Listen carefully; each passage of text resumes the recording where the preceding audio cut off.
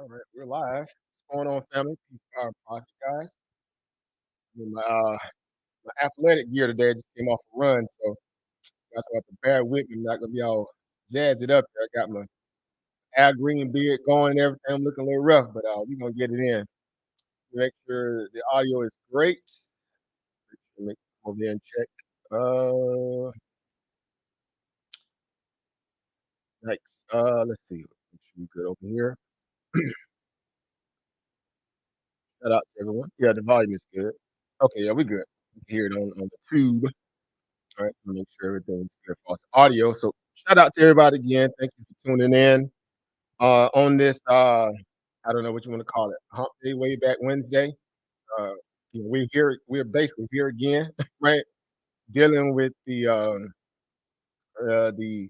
situations in terms of what we know to be the stress, right? Stress in terms of we were kind of living our best life with accommodated Federal Reserve, print the money like it was left, like it was, not going out of style. And apparently, we broke some things along the way because we got greedy. Well, they got greedy. And because of that, we have to make, a dope decision when it comes to doing what's right. When it's pretty much, the writing's on the wall that, the course of action here should still be do what's right. Tackle inflation, right? Aggressive tax, right? The ideal of a hitting tax that's hitting everybody. We need to go ahead and make sure that perspective is taken care of in a way where we don't falter, right, or fumble the bag or fumble the ball in that regard. Why? Because if you allow inflation to get out of control, we're back to a place where it can really get ugly for the economy as a whole, right? Uh, and I'm saying that because again, the more you drag down people's purchasing power, their spending power, their savings, their abilities to survive, it really sets a bad precedent for them mentally, about the overall, economy, about the overall governance of the country as a whole. What does that look like in terms of you being able to trust the system, right? You started with a path, you deviated because you want to kind of bail out some banks that, some nepotism going on here possibly. Seems to be that way because they bailed out some wealthy folks, but neither here nor there, not, see and throw stones here. But I will say this, granted, you can't have a one size fit all policy, you know, and mandate, but you do something different when it comes to a small select few, right? So essentially, that's what happened with the bailouts with the SVB. There, let me cut this down on YouTube just to make sure we're good. So that's what we're up against here, guys. What's going on? We got Oba Andre in the building. Peace, power, private. Oba, I see you in the building. Shout out to Oba Brandon as well. Let me get the link, guys. You guys want to jump on and speak to what's going on today? Again, today is a hot button topic. We literally have about near 10 minutes before the Feds go live with their decision terms, at least, releasing their minutes, the Federal Reserve minutes on the FOMC, Federal Open Market Committee scenario here, where we can get an understanding, what's the extent of these 25 basis points that they're going to raise, right? What is the nature of that? Because it's going to come with a lot of verbiage today, right? Today it's about the verbiage, not so much about the rate hike. It's more so about the verbiage. Are we rate hiking and pausing, or are we not going to rate hike? Are we going to go 50 and surprise everybody? Are we going to rate hike, continue to look at the data and say that we're going to be data dependent and we're going to stay the course, right? There's a lot of different variables here, that we have to deal with today. And I think for the most part, you know, either way you look at it, it's like damned if you do, damned if you don't. The market is again ahead of themselves as always. They're ahead of their skis. They've already priced in, dang their 17-point move, 170-point move, off the lows around 380 and change. since then. So they've already kind of made up their mind that they feel like the next course of action that's coming from the Federal Reserve is going to be a bullish sentiment. So as always, they're always going to front run or get ahead of themselves. And whether that's good or bad depends on where you are. If you trading it, right? If you're a trader in this environment, you have to be very cautious, and you have to be very uh patient. You have to be very patient too. Why? Because we understand the whipsaw nature of the marketplace after it didn't, somewhat made up his own mind or its own, decision in terms of where they feel like the direction of the market should go. Void of the Feds getting in the way of what they feel like is necessary for them to be able to do as they may. But we still have PEs that are, exorbitantly stretched. We have Nvidia sitting at around 160 something PE, price to earnings price to earnings ratio right here, right? And you have a lot of stocks like that. AMD's up again. I like AMD, but it's crazy up. Tesla's back up near 200, right? Nothing materially changed since the investors day. In terms of what they're going to look at, going forward in terms of their margin value, margin compression here. You still have a lot of stocks. Apple, literally about what 20 points off its all-time high, if not, if that. I mean, it's again, what it's like, what value of inflation has really crippled the market in a way where we could say that we've went through a great reset. Now we've had our lows already, of course. Not that we can't go back and visit them, but I will say this: granted, given where where we are and where we come from, the markets are determined to have their cake and eat it too, and get back to the place where we were before everything even got to this point, regardless of the rate hikes, regardless of the quantitative tightening that's happened with the Federal Reserve, right, running off the balance sheet. And then you have again reverse repo operation market that's still sitting over about $2.1 trillion of a facility that these banks get to go run in and out of to be able to take advantage of, right? So there's a lot of liquidity still out there sloshing around the market, believe it or not. What's going on, Zane? Peace, power, profit. See you in the building. Peace, power, profit, brother Mathis again. See you in the building. I don't know if I shouted you out early. Welcome to the panel, guys. The link there, if you want to come on the stream yard today, you're definitely welcome to. Let me post over here on the book, the Facebook, that is the Meta, right? Trying to be respectful and call it what it really called, but of course I don't like Facebook, but that's just me personally. All right, that's just where I get my hair done at, like Cat Williams would say. But yeah, we're gonna discuss it here, guys. So again, happy to be here. Let me make sure all the parameters are up and running here. Okay, yeah, we're public here on Facebook. All right, that is set for only me. What that's all about, right? What's that's all about, right? Anyway, so yeah, guys, let me just get the link over here to the fam, and then we can discuss this here a little bit. We got again roughly around about 7 minutes before the rate hike decision comes out. Again, I'm expecting pretty much the 25, right? I see them not getting away with trying to just focus on the bank scenario only. In essence, to say that in the inflation fight doesn't matter any longer, right? They will have to speak to that in a very direct way when they have the actual commentary aspect of this at 2:30. I don't see how they can again overlook what we know to be the case here in terms of the inflation story being an ongoing scenario. Why? Because we still have a tight labor market. We still have what's going on, family contrarian thinker. I see you in the building. Peace, power, profit. All right, shout out to you guys. The link is in the box there. If you guys want to come on the panel, you're definitely welcome to.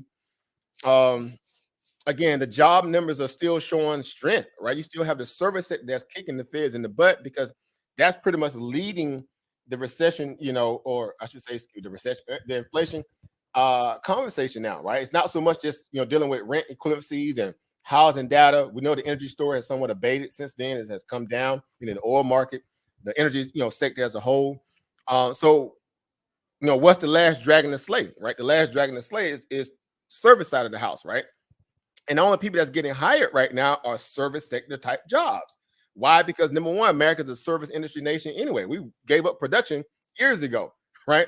We shut down factories years ago, right? So we stuck having to deal with that. And this is what makes, inflation a very sticky situation. Why? Because you can't just, throw that out, the baby out with the bathwater scenario and act as if, well, yes, we have, let's just say stagnant. No, not even stagnant. I don't use the word. We still have a dynamic, hiring process going on right now where, we're not seeing, okay, 250,000 one month, 250,000 next month. We're seeing 500,000 came out in January, 300,000 that came out in February. We don't know what March may look like. Would it be another 300,000? Would it be up to 400? Maybe it dropped to 100,000. It's very dynamic still. It's not static. You don't have a way to look at it from a dot plot perspective and say, okay, we've kind of normalized and we just have a decent number of jobs being created. Well, we can say, given that perspective, we can start factoring in inflation should be able to cool down at a much faster rate. Now, given that we've kind of got a hand on the service sector or just job hiring as a whole, right? Because their goal is to be able to kill demand. The only way you kill demand is you do what? People have to lose their jobs a little bit. You got to kill that value where people don't have that wealth effect in their mind where they just go out and just spend money, right? Run up their credit cards and do all these other things that are very detrimental to them being able to look forward, 6 months into the future, 8 to 12 months into the future and say, I have to be more frugal. Why? Because we're going to hit a recession wide open, and I need to understand what that's going to look like in terms of my purchasing power, right? My ability to pay my bills and make sure I have functioning values in play, right? Or backups, or I should say reserves in play where you can still get through this. So I mean, again, here we are, guys, and it's just weird when you think about it. Like one bank go under, a couple other kind of hint that they're gonna go under, and the whole world comes to a standstill. But again, who are we talking about that's getting hit? It's people who were doing bad, fiduciary responsible, decision making through their banking industry, right? They were literally gambling with depositors' money. Make it make sense, right? But again, this whole value of nepotism still exists. Why? Because the government is sure to run the bailout. Those who they feel like are their donors and their buddies, right? They're family members in a lot of ways, right? They're cocktail buddies, because these are the people that we were talking about here. People who had $250,000 plus that was uninsured in a bank, and you thought that you were safe because of what? With a high interest rate environment? Like, where's the due diligence there, right? You do not get to make that decision. They won't bail you out if you mismanage your funds in that perspective. Make sense? But they will do that for these people. Why? Because again, as we already know, we've already said this a million times. Once the check goes down range, you can't recall it back. You can't take that money back after it goes down range. Just like the stock market, right? You can make a bad decision, cause the stock market run up, so many odd points, and maybe it should not have. But you could drain the money later, when it sells off. But people already banked that money. You know what I'm saying? So it's not like a recall in that perspective. If they overdraft or gave you more money than you were supposed to get in a direct deposit, right?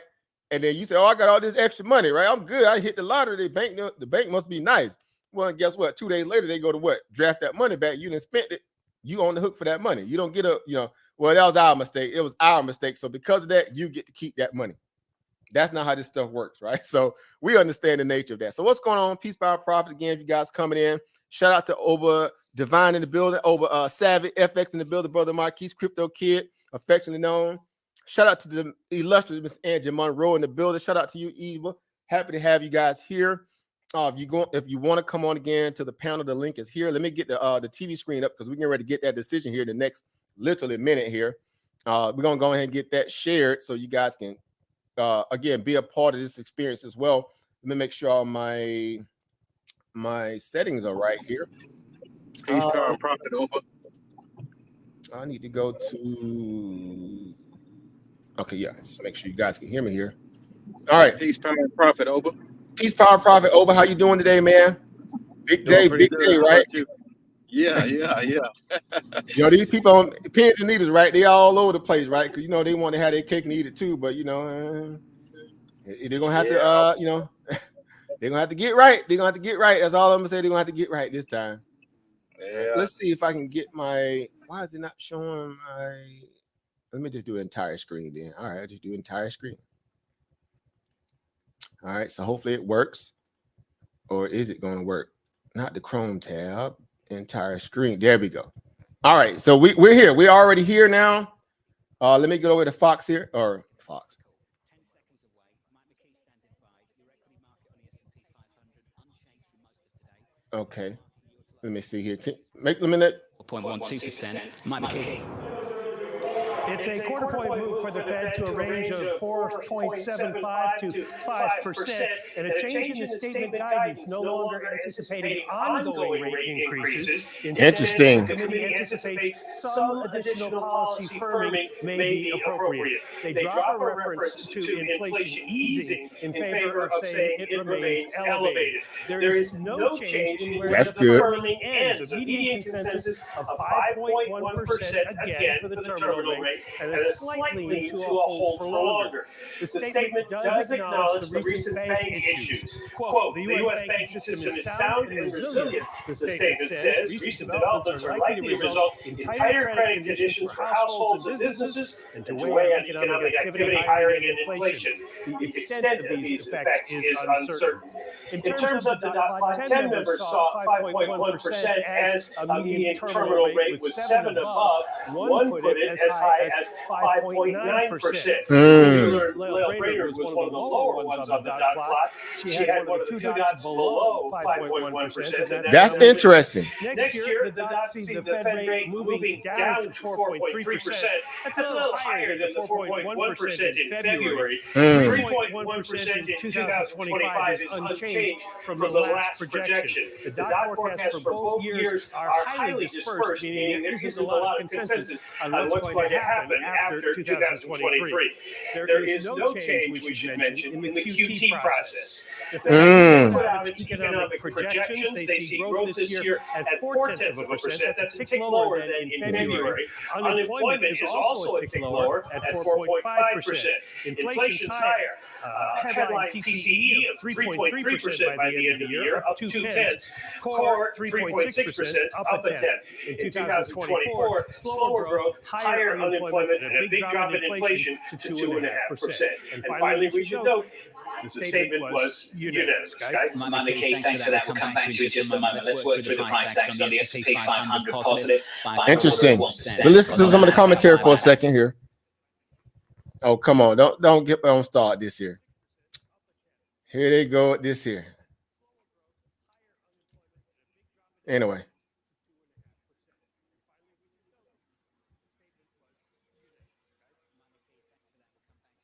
Oh, don't tell me you want me to sign in. Anyway, all right. So I was just trying to use the free version real quick because I wasn't prepared. I was just coming in from a run, but you guys pretty much got the gist of what they're speaking about. We got pretty much what we wanted to hear. Let me close this out here and get out of stop sharing here. All right, so let's get to it. So I'll come up and go pull up the article and we'll just go over the numbers itself. So pretty much we got, or I should say, the numbers came out mixed. And what I mean by mixed in terms of the variable nature of, what was being expected at least somewhat by Wall Street, because they were really, really, trying to really, take it to that status of, guys, you got to pause, you got to this, you got to whatever. And, that was not the market, that was not, I should say, the economy, perspective of what was needed to be done, right? I just say it that way, right? Again, Wall Street is always looking out for his own best interest above everybody else, of course, but whatever. All right, can you guys hear me? Is it echoing still? Make sure that my voice is right. Can you guys hear me clearly? Is it? Yeah, you good, Oba? I might need to put my earphones down. My bag. Sorry about the echo, guys. I was trying to do something quick here. All right, but yeah, you good, Oba? Everything's good. Okay, all right, awesome. So again, we got 25 basis points, right? We got the one thing again I was looking at that was very interesting. So I'm gonna ask you guys, right? Because this is great. This is a good, what they call good learning moment for all of us, right? All right. What stood out to you in terms of the data that they dropped? Like in terms of the certain variables nature of what they're looking to do, what they were, assessing, so to speak, going forward. Did anything stick out to you guys in particular? Right. That's what I want to hear from you guys. If you can type it in the chat. If you're not able to come on to the panel, you can just type it in the chat. That'd be great. But yeah, I'm curious to know what you guys thought about, in terms of what this buildup was like going into this particular meeting, because this is supposed to be like one of the greatest, eggshell moments in the Fed's, inflation fighting scenario. Why? Because of the fact that, again, they broke something to a degree in the banks, but I would say they didn't really break nothing. They was very good at forecasting that they was going to raise rates and to what levels they was going to raise rates. A lot of these greedy banks decided not to hedge for that inevitable rate hiking cycle. They chose to stay, gas, foot to the gas pedal, and kind of have a lot of risky assets on their portfolio, within their portfolios that were very problematic. And the more, the Fed's kind of sitting there, they was going to keep raising. They chose not to hedge. They kept a lot of toxic paper on their balance sheet. And because of that, when it became apparent that, okay, this was going to be problematic to them, it was too late, right? Then they want to try to go and shift and do something different. Like, you can't do that after the fact at this point. You know what I'm saying? It was just weird to see how they just stayed the course of making bad decisions. All right. But anyway, I want to hear from you guys. What do you guys think about the decision today? Did anything stand out to you guys that was very interesting for some of the data sets that they put out there in terms of the terminal rate, on an annual level? Also, this was at we're at that quarter point of the fiscal calendar here, so it matters in terms of what their quarterly outlook look like in terms of the fiscal annual value of the market. But anything stand out to you guys particularly? Chris, you want to say anything? I would say that if I heard them correctly, some of the numbers for the previous month, I think February, they said, was lower than they expected, or they were saying it is now for March. So I think, that shows a little bit of change in direction. Um, and like you said, mixed. It really gives you some mixed numbers. So you can't lean one way or lean the other.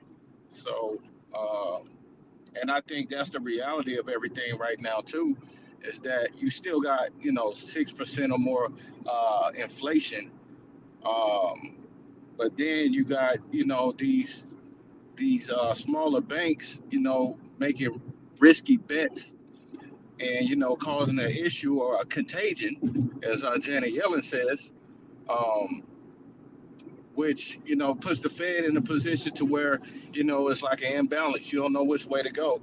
Do you not hike anymore? Do you pause, or do you continue to do smaller rate hikes going forward?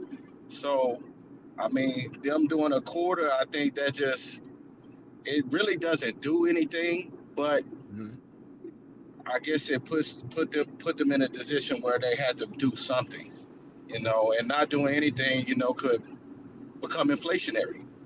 So you can push inflation back up. So I don't. That's how I kind of look at it. Kind of stuck in a rock and a hard place, right? As we know it to be, right? They Yeah. they were in between the frying pan and the fire. That was my analogy going into this, because Right. they were stuck either way, right? You cannot, you know, interesting too, because again, as people looking at this stuff, and we're literally on the doorstep of the election cycle, prospect of them getting ready for the next year's election season, and everybody wants to kind of put on their the facade that everything is still fine. Where we're watching areas of the market, not just the stock market, but just the overall the economy as a whole, and showing signs of there's still some resiliency, because people are reluctant to still go out there and find work and take on 2 or 3 jobs when they necessarily shouldn't have to, but they're doing that because they have to deal with all this degradation of inflation. It's actually fighting against what? Not necessarily the Fed, but it's fighting against actually Wall Street, right? Because Wall Street want to have the Goldilocks scenario where we can go straight to cutting rates and get back to the pumping the markets, stocks going to all-time high. This is good.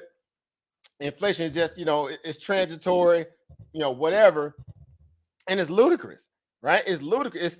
It's sending mixed signals to these Fed officials in a way where not that they're supposed to be worried about the stock market, but we know that they actually do. They watch the stock market, right?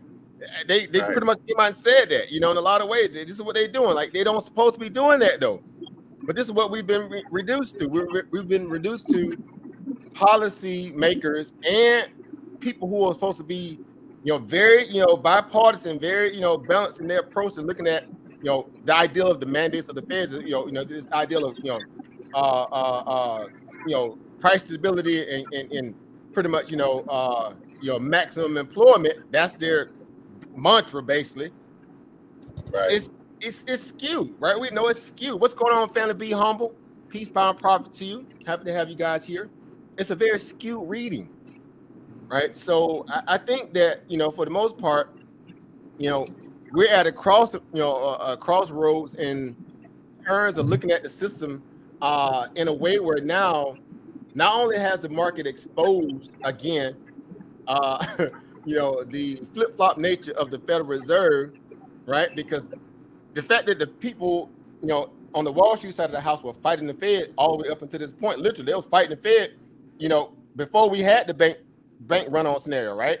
They were still pumping the market. They were still saying, oh, you guys are going to be forced to cut rates because of X, Y, Z, right? You're going to be forced to do this because, eventually you're going to break something. So we're trying to price all that price that into the marketplace well in advance. So at some point, when things do kind of lighten up, we'll already be ahead of the next bull cycle, right? That's what they're doing. They're trying to front run the next bull cycle. Essentially, that's what they're doing. And I would say, to that, like always, right? They're ahead of their skis. They refuse to, lay off the liquidity narcotic because that's what they're used to, right? They high on cheap money. Those days are over with, basically. Even with the value that, we know that the Fed just kind of ran on some money on the balance sheet recently. There's $300 billion to backstop the banks, with this lending facility that they have. It still isn't enough, right? Because again, when you think about it from a place where they just wiped out 5 or 6 months of quantitative tightening. But then again, we also heard the Fed say what in this latest in the minutes that they were not going to reduce their tightening, right? They was not going to reduce the quantitative tightening. They're going to leave that runoff of the balance sheet still on on the within the mandate of what they're trying to do to fight inflation. That's problematic. Why? Because Wall Street was hoping that they was going to at least end quantitative tightening, if not get a rate hike, and also that of a pause to come right after, subsequently. Make sense? Right? So they're in a situation now where it's like, okay, well, dang it. Seems like we're going to be, that the Feds are, walking a very tight rope, which they're supposed to, but they're going to stick with their mandate. Now, they did say that they were looking to kind of assess the next situation going forward, right? They did say that much, and we'll hear more when Jerome Powell come on at 2:30. Right. And I think Wall Street is waiting to figure out what does that really look like, right? What does that materialize into in terms of if you do decide to do a pause for the next, FOMC meeting, right? And you signal that in advance, that really doesn't equate what they just gave in terms of their annual terminal rate or annual rate that they feel like the Fed fund rate will be at the end of the year. Did y'all catch that part? Right? They came out that they were expecting that the terminal rate will be somewhere between 5.1. I think it's like 5.1. Maybe I could be wrong. I have to go back and look at it again because things happen fast. But you see the 5% to 5.1. Where that 0.1 volatile value opens up window to whether or not they might need to go additional 25 basis points, right? Because as of now we're sitting at 4.5, 4 3/4, right? With this latest 5 rate hike, that puts us basically in terms of value within it around about 4 3/4 to 5%, right? That's how they kind of level it on the Fed fund rate, right? So matter of fact, let's go over there real quick. All right, let's run over there real quick. What's going on over Jermaine? I see you pop in, man. If you can pop on in here. I see you moving around a little bit today as well. Shout out to you, peace, bound, profit to you. All right, can you hear us? You there, brother Jermaine? Make sure you're good on your mic. Yeah, I'm here, bro. Yeah, I can hear you. You sound good. Yep, you sound good. Everything sounds great. So yeah, we're discussing it, man. We're talking about this market here today. Well, these fund rates that they're going to, submit to the world in a way where they feel like they're still doing the job of fighting inflation. But we know at this point they're backed into a real serious corner, and they're gonna have to deal with this thing head on, right? And there's no easy fix with this going forward. If you really think about it, there's no way they can play this down. They can't, act as if it's not important. Whatever the case. And I think it's gonna really put a damper on Wall Street. Calm down some of them expectation that this is in my mind, this is a signal for them to kind of really feel more aggressively bullish about taking risk assets to that next level, right? To acting like this is not important. No, it's all good. It's all good. No, it's not. It's much more serious. So let's jump over real quick. All right. So this is the Fed fund rate on the CME, ahead of the decision. Here, see right here, this is going forward. They've already updated already. We literally have 1.1% chance of another quarter basis point rate hike for next month. Now, they somewhat signaled that a little bit, that there was going to be, looking at the data, and we're going to hear more when Jerome Powell come on speak. But look at it. We have a 98.9%, pretty much guarantee as of now, which I shouldn't say they use the word guarantee, but I should say at least an estimate that this is the last rate hike as of now, going forward. And they're going to wait and see what the data looks like after the fact. But here's the thing. You guys know how Wall Street thinks, right? Now, they're going to take this as if we're done with rate hikes altogether going forward. This was the last one. That's how it's going to come out and be spun on all the publications, all these really bullish, aggressive publications. They're going to spin this and say, we're done. Regardless of inflation goes back up or not, which we know is going to go back up. Why? Because the Fed just put on $300 billion on the balance sheet. That's inflationary. Unemployment is still low. People are still getting jobs through what? Non-farm payroll. Jokes are still pretty much moderated with around about 1 million plus some jobs that are still open. And wage price spiral is not necessarily happening. People are still getting paid decently. It's coming down in small tranches, but it's not enough. With the amount of people that's still getting hired, that's going to keep inflation up. So this is what we were talking about earlier, far as like, damn if they do, damn if they don't. They're pretty much stuck up the creek without a paddle now. And if they cater to the wealthy class and the wealthy class only by making it a thing where, okay, well, we're not going to go back to just completely easing, but even though they're easing now because they've already put money back on the balance sheet, what signal does that send to people who are thinking that they're going to fight inflation? Main Street, that is, right? The real people who have to deal with this from a place where, like, dude, y'all playing with our livelihood because y'all want to bail out a few good old boys at the banking system. And all they did was just really, if you want to be really honest about it, guys, what they really did during this latest debacle with the banks, they sent the signal out where they just pretty much finna wipe out, or at least try to wipe out a lot of these regional banks and force them to go to their big boy partners like the JP Morgans, the Citis, right? The Morgan Stanleys. And you couldn't make this stuff up. Janet Yellen pretty much came out and all but said that, their goal was not for that to happen, but essentially that's what they actually end up inducing or causing to happen. Because that special bank bailing out of SIVB or SVB, Silicon Valley Bank, was in essence a one-off event that really backstopped a lot of, again, the VCs, the venture capitalists that got money like that. We're not talking about everyday mom and pop people that were still uninsured up to 100,000, or excuse me, 250,000. So these are people who are well off that could make good decisions, again, like we spoke about earlier with their finances. But apparently they just chose not to have their money insured, and a bank that was doing a lot of aggressive betting on interest rates, on the loan side of things. They were investing in a lot of loan paper with interest rates going up. Like, make it make sense. So they got a freebie. I mean, for what? For what value, right? For where's the lesson in this if no one gets punished for bad behavior? But again, there I may say this: it's only people who are of that echelon who constantly keeps getting the what? Free passes. Right? They're the ones that keep getting the free passes.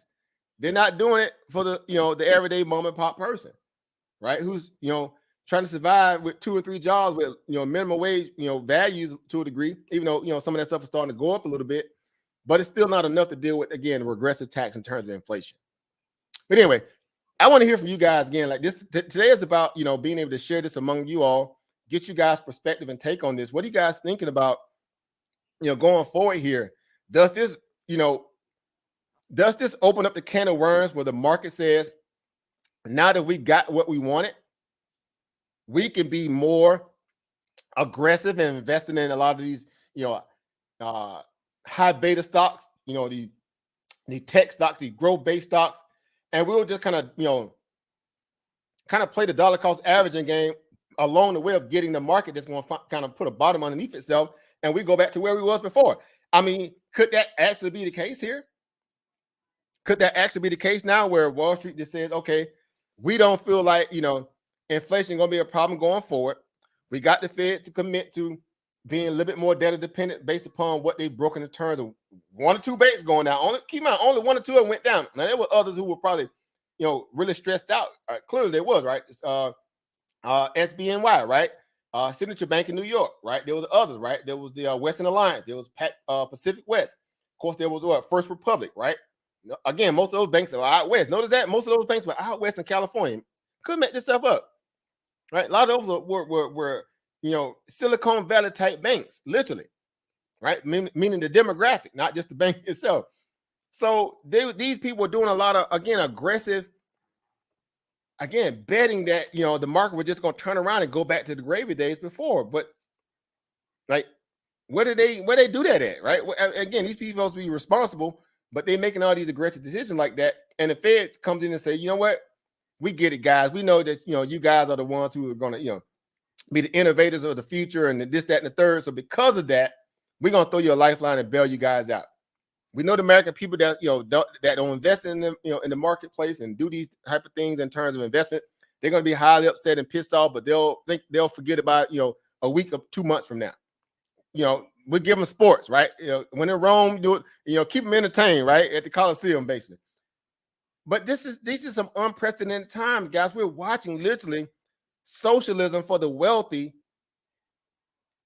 unfold in a way where people were just really pitched the forks about them. Again, you think about when they were thinking about that deal of doing student loan forgiveness. You had people who had student loans that were pushing back against them removing their student loan payment debt. Like, I don't know. I don't know how to, it's mind-boggling. Like, people love betting against themselves. They love to suffer for other people to look good, like the Elon Musk and the Jeff Bezos and the higher ups, I guess, if you will. There are too many people that's out here that's personality worshiping, where they'll watch the economy or the government literally make policy error after error and bailing out wealthy people or giving them the leg up or the access to capital, and they pretty much dump on the small people. And the small people be like, oh, well, maybe they can't. Again, it's like the idea of when you get your favorite president in office, and you say, well, the president gonna actually do something for me finally, right? I voted this person in, and then 2 years go by, they did nothing to really kind of help the situation. What you feel like they was gonna effect change in terms of what they ran off of. Nothing happens. 3rd year go by, they do nothing. 4th year comes around, they on the way out, or they think about re-election. They still ain't done nothing. Now you said, well, if I vote for him again, I'm gonna give him another chance to get it right. What am I doing here? You think about that. Excuse me. You're like, what am I doing here? Right? So it's crazy when you think about this stuff, guys. This is essentially what's happening with the Federal Reserve now. People keep thinking that this off the books institution, because that's basically what it is, not a part of the government. It's a private arm. It's a private business. The Federal Reserve is a private business that's been given the task of managing and budgeting your ability to survive financially in this country. And as much as they're supposed to be bipartisan, we know that's just not the case, right? That is just not the case, right? Because we've seen them make bad decisions after bad decision after bad decision. We saw them do insider trading, and no one got fired or even went to prison. Richard Clarita, Rosenberg, Raphael Bostic of Atlanta, he just got caught recently. He's still on the board of governors right now as today. Again, I say this again, Martha Stewart went to prison. They burnt Bernie Madoff, right? And many other people. They just hit a senator, I want to say a few months ago, they hit the senator up for insider trading. Now, they didn't get Nancy Pelosi, and she was doing blatant insider trading. But they hit some other guy recently. I think he was a Republican, some guy, I forgot his name. And they said he going to prison. Like, this is, you couldn't make this stuff up, guys. It's comical, right? It's like completely comical watching all this stuff unfold. So again, I'm just saying to myself, like, How do we take this stuff serious? What's going on, brother Quavo? We seen you building. Today is the Federal Open Market Committee Day. The Feds pretty much raised 25 basis points in terms of interest rates, which was pretty much scheduled that they was going to initially do a 50 before the banks kind of had their issues or this ideal of, the bad, they boomerang daggered themselves. But, they went ahead to try to save face and did the 25 basis point rate hike only to signal that, things are, still, I should say on the up and up in terms of them being able to fight inflation, right? But ultimately, if they just signal that, if they would have done the pause, it would signal that there's more problems in the system than it was given, credence to in the very beginning, which we know that there's problems anyway. A lot of it just being, again, these companies are still overly leveraged. They're still overly leveraged and bad bets, bad paper, bad assets, bad decision making.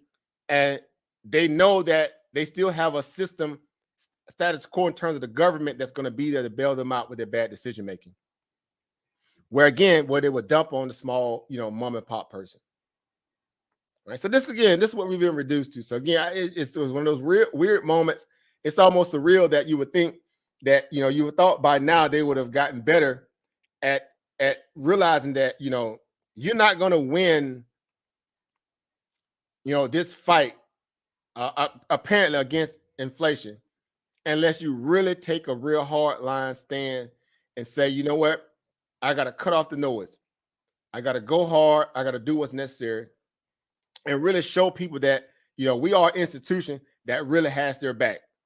Every time you deviate from that, they're taking more and more credibility hits, which they should, in a way where people are not going to trust the government even more. You thought COVID was a scenario where people really said, this is why we through with government. Now it's going to even be more so when it comes to the Federal Reserve, because number one, why these people fighting to keep food on their table and taking 2 or 3 jobs? And the Fed literally had tried to figure out a way to thread the needle, not necessarily kill those jobs, but they have to kill those jobs to bring inflation down by bringing down people's demand of spending value. So that way it won't keep inflation elevated where people kind of keep going back to the store and paying higher prices for stuff. It's going to be hard for people to sit there and say, you know what, I'll take one for the team if it's going to help bring inflation down. Because they're thinking now, well, heck, what's the use? I'll just keep getting jobs after job as long as people kind of hiring me, and I'm just going to do what I got to do to survive. Why? Because I can't trust government. I can't trust these institutions, right? And that's essentially what you're happening. I'm happy to see. I'm finally happy to see Main Street pushing back, because they're always getting kind of picked on. They always get picked on and overlooked, and y'all know how this stuff goes. Again, it's the 1%ers, the 10%ers, the 1%ers, and then there's everybody underneath them. Because the middle class, look, pretty much being dissolved as we speak. Every day, people going from middle class down to the next lower tier every day, and a lot of that is due to inflation. It's due to this regressive tax. It's due to, again, bad policy. People that are not being able to make big boy decisions, big girl decisions, and do what's necessary to clean up the toxicity of what we know in Washington. That is, they got just a free purse to go out there and spend money wherever they may. Another $350 billion package just is getting ready to go to Ukraine again. Excuse me, million. It's 350 million. They have another 350 million package getting ready to go to what? Go over to Ukraine. How befitting. They pushed it literally under the table a day or two right before, during the weekend, essentially, right before we came up on a rate hike decision, because they knew you guys were going to be focused on what? Interest rates, the fight against inflation. And they just increased more inflation by getting another 350 million to send to Ukraine to fight a losing war that they ain't got no chance of even winning. You couldn't make this stuff up. And you 100% right, Oba Brandon. You say they're doing it because Russia, China. Exactly. They just, man, the Russian China meeting that this had between President Xi and Putin, man, them guys came out, man, looking like bros, bro. They put together energy initiative packages, trade negotiation packages. They put out a lot of good things to really help their new monetary system that they're pushing for in terms of the BRICS. They just made it that much more ironclad. Where you push literally two big superpowers into the arms of each other even more, only because you want to fight a proxy war, right? And using Ukraine as cannon fodder because you mad at Russia for old reasons that go way back during the Cold War days. Like, these people have lost their mind. They're willing to really stress test the nation into the value of dang near nuclear war, just so they can feel like they on top of things again, or they still the hegemonic presence or force that's on a global level, where people just gonna bow down and listen to America. I'm not gonna say, I hate to say it, that ship has sailed. That ship has sailed. People are waking up now and realizing we got the commodities, we got the grains, right? We got true wealth in our land, in our trees, in our oceans. Why do we need you at this point in the game? You can't bomb all of us. You can't come and try to destabilize all of our governments with your little puppet regimes. Like, what do we need you for now? Think about this. Venezuela walking away. Ecuador, all these southern Brazil, they waking up. Iran, they sanctioned Iran to death. Iran still got tons of resources that they can work, still be a powerful force with. And they say, you know what, we're done trying to play this, love-hate relationship with you guys. We're just gonna go do business with what? China and Russia. Saudi Arabia said, you know what? Hey, it was fun while it lasted. We let y'all go, deal with that, what you did with Iraq, and do all this spending, but that day is over with. You know what? We want to start, pricing our reserve, literally at spot price in terms of getting a fair value that is dealing with your petrodollar. We're done. We rather use the yuan because they're the next biggest superpower up the bat, and they're being more diplomatic in their approach. More diplomatic in their approach. Oh, the Fed speaking. Let's go to it. My bad. Fed is live. Thank you for that, Oba. Let me go. Come on. Come on. Here we go. In addition, we are committed to learning the lessons from this episode and to work to prevent events like this from happening again. Turning to the broader economy and monetary policy, inflation remains too high and the labor market continues to be very tight. My colleagues and I understand the hardship that high inflation is causing, and we remain strongly committed to bringing inflation back down to our 2% goal. Price stability is the responsibility of the Federal Reserve. Without price stability, the economy does not work for anyone. In particular, without price stability, we will not achieve a sustained period of strong labor market conditions that benefit all. The U.S. economy slowed significantly last year, with real GDP rising at a below-trend pace of 0.9%. Consumer spending appears to have picked up this quarter, although some of that strength may reflect the effects of swings in the weather across the turn of the year. In contrast, activity in the housing sector remains weak, largely reflecting higher mortgage rates. Higher interest rates and slower output growth also appear to be weighing on business fixed investment. Committee participants generally expect subdued growth to continue. As shown in our summary of economic projections, the median projection for real GDP growth stands at just 0.4% this year and 1.2% next year, well below the median estimate of the longer-run normal growth rate. And nearly all participants see the risks to GDP growth as weighted to the downside. Yet the labor market remains extremely tight. Job gains have picked up in recent months, with employment rising by an average of 351,000 jobs per month over the last 3 months. The unemployment rate remained low in February at 3.6%. The labor force participation rate has edged up in recent months, and wage growth has shown some signs of easing. However, with job vacancies still very high, labor demand substantially exceeds the supply of available workers. FOMC participants expect supply and demand conditions in the labor market to come into better balance over time, easing upward pressures on wages and prices. The median unemployment rate projection in the SEP rises to 4.5% at the end of this year and 4.6% at the end of next year. Inflation remains well above our longer run goal of 2%. Over the 12 months ending in January, total PCE prices rose 5.4%, excluding the volatile food and energy categories. Excluding those, core PCE prices rose 4.7%. In February, the 12-month change in the CPI came in at 6%, and the change in the core CPI was 5.5%. Inflation has moderated somewhat since the middle of last year, but the strength of these recent readings indicates that inflation pressures continue to run high. The median projection in the SEP for total PCE inflation is 3.3% for this year, 2.5% next year, and 2.1% in 2025. The process of getting inflation back down to 2% has a long way to go and is likely to be bumpy. Despite elevated inflation, longer-term inflation expectations appear to remain well anchored, as reflected in a broad range of surveys of households, businesses, and forecasters, as well as measures from financial markets. The Fed's monetary policy actions are guided by our mandate to promote maximum employment and stable prices for the American people. My colleagues and I are acutely aware that high inflation imposes significant hardship as it erodes purchasing power, especially for those least able to meet the higher costs of essentials like food, housing, and transportation.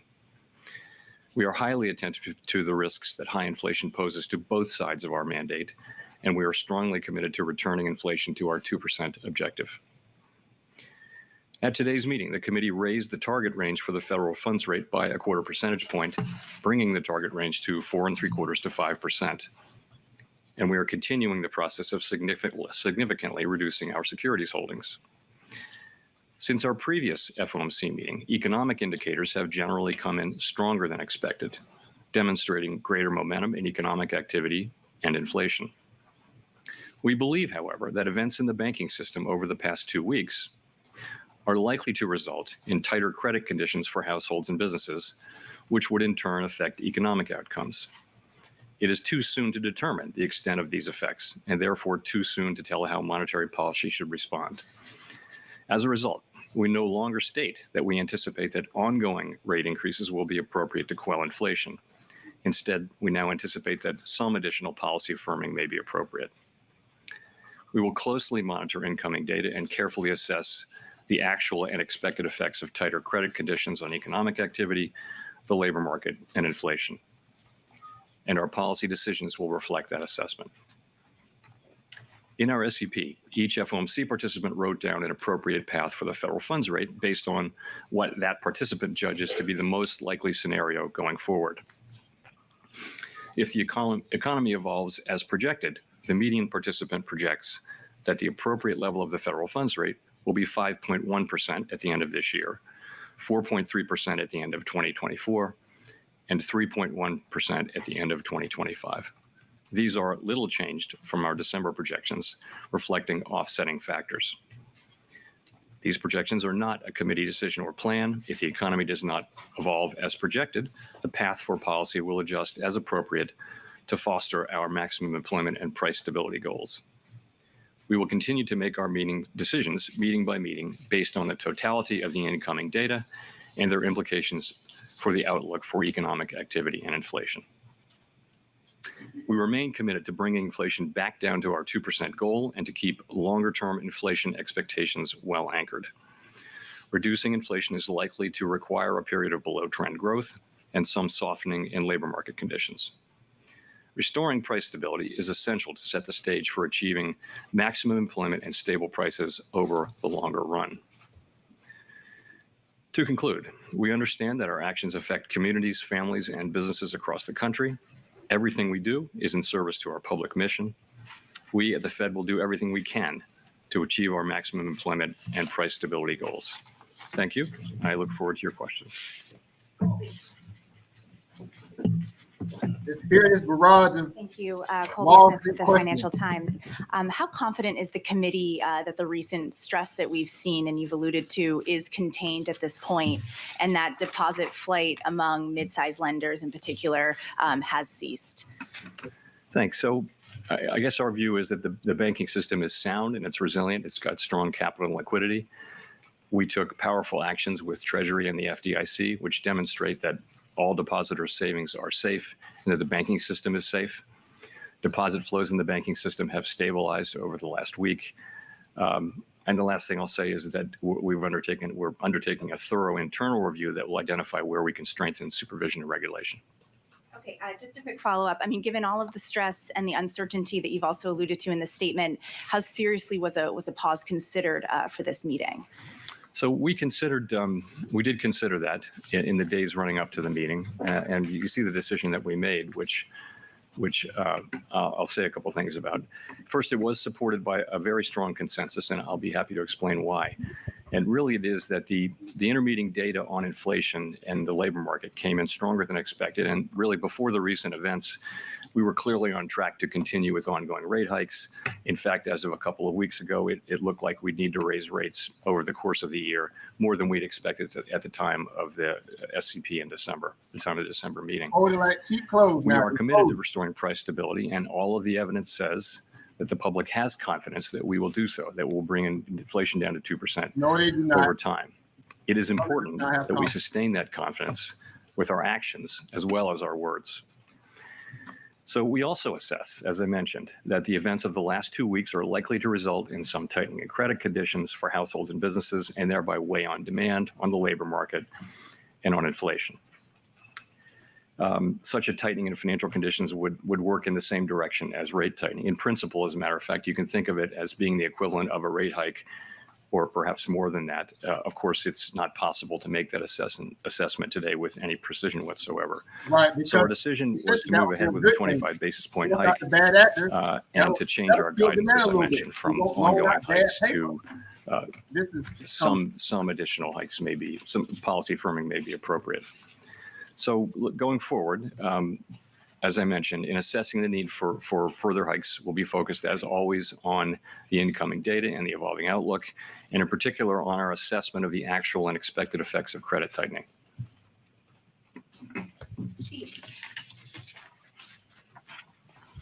Mr. Chairman, can you explain the difference between ongoing rate increases and firming?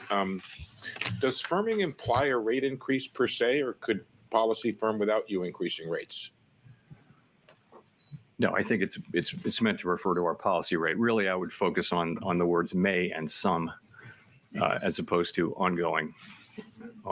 So we clearly were, what we were doing there was taking on board trying to reflect the uncertainty about what will happen. I mean, it's possible that this will turn out to have very modest effects. These events will turn out to be very, very modest effects on the economy, in which case, and inflation will continue to be strong, in which case, the path might look different. It's also possible that this potential tightening will contribute significant tightening in credit conditions over time, and in principle, if that means that monetary policy may have less work to do. We simply don't know.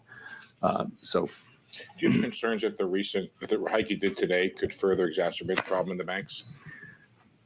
No, I mean, with our monetary policy, we're really focused on macroeconomic outcomes. In particular, we're focused on this potential credit tightening and what can that produce in the way of tighter credit conditions. I think when we think about the situation in the banks, we're focused on our financial stability tools, in particular, our lending facilities, the discount window, and also the new facility. Nick?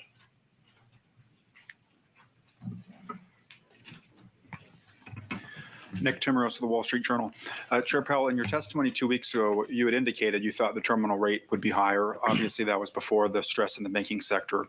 And I realize there's a lot of uncertainty, but can you explain at all to what extent your forecasts or those of your colleagues or those of the board staff incorporated today a material tightening of credit availability because of the stress in the banking sector, or are you waiting to see it in the data before you incorporate that potential tightening into your forecasts? So, we've just come from an FOMC meeting, and the people who write the minutes will be very carefully counting. But I'll tell you what I heard. What I heard was a significant number of people saying that they anticipated there would be some tightening of credit conditions, and that would really have the same effects as our policies do, and that therefore they were including that in their assessment, and that if that turned out not to be the case, that in principle you'd need more rate hikes. So some people did reflect that in their SEP forecasts. I think there may also just have been, remember, this is 12 days ago. We're trying to assess something that just is so recent, and it's people, it's very difficult. There's so much uncertainty. So December was a good place to start, and we wound up with very similar outcomes for December. And in a way, the data in the first part, the first 5 weeks of the intermediate period, pointed to stronger inflation and stronger labor market. So that pointed to higher rates, and then this latter part, kind of the possibility of credit conditions tightening really offset that effectively. To follow up, have you considered at all whether your primary tool, the funds rate, is going to be enough to sustain the kind of tighter financial conditions that you believe will be necessary without doing significant damage to the banking sector? Have you, for example, considered changing reserve requirements, selling assets out of the system, open market account, as a way to better achieve tighter financial conditions that don't accelerate deposit erosion, for example, from banks? We know that we have other tools in effect, but no, we think our monetary policy tool works, and we think, many banks, our rate hikes were well telegraphed to the market, and many banks have managed to handle them. Victoria. That part I was wanting to hear him talk about. Hi, Victoria Guida with Politico. I wanted to ask, you, along with the FDIC and the Treasury, the Fed board decided to invoke the systemic risk exception to allow uninsured depositors to be protected at these two banks. And I was just wondering if you could speak to why that decision was made. Was it purely a confidence issue, or was there a concern that there would be some sort of economic contagion or financial contagion from the failure of these banks? The issue was really not about those specific banks, but about the risk of a contagion to other banks and to the financial markets more broadly. That was the issue. Okay, and then can you also, just to follow up, can you speak to the role that you will be playing in the Fed's internal investigation on its supervision and regulation? So Vice Chair Barr is of course leading that review, and he's responsible for it in his capacity as Vice Chair for Supervision. I realized, right away that there was going to be a need for a review. I mean, the question we were all asking ourselves over that first weekend was, how did this happen? And so what we did was early Monday morning, we sat down and said, let's do this. And he was obviously going to lead it in his capacity. So I don't, my role was to announce it, and I get briefed on it, but I'm not involved in the work of it. Howard. Hi, Chair Powell. Howard Schneider from Reuters. So I want to go back to your February press conference. You mentioned the word disinflation, I believe, 9 or 10 times, a process that you felt was, I forget the word you used, but gratefully underway or something like that. Is disinflation still occurring in the U.S. today? Yes. I mean, what actually happened, Howard, was I got the question 12 times. So maybe it's a feature, not a bug. But yeah, absolutely the same. The story is intact. So it's really three parts, right? Goods inflation has been coming down now for 6 months. It's proceeding more slowly than we would have liked, but it's certainly proceeding. Housing services is really a matter of time passing. We continue to see the new leases being signed at much lower levels of inflation. So that's 44% of the core PCE index, where you've got a story that's ongoing. Where we didn't have in February, and we still don't have now, is a sign of progress in the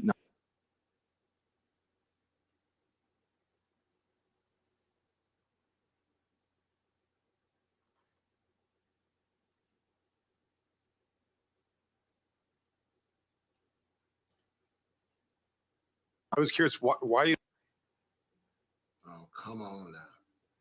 don't see more coming from the credit crunch? Because it seems to me that's something that you'd actually welcome to a degree and expect. And are you not seeing more coming from that because you don't know, or because you just don't want to have another round of wishful thinking? So it's really just a question of not knowing at this point. There's a great deal of literature on the connection between tighter credit conditions, economic activity, hiring, and inflation. Very large body of literature. The question is, how significant will this credit tightening be, and how sustained will it be? That's the issue, and we don't really see it yet. It's so people are making estimates. People are publishing estimates, and it's very kind of rule of thumb guesswork almost at this point. But we think it's potentially quite real, and that argues for being alert as we go forward, as we think about further rate hikes. For us, we'll be paying attention to the actual and expected effects from that. Gina. Hi, Chair Powell. Gina Smilek from the New York Times. Thank you for taking our questions. I wonder if you could talk a little bit, I know that you've got your internal review coming, but I wonder if you could talk a little bit about what you think happened with oversight at Silicon Valley Bank, and whether this suggests that something about regulation and supervision needs to actually change going forward. And I wonder, how can the American people have confidence that there aren't other weaknesses out there in the banking system, given that this one got missed, as you noted? So let me say what I think happened, and then I'll come to the questions around supervision. So at a basic level, Silicon Valley Bank management failed badly. They grew the bank very quickly. They exposed the bank to significant liquidity risk and interest rate risk, didn't hedge that risk. We now know that supervisors saw these risks and intervened. We know that the public saw all this. We know that SVB experienced an unprecedentedly rapid and massive bank run. So this is a very large group of connected depositors, concentrated group of connected depositors, and a very, very fast run, faster than the historical record would suggest. So for our part, we're doing a review of supervision and regulation. My only interest is that we identify what went wrong here. How did this happen is the question. What went wrong? Try to find that. We will find that. And then make an assessment of what are the right policies to put in place so that it doesn't happen again, and then implement those policies. It would be inappropriate for me at this stage to offer my views on what the answers might be. I simply can't do that. Vice Chair Barr is leading this, and I think he's testifying next week. So, but that will be up to him. So that's really where it is. The review is going to be thorough and transparent. It is clear to your last question. It's clear that we do need to strengthen supervision and regulation, and I assume that there will be recommendations coming out of the report, and I plan on supporting them and supporting their implementation. Sorry, and the final point, can we feel confident that these weaknesses don't exist elsewhere, given that they got missed at this bank? These are not weaknesses that are at all broadly through the banking system. This was a bank that was an outlier in terms of both its percentage of uninsured deposits and in terms of its holdings of duration risk. And again, supervisors did get in there, and they were, as obviously, they were on this issue, but nonetheless, this still happened. And so that's really the nature of the review, is to discover that. Yet you still bailed them out. Michael McKee from Bloomberg Radio and Television.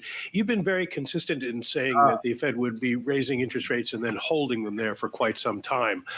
Following today's decision, the markets have now priced in one more increase in May, and then every meeting the rest of this year, they're pricing in rate cuts.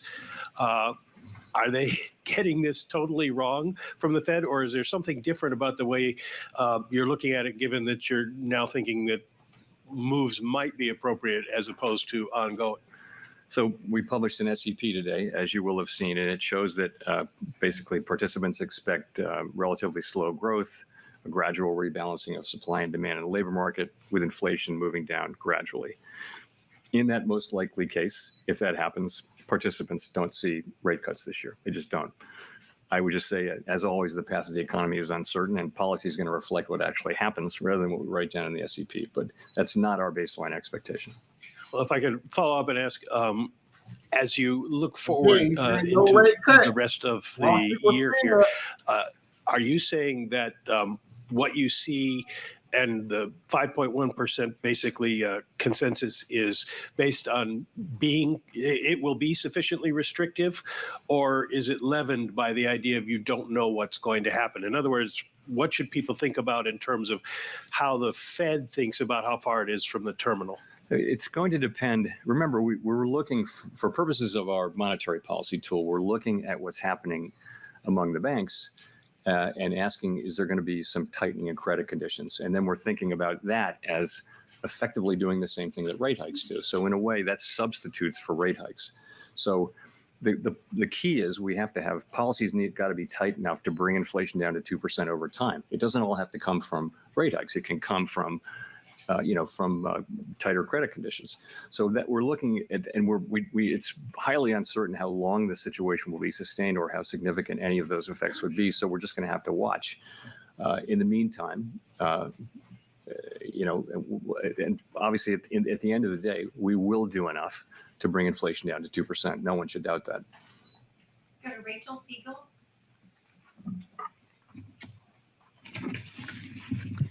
Hi, Chair Powell. Rachel Siegel from the Washington Post. Thank you for taking our questions. I know we've talked a bit about how Silicon Valley Bank was unique to a certain sector of the economy, but there's also growing concern that there are financial stability risks from the commercial real estate market and loans that will begin to roll over later this year and next, and that smaller regional banks also disproportionately hold those loans. Is there a risk that could mimic the kind of what we saw with SVB to banks that disproportionately are focused in commercial real estate?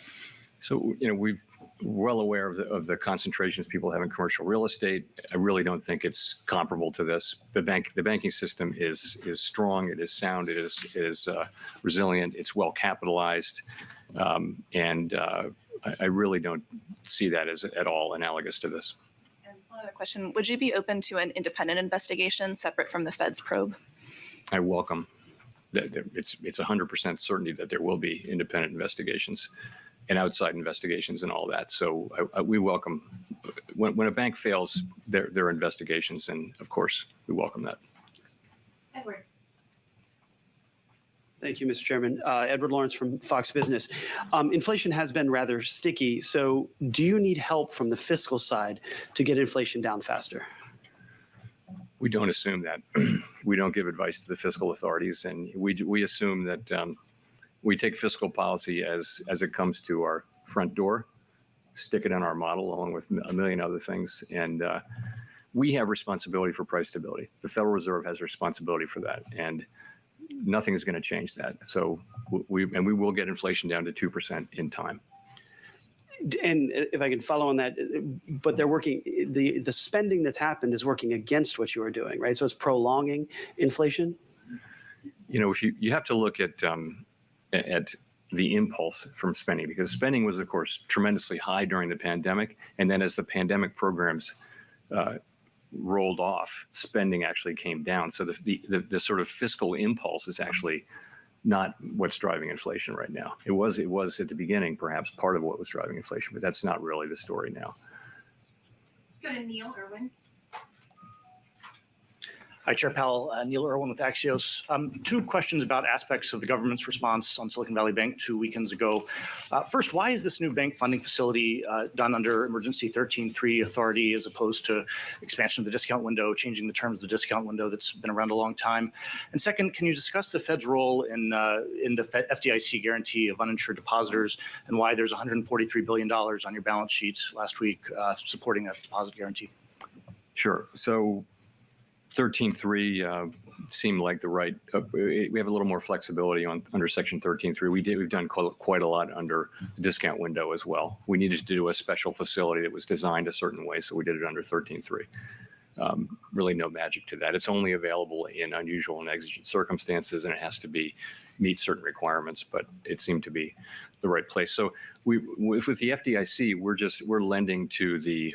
In effect, we're lending to the bridge bank. So that's where the funds came from. And it's a loan that's 100% guaranteed by the FDIC. So there's no risk in it for us. Chris Rugaber. Thank you, Chris Rugaber at Associated Press.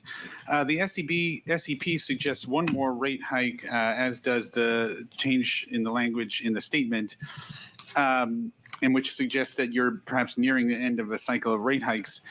Do you feel, though, that if inflation remains high, you'll be able to resume additional hikes as needed, or have you somewhat tied your hands here with these signals about rate hikes coming to an end? No, absolutely not. No, if we need to raise rates higher, we will.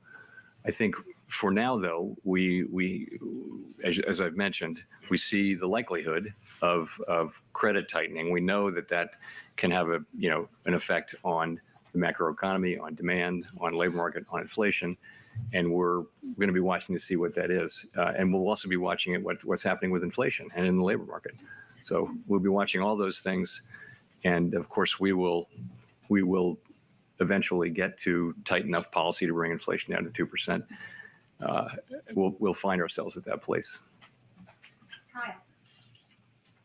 Hi, Chair Powell. Thanks for taking the question. Kyle Campbell with American Banker. I have a couple questions about the balance sheet.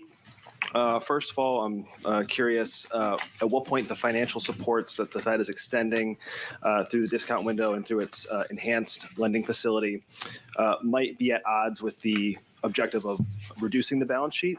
And I'm also curious what your thoughts are on not just the availability of reserves, but the distribution of them throughout the banking system, and at what point you might be concerned about it being scarce for certain banks. So people think of QE and QT in different ways. So let me be clear about how I'm thinking about these recent developments. So the recent liquidity provision that has increased the size of our balance sheet, but the intent and the effects of it are very different from when we expand our balance sheet through purchases of longer-term securities.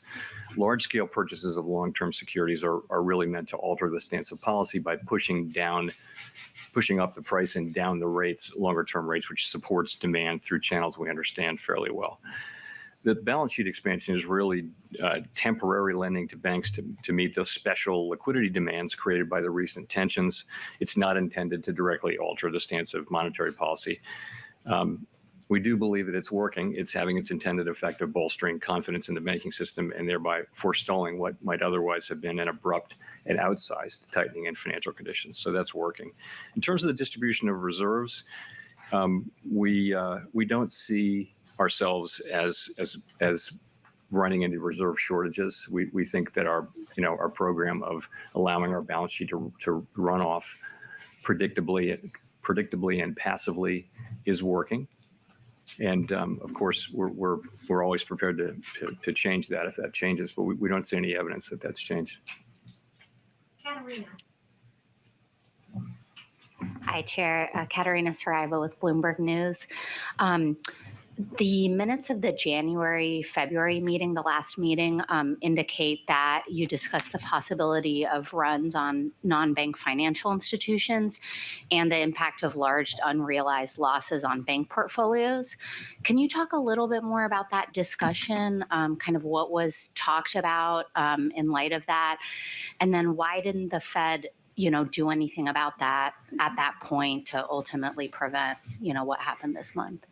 I mean, to be honest, I don't recall the specifics of that. It's quite an interesting 7 weeks, but I will tell you though that there have been presentations about interest rate risk. I mean, it's been in all the newspapers. It's not a surprise that there are institutions that have had unhedged long positions in long duration securities that have lost value as longer term rates have gone up due to our rate increases. So that's not a surprise. I think, as you know, as it is now on the public record, the supervisory team was apparently very much engaged with the bank repeatedly and was escalating. But, nonetheless, what happened. And so that's really the purpose of one way to think about the review this year. bar is conducting, That is to try to regulation understand aspect how is that to, happened you and know, try to understand scrutinize how we can and do decide better to say and what policies we need long, to change. I mean, bad one things. thing is That was the speed strictly of on the the, bank. I'll come back It to was that, the not, speed of it was the idiosyncratic. It was run. idiosyncratic It's scenario. very different On from what her we've seen other in the position, past, and it does kind of very suggest this is strictly on the bank and that there's a need for possible, regulatory and supervisory changes, just because supervision and regulation need to keep up with what's happening in the world. Can you confirm whether or not the board knew about these escalations by the examiners in San Francisco? I will have to come back to you on that. Yeah, I don't know. Simon Urbanovich with The Economist. Thank you very much. Chair Powell, you've stated twice today that all depositors' savings in the banking system are safe. Are you saying that de facto deposit insurance covers all savings? Shouldn't Congress have a say in that? And just by way of example, if a bank with less than $1 billion in assets failed, are you promising to bail out all of its depositors? Thanks. Well, I'm not saying anything more than I'm saying. So, but what I'm saying is you've seen that we have the tools to protect depositors when there's a threat of serious harm to the economy or to the financial system, and we're prepared to use those tools. And I think depositors should assume that their economy. deposits are safe. That was nepotism. You bailed out your buddies. And we know who those buddies are. Thank you, Chair Powell. Greg Robb from MarketWatch. I was wondering if you could give us a little bit more color. You gave just a little bit of color. You said during the first week of the Silicon Valley weekend, you said the question you guys asked was, how did this happen when you saw Silicon Valley Bank? So I was wondering if you could go to the Credit Suisse merger. I mean, wasn't that the big gorilla in the room? Didn't you breathe a sigh of relief when that merger happened? Thanks. Sure. So, that was really the Swiss government. We, of course, were following it over the course of the weekend, and we were engaged with their authorities in the way that you would expect, all the ways that you would expect. It seems to have been a positive outcome in the sense that the transaction was agreed to, and it has been, the markets have accepted it, and it seems to have gone well. And I think there was a concern that it might not go well. So coming into the middle of this week, yes, I would say that has gone well so far. Nicole. Hi, thank you, Chair Powell. Nicole Goodkind with CNN Business. In the summary of economic projections, the FOMC sees the unemployment rate increasing to 4.5% this year. I'm wondering how you anticipate preventing this from snowballing while using the admittedly blunt tools at your disposal. So that's an estimate of what will happen as demand slows and as conditions soften in the labor market. And it's a highly uncertain estimate. And I mean, there's really, we have to bring inflation down to 2%. The costs of bringing it down, there are real costs to bring it down to 2%, but the costs of failing are much higher. And if you read your history, as I'm sure you have, you can see that if the central bank doesn't get inflation back in place, make sure that the inflation expectations remain anchored, you can have a long series of years where inflation is high and volatile, and it's hard to invest capital. It's hard for an economy to perform well, and we're looking to avoid that, and and to get back to where we need to be, back to where we were for a quarter century, and get there as quickly as we can. But I guess the question is, historically, it's hard to.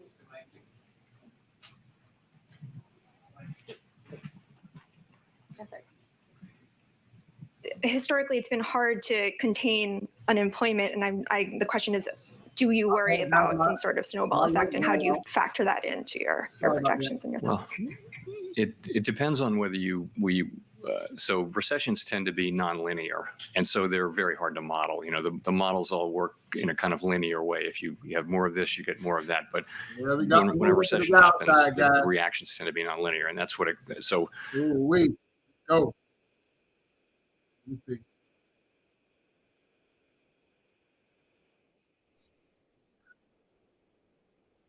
Peace, power, and profit, everyone.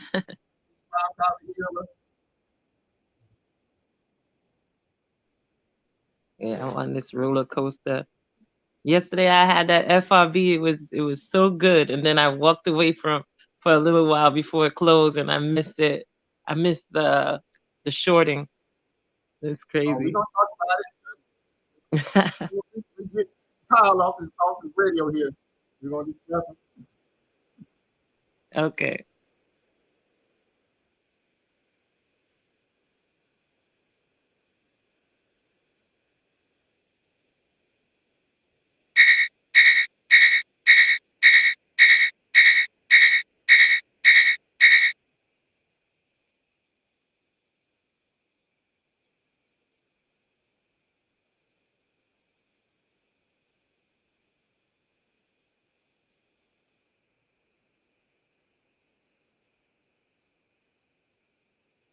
Good question. No, throw that soft in the trash.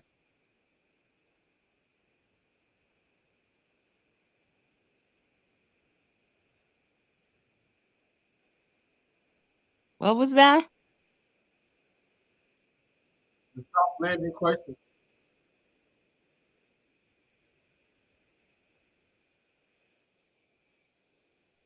I can't hear you that well. You saying we should start asking questions? No, they're still doing the briefing right now. Someone asked about the soft landing quarter. Oh, okay, okay.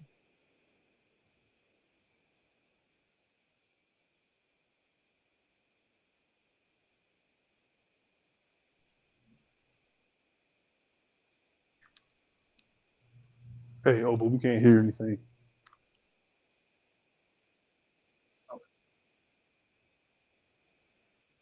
Let me see. 1 second. Sorry. All right.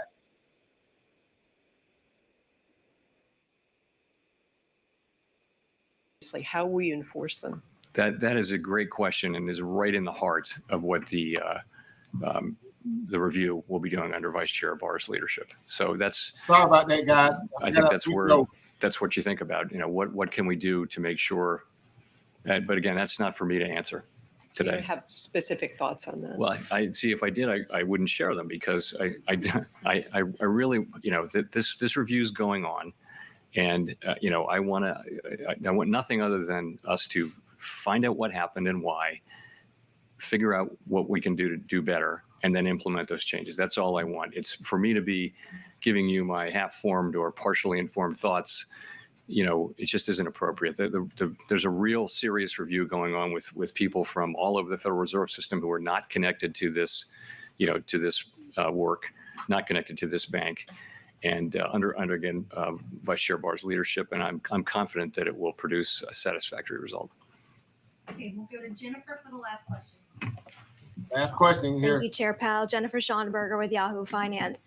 Curious, how do you view financial conditions right now? If credit becomes expensive enough, choking off growth, as you said you're watching for, would that situation warrant a rate cut? What situation would warrant a rate cut? And have the bank failures prompted any discussion around changing the implementation of the balance sheet runoff? Thank you. So we haven't really talked about changing the balance sheet implementation. That's not something we've discussed yet. As I mentioned, we're always willing to change that if we conclude that it's appropriate, but we're really not seeing any signs there. Sorry, then the question before that was, just give me a... That tightening happening. Curious how you view financial conditions now, and if credit were to tighten enough, if that would prompt a rate cut. So, with this rate cut foolishness. Financial conditions seem to have tightened, and probably by more than the traditional indexes say, because the traditional indexes are focused a lot on rates and equities, and they don't necessarily capture lending conditions. So we think that, though. So there are other measures which if they're focused on, you know, bank lending conditions and things like that, they show some more tightening. The question for us, though, is how significant will that be, and how, you know, what will be the extent of it, and what will be the duration of it? And then, you know, once you know that, there's a fair amount of research about how that with broad uncertainty bands, how that works its way into the economy over what period of time. And so, you know, so we'll be looking to see the first part of that, like how serious is this, and how does it look like it's going to be sustained? And if it is, you know, it could easily have a significant macroeconomic effect, and we would factor that into our policy decisions. I mentioned with rate cuts, rate cuts are not in our base case, so that's all I have to say. So, thank you very much. No rate cut. Well, for now, I got to. That's all I have to say. Now. That's one way of wrapping up a news conference with Chairman All right, Powell guys. down in Washington, D.C., live from New York City. Good afternoon to you all. This is Bloomberg Surveillance, live on TV and radio, alongside Lisa Abramowitz. I'm Jonathan Ferro, picking up from the news conference after Chairman Powell and the committee hiked interest rates by 25 basis points, a rate hike, but they considered a pause, and he was keen to communicate they don't see rate cuts this year as well. Here's the price action for you on the S&P 500, down about 0.5%. It was higher about 30 minutes or so ago. We turned lower. Likewise with the Nasdaq, we're now down about 0.1% also. In the bond market, though, this move sticks. The 2-year yield down by 20 basis points, 397. Let's call it. Let's round that up for you. On a 10-year, we're down about 12 basis points to, let's call it 350, just about sub 350 at 348.66. Taking a look at the euro against the dollar, euro dollar looks like this, 108.76. Positive about 1%. That is a stronger euro. That is a weaker dollar. Lisa, what's really interesting about this meeting is that at the same time Chairman Powell was speaking, the Treasury Secretary was as well. And arguably in the last hour, you could make the argument that the most important headline came from the Treasury Secretary and not the Fed chair. 100%. Fed Chair Jay Powell was boring. I mean, let's be honest. That was a boring press conference. He didn't really say anything other than we're not sure. We adjusted our projections and really towed the line. But Janet Yellen said she is not considering a broad increase in deposit insurance, despite all of the discussions around some sort of blanket deposit insurance. This is spooking the market. And you can see that immediate response in markets. So at what point is this counter programming? Jerome Powell comes out and he's saying everything's fine. We have complete confidence in the stability of financial system. And she's here kind of raising questions about what the backstop is going to be for some of these regional banks. So we asked the question through the last hour, in fact, the last couple of days. Can you take the financial instability of the last 2 weeks and work out how it equates to interest rates at the Federal Reserve? That's clearly something the Fed chair and the committee are trying to do. Take a listen to what the Fed chair had to say.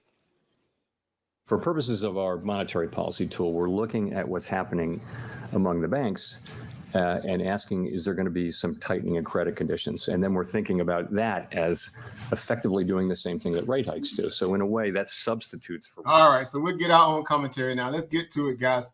Again, thank you guys for being patient today, and thank you guys for being present here today as well. Again, I know you guys have dogs in the fight as well as I do.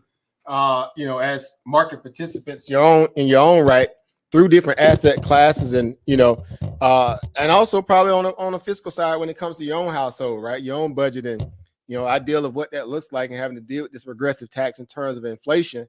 We're here at a crossroads again, having to pick through and sift through all the the mess of bad policy and the greediness of Washington in terms of they just want to spend money like drunken sailors, and then putting the onus of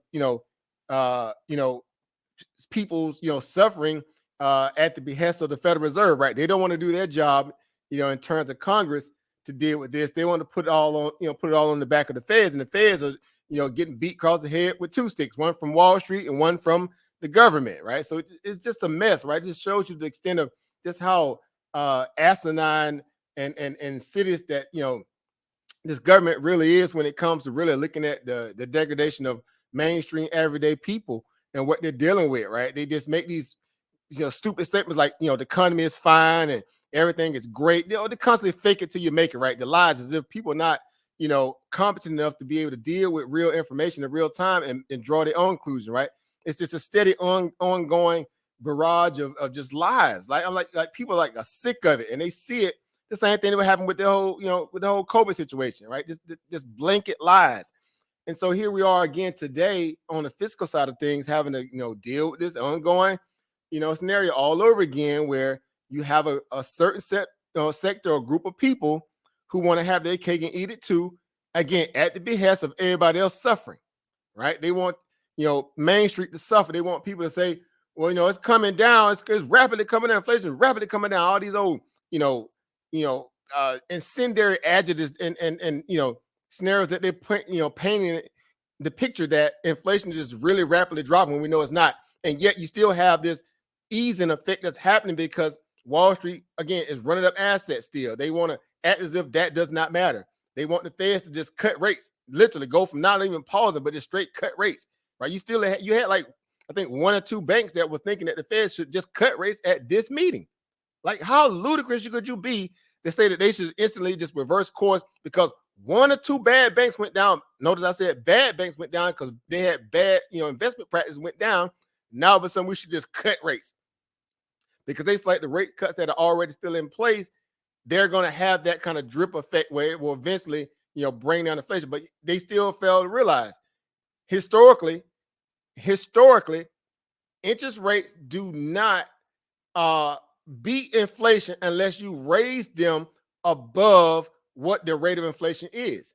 You can't have this, okay, I'm a slow walk it and I'm just going to pray, hope, clench my rabbit foot and grab my root bag and pray to everybody in the sun, hoping that inflation just going to wake up one day and say, okay, I'm done, because people still going to spend money because they're forced to, unless you kill their value to be able to do so in a way where it really puts a damper on the inflationary value of companies needing to keep their prices higher for longer, and will force them to have a deflationary aspect where they have to lower their prices to chase that of what people are not willing to spend for on these higher priced goods today: automobiles, TVs, etc., cell phones. So it's a never ending process, and you see the need for greed everywhere you look in the system, where again people think we're really going to go back to where we were before. When I say that, meaning Wall Street is really trying to force the Fed to say, dude, look, we want our heroin back, right? We want our drugs back. We want cheap money, right? We want to be able to have this Goldilocks environment again that puts us in a place where we know what's better for the economy. Like if you put the back of the economy in Wall Street's hands, it'll be wrecked. Now, typically, the free market value of what capitalism really means, right? Price discovery and the value of sink or swim. If that really was the case and it worked the way it's supposed to work, well, guess what? We will have that kind of value where the weaker players will get swept under the rug, and you will have that correction that's supposed to happen in a ways where it's not artificially propped up, held up, stipend and all this stuff from happening, because the Feds are just, they are the invisible and invisible hand that's keeping the markets elevated. Keynesian market, right? This basically is a Keynesian economic marketplace where the government has too much control over free markets.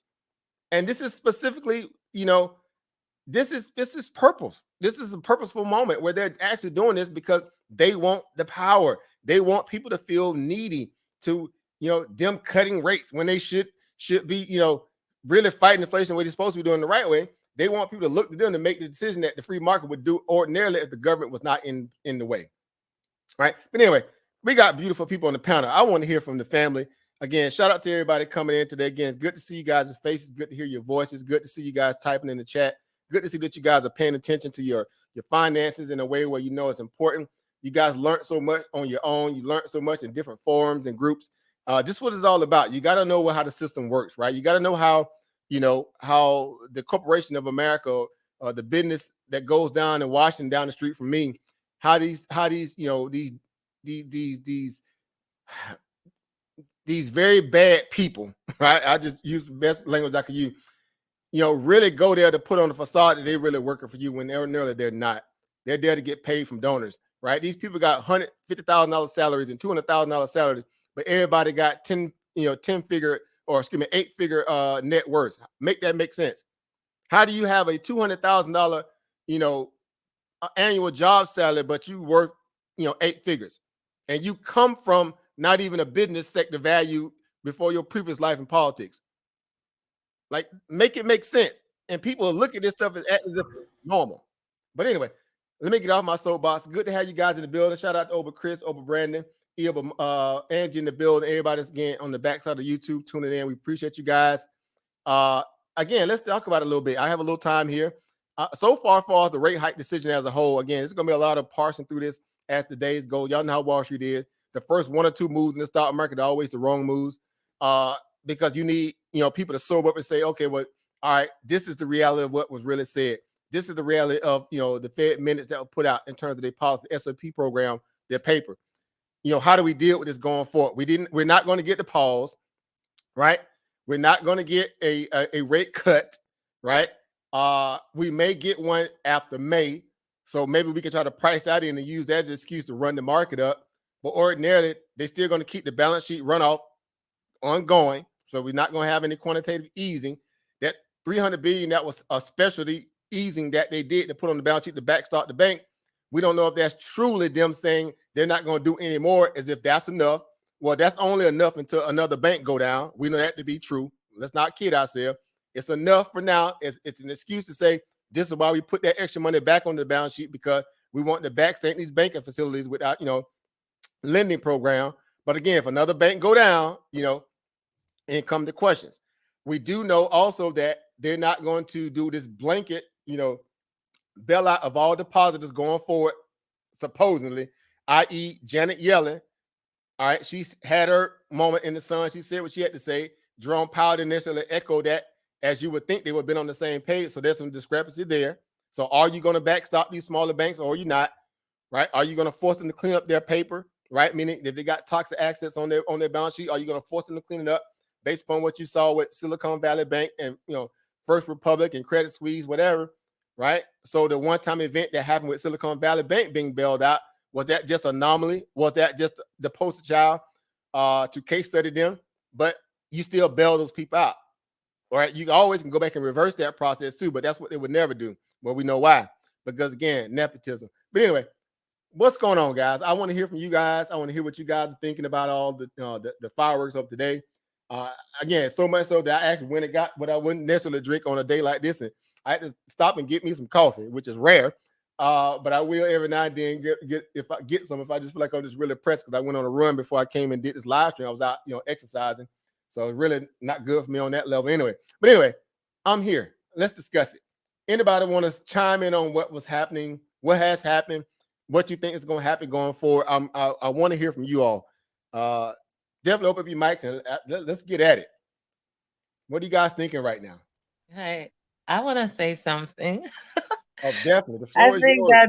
that this big top circus is not stopping right now. Yesterday there was like the big show, huge show.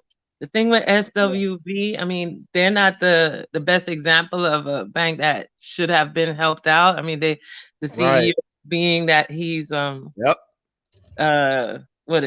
accused of laundering and covering, his background has not been fully checked out. He got that job and he wasn't as qualified as people would usually be to be the CEO of such a big bank. But they went with him, and he got bailed out yesterday. But now you have somebody like a bank like FRC, right, that has a better reputation, a solid background of growth, and they're getting help with Chase. And they ran up 50% yesterday, which is fantastic. And it crashed because it was shorted, of course. It was shorted, but which was expected, right? But I think within a month time, they should be starting to rise again because of their previous reputation. But this is not the only banks that are gonna have these fails or these mergers. It's gonna happen like what happened before when Chase got together when Chase and Chemical and Manufacturer got together to compete with Citibank. Remember that merger? They were supposed to merge and then come back apart. Remember? Yeah. So that didn't happen. So we're gonna see a few more mergers before this is over. And again, this is the value where, unfortunately, it's big bank take little bank, right? Literally, right? Who knew that phrase, that thing would be so so valuable today, in essence, to dealing with, we're getting into this monopolistic society where we saw what happened with Walmart, what that did to small mom and pop businesses. Now, I'm not gonna say that's a good value, monopolistic value, all right? No more so than I'm saying even with the banks, but we understand and value how the greed of capitalism and the convenience of people wanting what they want, how they want it. If they can get everything in a shoebox kind of package, then they'll go for it sometime. And sometimes that does hurt a lot of the smaller places. But again, sometimes demographics shields that from happening, because these are places that are out in the middle of nowhere that depend on a small local bank, right? There ain't no big banks in town. You need that local bank, that credit union, this, that, the third, to handle your banking issues in that regard, especially if you're not technologically savvy, that can go online and now use all these different, aspects of business that you can, use in terms of fintech to handle that business. So again, it's weird, right? It's a gift and a curse reality when you think about it, right? But it really does, you know, in moments like this, it really exposes the system for what it really is. Like Again, totalitarianism. it's very much so a lot of that, right? A lot of nepotism, a lot of, you know, scratch my back, I scratch yours, and we always going, you know, keep the power in the hands of a few, or and if you're not within the vetted group of people that we, you know, are going to give, you know, certain privileges to, then we're going to look at you crazy, right? We're going to look at you as if you the opposition, right? This ideal of how even Washington looked at Elon Musk, right? Because he's challenging their hegemony of controlling what? The narrative, right? Media, and, you know, how they can just be nasty and do little dirty, underhanded things, but then turn around saying we're doing it all in the name of what? Democracy or whatever, right? It's just, Exactly. It's He just says the same thing as Biden. He just says it with more savvy. So again, this is the reality of that. So, but yeah, a lot of these small junior banks and these regional banks are going through. Of course, I had a play on FRC. I caught it when it kind of made that last pullback and, you know, gap down, and then we gapped up and I bought the $20 calls here, literally right at this 15 and a half area, and it panned out. It gave me exactly what I wanted. Yeah, I got all the way up to, like, you know, it came up to like 1950 on that last little point, and then it pulled back. Of course, when it turned right there, I sold. Right? I took that bag and moved on. Right, took that little bag and moved on, and I bought, you know, giving it some time too, because I know we're going into the FOMC. I'm not going to hold this to the FOMC if they're going to pump, and they did. You know, it dropped like 50-some% the previous day, and it ran back up like near 46.50 near the back end the next day. It's like, that's just a good, you know, reflexive, you know, knee-jerk reaction trade, and that's basically what it was. And I got out, you know. So, but like you said, after things cooled down a little bit, when we began to really look at these companies and their assets and see what's good and what's not, you know, if they're not going to, you know, turn these banks into utilities, because that's basically what they seemed like they were trying to do before, you know, we got a little bit more clarity as of now from Janet Yellen and Jerome Powell, how they're going to look at these banks in terms of they're going to have to clean up their own books, their own mess.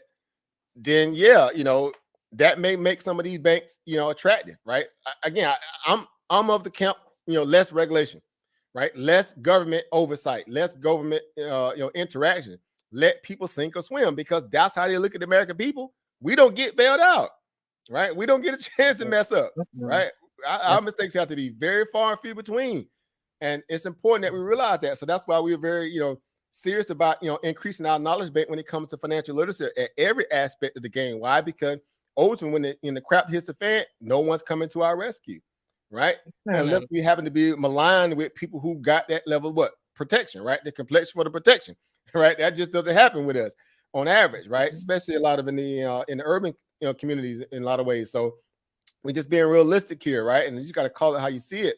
And that's where we are today in terms of that. So again, this whole ideal of the banking sector as a whole, you look at the KRE, right? I've been tearing the KRE up, right? I've been shorting it. I've been catching it long. I've been playing this thing like a fiddle. And if you look at these ranges in the KRE, which is pretty much the, you know, the banking, you know, spider ETF here, look at these ranges, guys. These been some great trading ranges. I mean, it's been super crazy volatile. Of course it is, but you're talking about, you know, 41, you know, up to down, you know, 48 points. Excuse me, the 48, like 7 points in a day type swings in some cases, right? Which is really, you know, pretty, you know, abnormal for the KRE, because the KRE really doesn't trade that way. It's a very low beta trade. Look at it. I'm not making this up. Look what it did all before this stuff really kicked off. It was just going nowhere, just sideways. Very tight ranges. And then as soon as the bank sector began to kind of plummet, all of a sudden, look at these big old jagged, you know, rigid, you know, movement values in this asset. And of late, it kind of tightened down and killed a little bit of the volatility in it now. But guess what? You know, again, we still haven't got the complete clarity of what they're going to do to really fix this banking scenario, right? We've been hearing bits and pieces. We got a little extra clarity today in terms of what Janet Yellen was saying, that she's only going to, you know, help monitor these banks, but they're not just going to run to every bank to bail them out. That says a lot, because it's going to force, again, a lot of the other banks to say, okay, we already stressed out, and we have to run to that lending facility that the Feds put forth in terms of, you know, being able to backstop our bank, but put some bulls on their back to say that you got bad paper on your book. That's going to put them in a lot of trouble, right? In terms of the public eye opinion on the Wall Street side of things, right? Like, okay, well, I may not want to touch you. And, you know, and that's what FRC is up against right now, right? They got some, you know, questionable assets that they got to clean up. All right. JP Morgan's trying to help them out, you know, whatever. But you also see when there's blood in the street, what happens? The big boys start circling. The buzzers start circling. Warren Buffett starting to circle. He's like, okay, yeah, I could bail you out for good faith, but if I could buy you at a lot cheaper price, then I'm gonna let you go through your own, boomerang daggering process and kill your own self, and then I'll come in and buy you at a lower price. And I think that's what's gonna basically happen with some of these other banks that are yet to even fall, or some of the ones that's already kind of on the hot seat. It's just kind of weird that they ain't jumped out the window already when they had to, when the Feds were really feeling good, or the Treasury was feeling really good about helping people. The time was to do it, was the time to do it then. But if you give it more time, or the air to thin out, when people come back to their collective, to their senses, so I think, oh, wait, hold up, this might be a good opportunity for us to get us a company at a cheap price, right? With some manageable assets that they still have on books that we can clean up. So yeah, it's gonna be big bank take little bank, right? And they can avoid what UBS did, so they don't weaken themselves in the meantime. Yeah, the whole issue with the UBS, right? That was a power play. I mean, they literally came out and offered $1 million. The first offer was $1 million for Credit Suisse, right? Or Credit Suisse, depends how you want to pronounce it. But we know Credit Suisse is garbage, right? For a lot of reasons, right? We know they got a bad history. Like, these people have been snake oil, right? They've been garbage, right? That's another conversation in itself that we can have off the book. $1 million was much less than what they needed. Right, $1 billion, right? They just ragged, like the most toxic, raggedy bank out there on the planet that had that much, power, and it was still operating as if it was all good. Like, this couldn't make this stuff up, but this is the extent of what we say about this. Is why you need to learn the world in its totality, from a place where you can get a chance to see it up close and personal, right? Not through just a headline coming across your news blotter or your news feed. You have to get intertwined and figure out exactly what's really going on around you, because these things really does affect your day-to-day lifestyle, right? It affects your way of living, because people who are in power or in control are doing all these ratchet things that the average common person would go to prison for. They're doing it and getting away with it, and they're getting incentivized to do it because no one don't take them to task, and they still turn around and be able to pay out executive bonuses and employee bonuses. Like, how is this even practical? It's captains choosing their teams. Captains choosing their teams for this against BRICS. Literally nepotism, right? Because we know it's when I say nepotism on the corporate level, we really know what that means, right? Yes, it don't necessarily have to be somebody blood family. We know what it really means when we say nepotism on the corporate side of things. Let's keep it 100, right? They're looking out for their own, and that's important to realize that, because again, that's what's keeping everything jammed up, and growth and equality can't really happen, right? Which I really don't believe in equality at the level that they define it as, because we know it's a misnomer on the people who've done so much dirt and damage to the point where they don't even want to give an inkling of retribution to the stuff that they took from, right? They just kind of plan it off and act like it didn't happen, or it didn't matter, or this is not the case, or whatever, or you should be happy with the crumbs you got. But again, we're just still talking about the value of what the wealth equality looks like, inequality looks like, when you look at the 1% as opposed to those who are suffering under this regressive tax and turn of inflation, right? No one's really saying, okay, I'll take a pay cut. I'll do what I can to help my employees or help the economy get on its foot. You don't have that collective incentivized mindset in America any longer. That ship been sailed. This is a every man for himself environment now. Government made it possible so because they got in bed with a lot of the corporate interests, right? The Feds has always been an independent interest that had more of a liking to do the bidding of Wall Street, so they already locked up. What else you got, right? So you really don't have anybody really coming to your aid or your fight. So you have to really upgrade yourself and equip yourself with some good knowledge, some game, and realize that this world is very, very well. I should say, under this current rulership, it's a very degrading society going forward. Why? Because a lot of the exposure that we started to see even with the war in Ukraine, it's a sidebar, but it matters in terms of finances, because it's slowing up a lot of things and keeping people off their square for where they need to be focused on more important things. They too busy window shopping, that scenario, as if that's important to the people that's suffering right here on the ground. Right? This is the lunacy of this system in terms of how they value the importance of things. They can't walk and chew gum at the same time. That's essentially the incompetency of this government. They can't walk and chew gum at the same time, guys. Y'all guys know this point. I would trust you guys, even with probably a limited value or not, than the people that's supposed to be PhDs and doctors that's in, the government that are just self-serving interests, political, pawns for corporate interest, then I would trust you guys over them. Right. So this is the reality of what we're dealing with. So yeah, it's a lot of things going on in the market where it's just like, man, we can't get out our own way to let the market correct the way it's supposed to, so we can get back to a place where everybody can really reap the benefits of the wealth effect. But this is why they fight so hard for it not to correct, because they don't want to put power in the average everyday person. No, they have to keep you off your square. So that off your square to keep it easily manipulated, easy to be docile and easily manipulated. Couldn't make this stuff up, right? Again, they do not want to share in the wealth of that power. And no matter how you look at it, the extent of where you need to be, looking at the market saying, okay, well, because of this, I need to be more cautious. And you really have to be very cautious. Yeah, I know you guys were talking about it. Even you and Dollar Will was kind of saying, how do you guys kind of see the market, at this point, at this juncture? It could go either way. It's so crazy that we don't have that level of stability of real, true, governance and policy, and people who can really speak to the reality of things and not spin it so much and try to twist it for a corporate interest. Where if you just came out and really gave people the ISE is true the way it is, and let people make their own decision from there, if we really had that kind of level of governance, man, where would we be? Well, all of us would be a lot better. But it always had to be a maze of lies and half truths and twists and spins and innuendo and not necessarily matter of fact as the way it needs to be. Like who does that in this day and age? Unless you're trying to manipulate or misguide or mislead people. Think about that for a moment. At every aspect of government, like these people that lost their grip. And so much so, again, people realize that now because people are smart. We are in the age of information. That's why there's so much pushback. Like people know these people are charlatans at the highest level, right? And they want you to act as if you don't see what you see or you don't hear what you hear. But anyway, again, let me get off my soapbox. But anyway, so again, very interesting watching all this stuff unfold. And, people are asking, where do we go from here? Well, it's pretty plain and obvious, given the fact that we got this latest FOMC scenario out the way, what's next, right? Well, what's next is now we step back and look to see what's the next shoe to fall, right? Who's the next, culprit, right? Who's the next, emperor with no clothes on that's running dirty because you just got another quarter basis point rate hike. You lob it to get a pause. When they was forced to accept the fact that the Fed fund rate, the future Fed fund rate was not going to give them that pause, and it was still showing 80-something%, and they forced the Fed to do what they were supposed to do anyway, because before that bank failed, we were supposed to do a 50 basis point rate hike.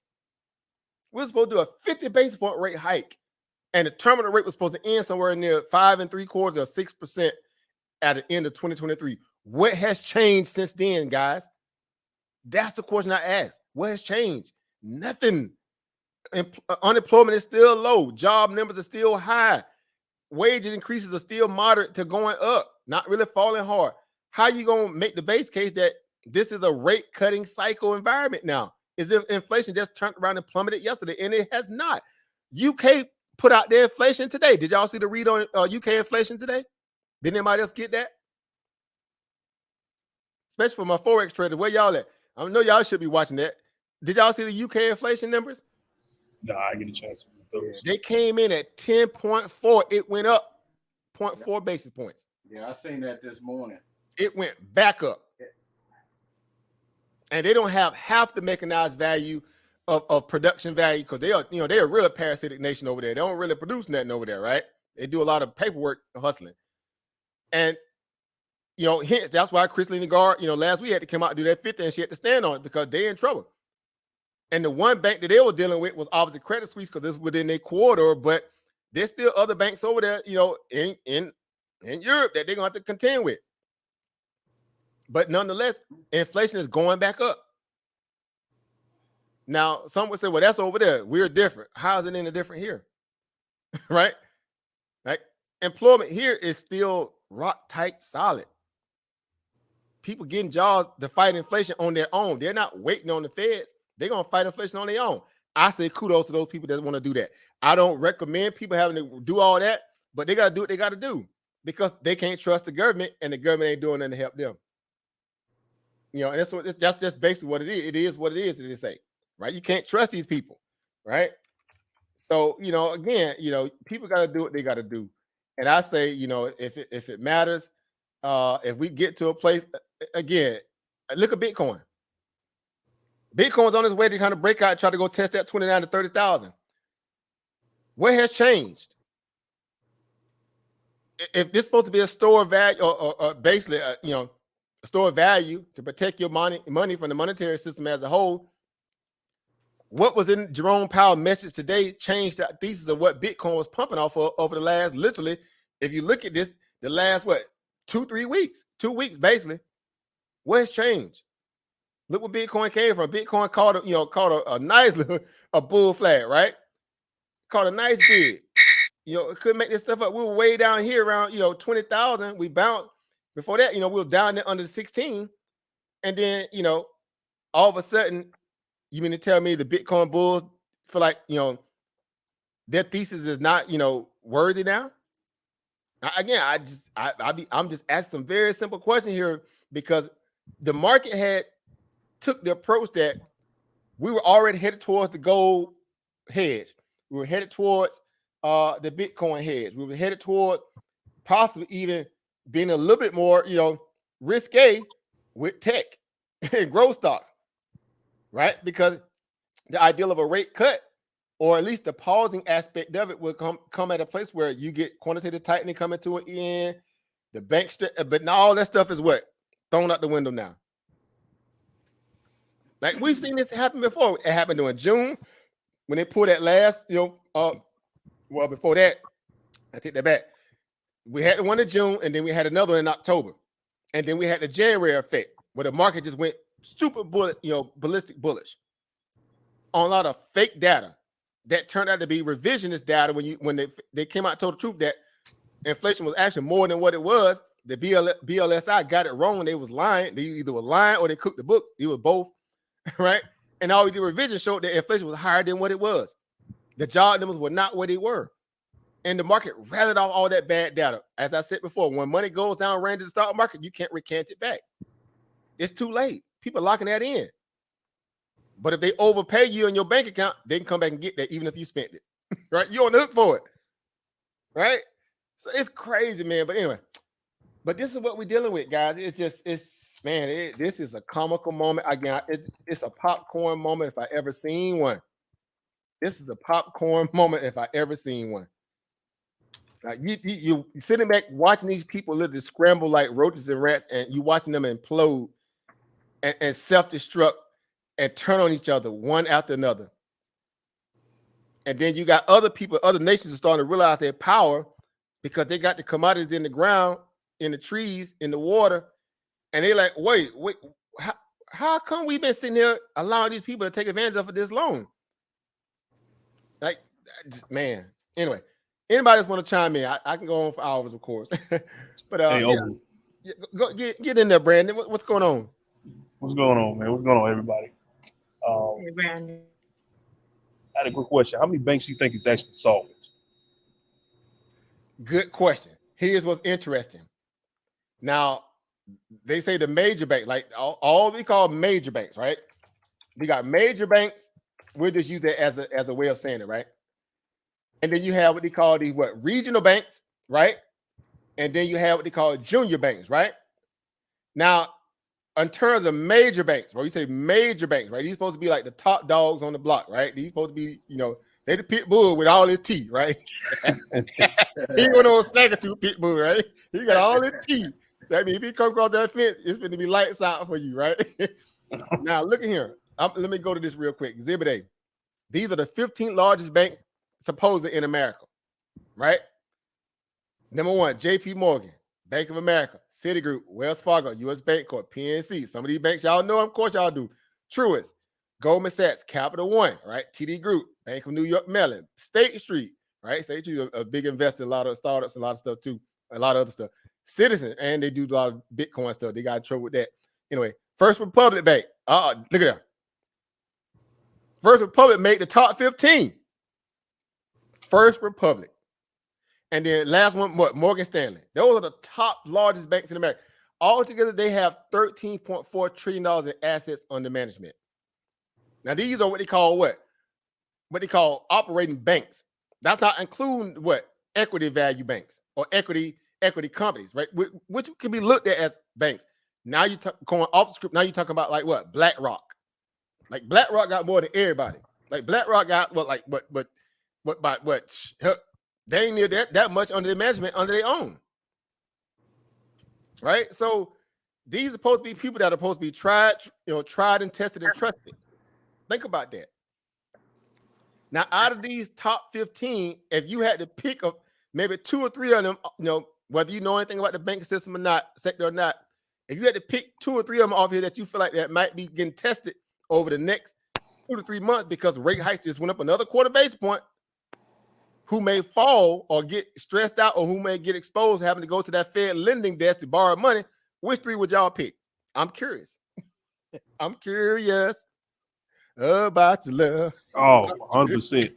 And sorry, Sister Angie. First Republican bank.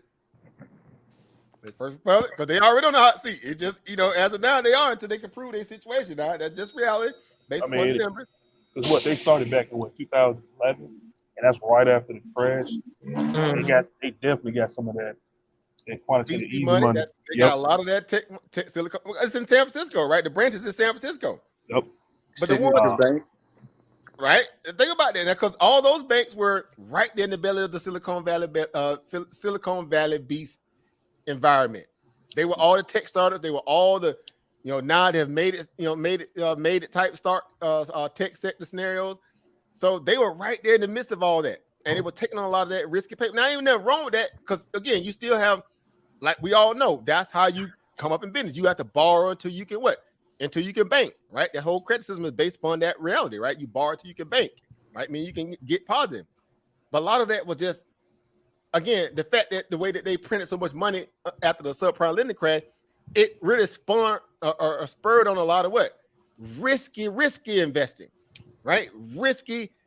I don't need to backstop my scenario. I don't need to hedge. I need to go full throttle. We got the what? The Fed in our back pocket. We good. We can take a lot of risky bets and we'll be fine. And a lot of them never came back and cleaned up and shored up they books. They just kept that same game plan. Turned out, worst thing they can do. Right? So it's starting to come out now, which again, y'all remember this guy. I hate to say it, but I'm not gonna say I hate to say it, but I used to make a very clear scenario, and I used to tell you this is why I trust what? I don't know if y'all remember that saying, but I'm gonna say it again. Remember, I used to go hard. I said, this is why I trust what? FINRA over FDIC. Yep. Remember, I used to go hard saying that almost every time to speak about the banks. I was like, this is why the banks are going to crash and burn. Remember, I used to say that a lot. This banks, that day ship didn't sell. Somebody trust these banks some more because that value of robbing Peter to pay Paul, which what banks do, that's an old business model that you don't need them. Like you don't, you grow up so you can grow outward, not to kind of turn back inward and result back to the same thing that held you back at a point where you should have been blossoming, growing anyway. You don't have to go through those old same practices to prove yourself at this point. You're supposed to have adequate growth. Banks did not never provide that value of, next leg up, use case beyond the base case of what they do on the legalese side when it comes to major purchases that would warrant them to be needed in a loan, because all they did was just siphon more money out of you through fees and unnecessary, scrutinizing processes just for you to park your money in their bank so they could turn around and what? Make risque bets with it, apparently. Like, make it make sense. Like, this is like, I'm not finna go through all that just for you can hold my money then turn around and gamble with it. Like, why they do that at? Again, I used to make the analogy. That's like you going up and find a brother on the block on the street and say, hey, here, hold these $500. I'll be back next year to pick it up from you. A random person. Here, hold his 10 stacks. I'll be back next year to get it. And that dude like, okay. Right? Like, yeah, no. Okay. Yeah, about that. Yeah, you can't even cut the corner fast enough. That joke already peeled off. Yep. Right? This is the banks. So you think about that, guys, and say to yourself, how at this status stage in the game, how you feel so confident in a system that has never showed you that they really got your back. You see what I'm saying?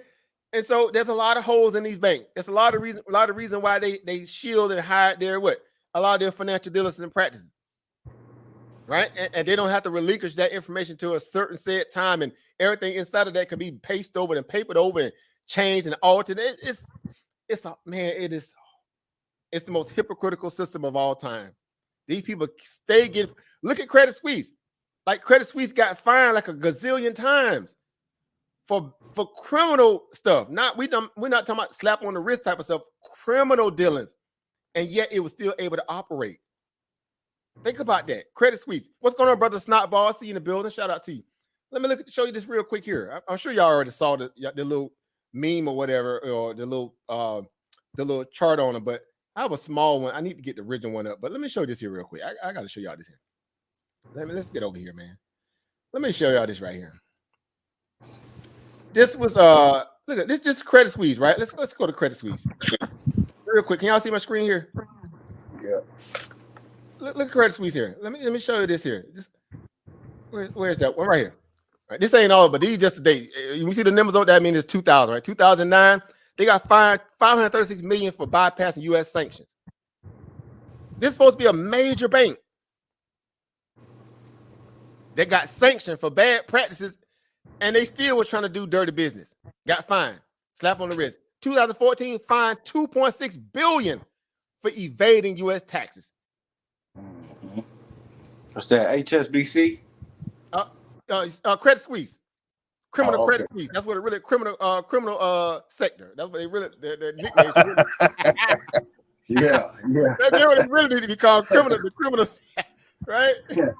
That little, you know what I'm saying? That Warriors come out to play. Boy, that's Credit Suisse all day.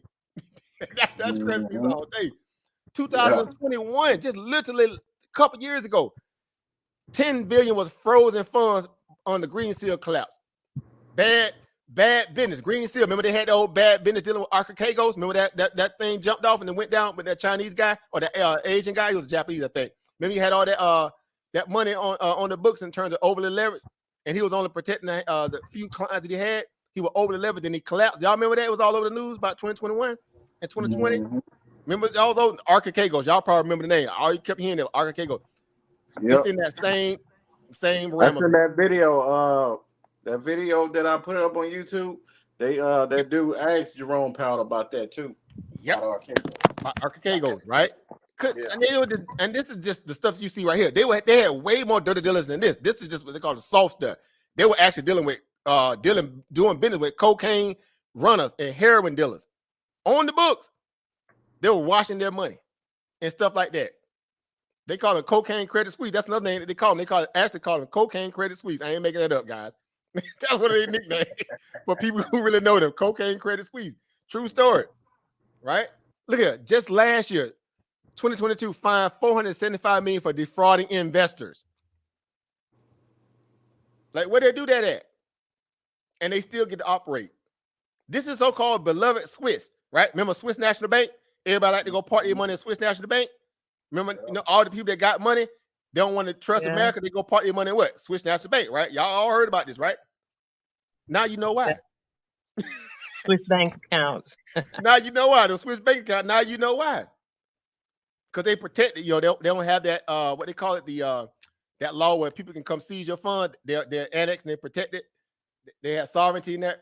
Now you know why. So yeah, if I was, if it was a fifth, not that I advocated. Again, I don't advocate it. If I was a big, pushing a lot of big boy stuff out there, and if I want to hide I'll get me a Swiss account too, because apparently they protect it. Again, look at it. Just this year, delayed annual report to address SEC's questions about their balance sheet. Based what that means, and they kept getting away with it. Stock went from basically. It was like 200 something crazy number like that, and it plummeted. And people kept still, convincing themselves that this was a good investment. Right. You say Coke Credit, that's it. It's not brother Snotball.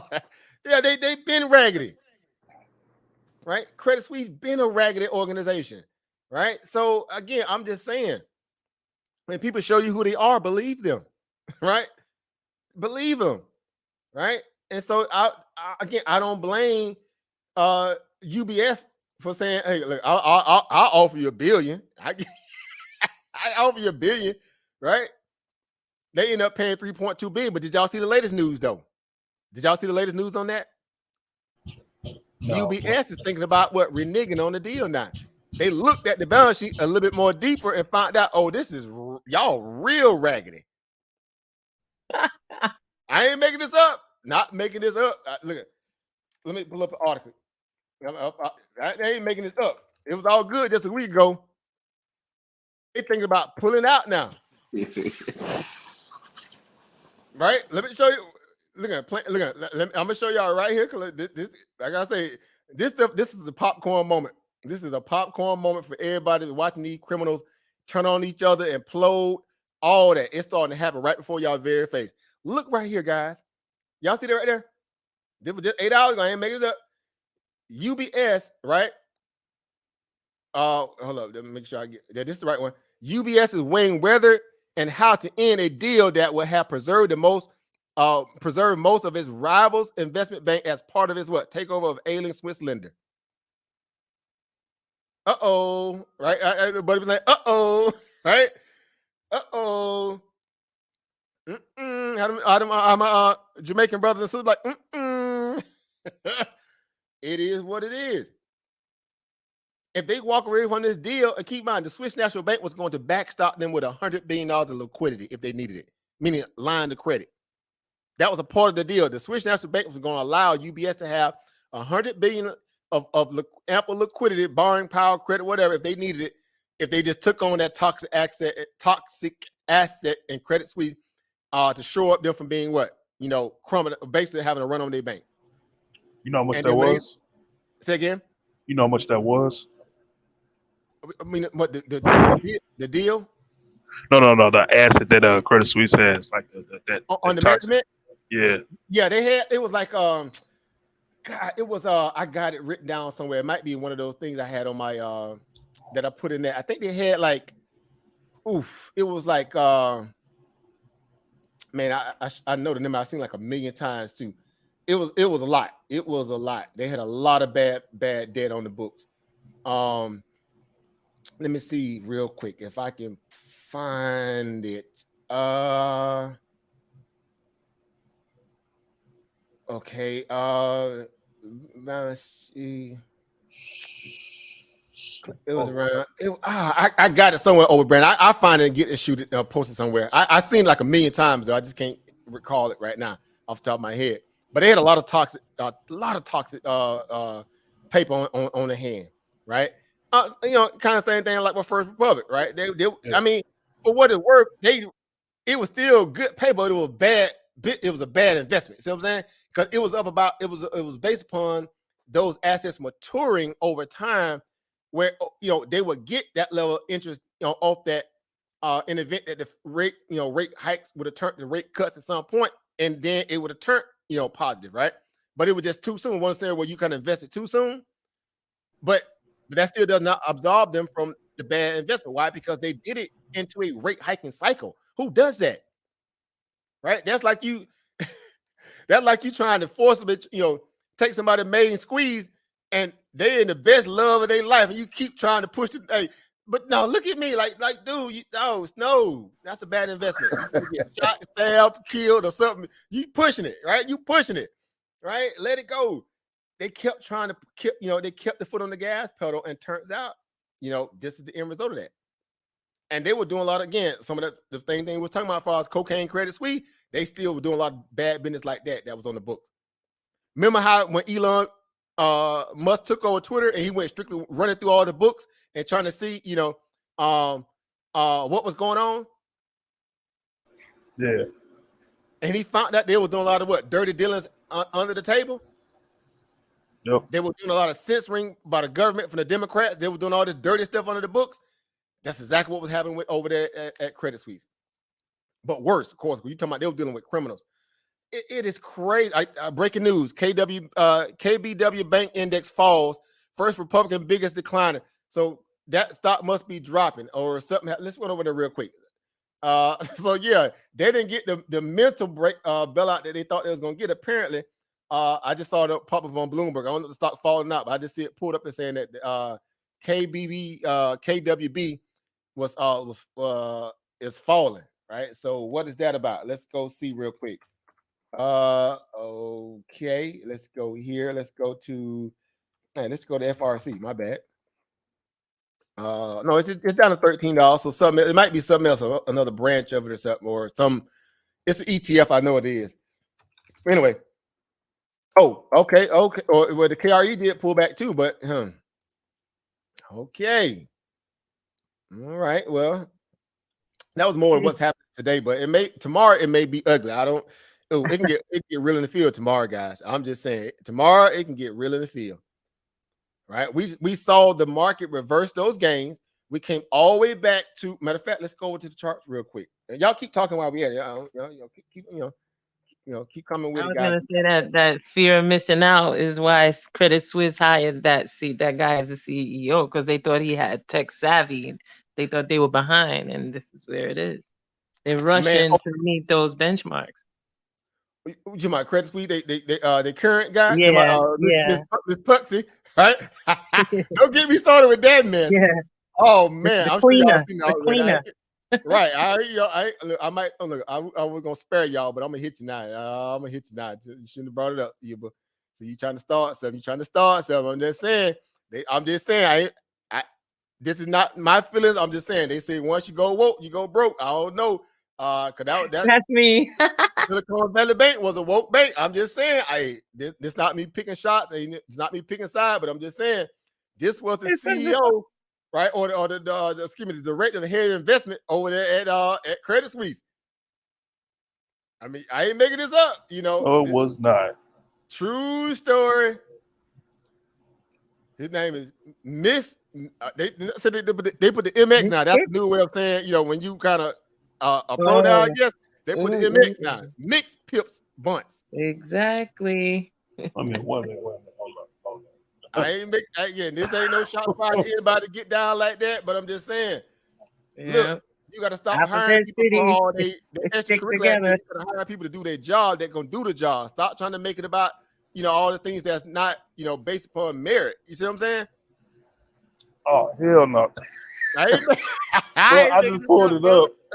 The computer work. Oh hell no! You see it? You see it? Look, I'm gonna show you.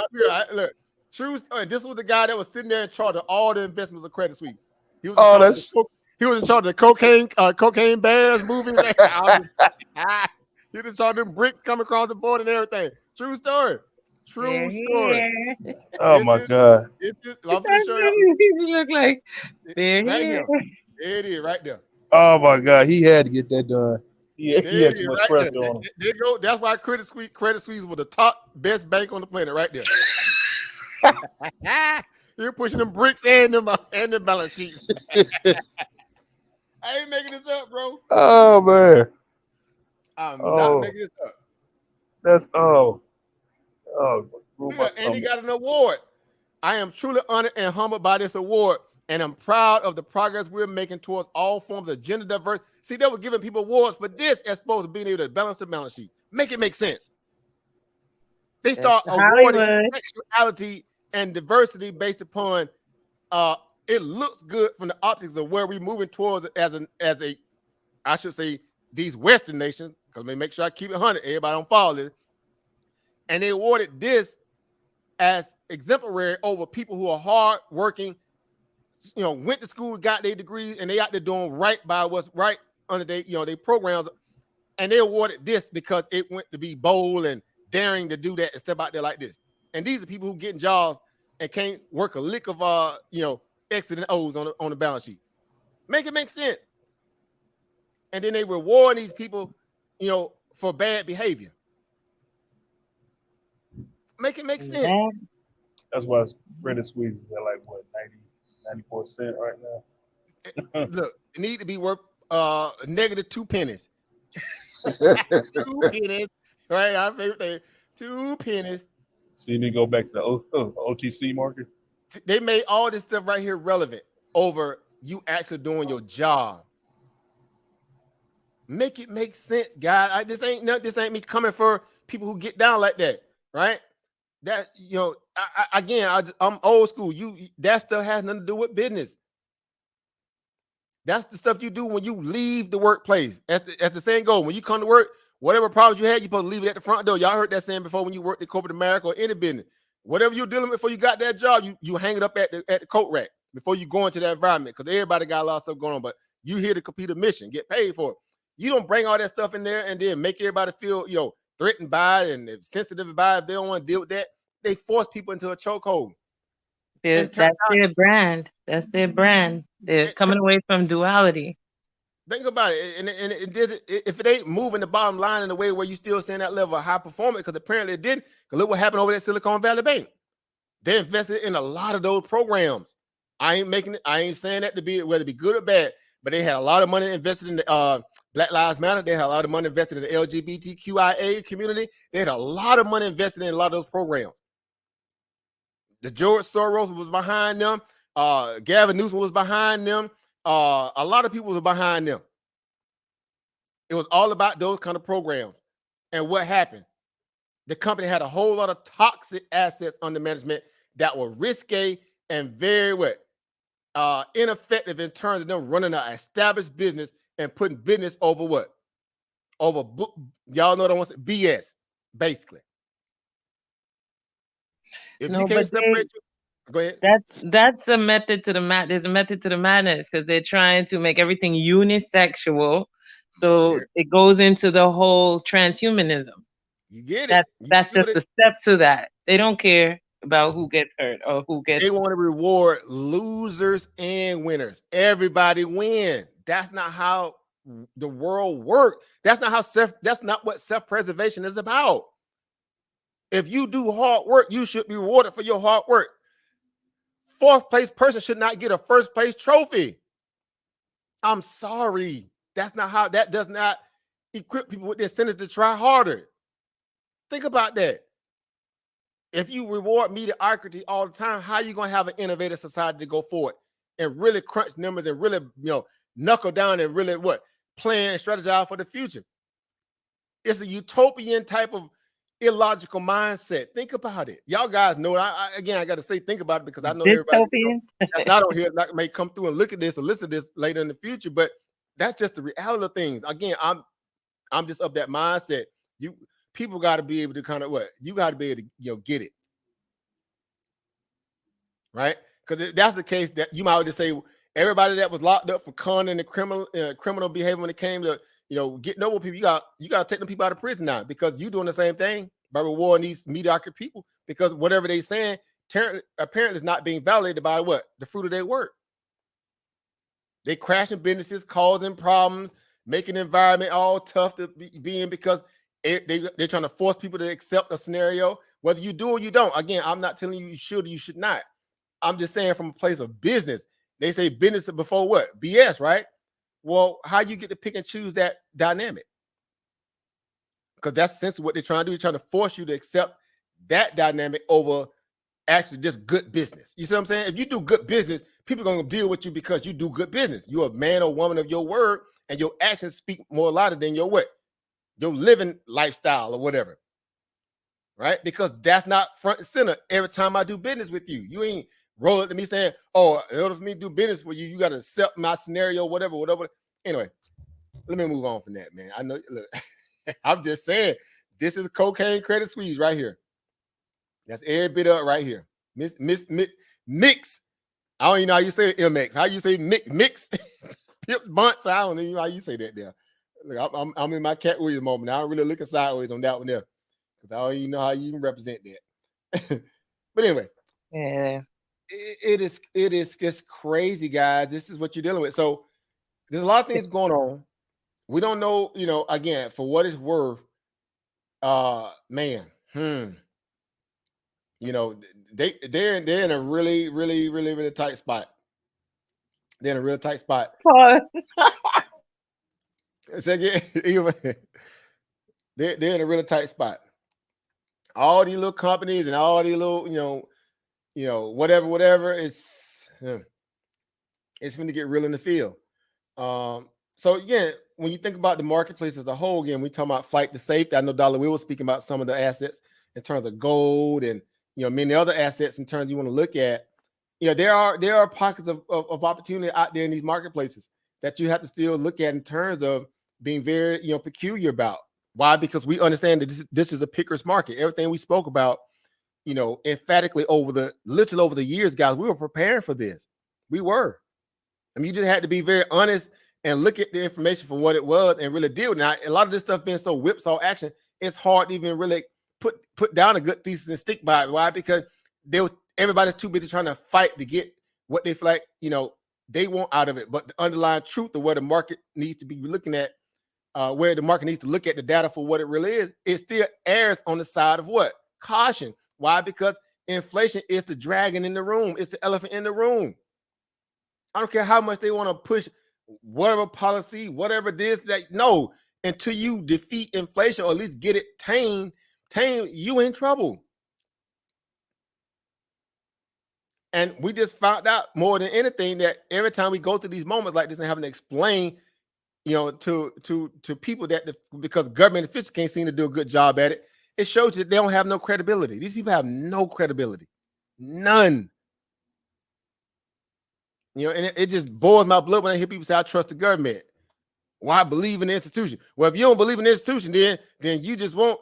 What if the police just stop? They make these incendiary comparisons. Like, dude, you know how to parse straws and chew gum at the same time? Everything will have to be so diametric, black and white. There are nuances to life, right?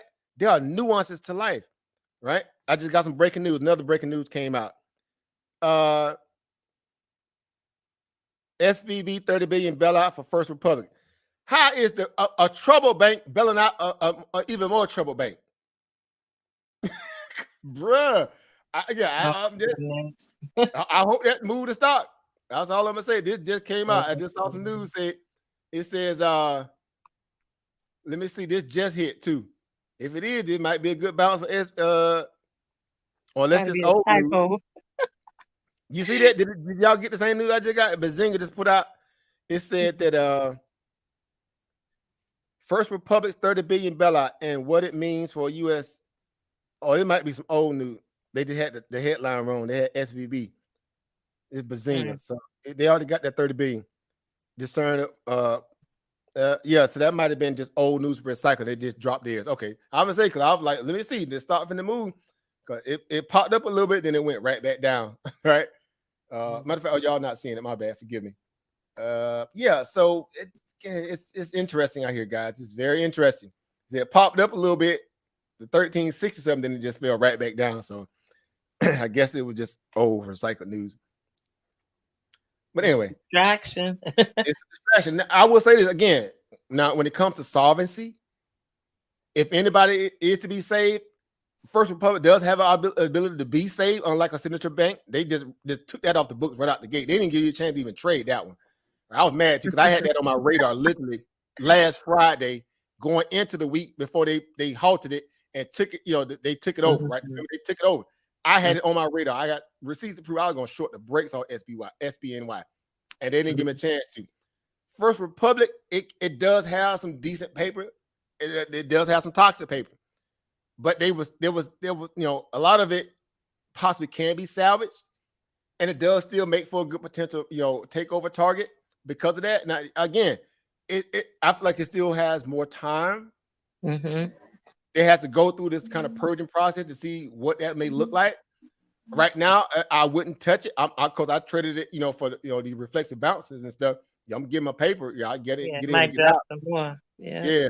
But until the really smoke really clears and we get it I think it's gonna take at least about another week or two, right? If not, maybe a little longer, but something within the next week or two that can give you a little bit more stability. Because you're talking about a chart that literally. Not that it matters now, because you can look at this stuff now like, yeah, that used to matter, but it don't matter no more, brother Africaport. Right? These companies just they just a hot mess, right? Look at this here. Other banks might step in also to help. Yeah, I mean, a lot of these banks would trade like this though, so it ain't like it was nothing new. But this stock was sitting up here near $220, right? It was sitting up near $220, literally like the end of 2021. And now it's sitting at 13. How? That's the first question you always ask. How? How is that feasible and possible? And you're a bank. They're running into those tunnels. Right? How is that even plausible? Like, how you mess up that kind of bag? Because again, goes to what we were saying earlier. They had a lot of bad toxic type of assets, and it was gambling. They were gambling with, creditors' money or depositors' money because they thought the wild west of the stock market was still on and popping, and it turns out it was not. And they didn't have enough time to regroup. They did, but they chose not to, is my point. They had ample time to regroup. They still chose to go hard and do what they want to do. And now these stocks sitting like this. So yeah, it looks very attractive down here. Granted, I'm the same way. I'm looking at it too. That's why I say I've been trading it. I trade it, but to look at it from a sound investment, I need to see some paper, right? I mean, I need to see the Treasury, the government come and put some kind of backstop provision in on paper to say, okay, yeah, given this, or somebody come buy them out, given this, we still see that they have enough manageable assets under management that still puts them at a fair valuation at this value. Right. When that happens, guess what? I'm buying it. I'll put a little, good little starter on it. I'll put some leaps on it, right? But right now, again, given where it's at, let's just say hypothetically, we already got a gap, right? We got a low, right? We got an instant gap down here, right? Instant gap down here at what? $12.27, $12.30. Just say $12.30. You bought a buck and change off of that right now. Based upon the banks didn't necessarily, I guess they didn't hear what they wanted to hear from the Feds. Hence, that's why the market pulled back. But if the bank was supposed to be a separate entity in this whole, issue, because they was the ones that kind of caused this, then if they didn't get the reassurance that they thought they could get after this latest FOMC meeting and the Federal Reserve, working in tandem with the Treasury to backstop and shore up these banks, then what does that say? They may not be protected the way they thought they were going to be, because it provided a level of fool's gold that now everybody gets to get bailed out for bad decision making. Because that's what the precedents, it would have set that kind of precedence. Think about that. They would literally say it's okay to gamble, lose, and still get bailed out because we got you back. It encourages the behavior. It does not stem it. Credit Suisse chairman blamed collapse on retail investors. You remember that a couple of days ago? Lehman? Make it make sense. Make it make sense. They just hate us and all that kind of dumb stuff. You hate when people say that when they do something bad and you call them out on their BS and they just say you hating on me.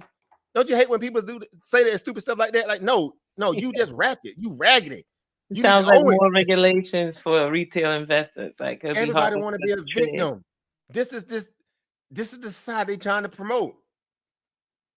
Like, we got enough of this victimness for people who not really who haven't really been transgressed against. There are people out here who are real victims. And then there are people out here who are faking, who are fakers, taking the spotlight off people who really need help, who are not victims, or people who are not victims taking advantage of the system. And it messes up people's psyche to be able to deal with this stuff. Why? Because we become a land of what? Socialists for what? For corporate America, not Main Street people. They only do that for what? Corporate-minded people, C-suite.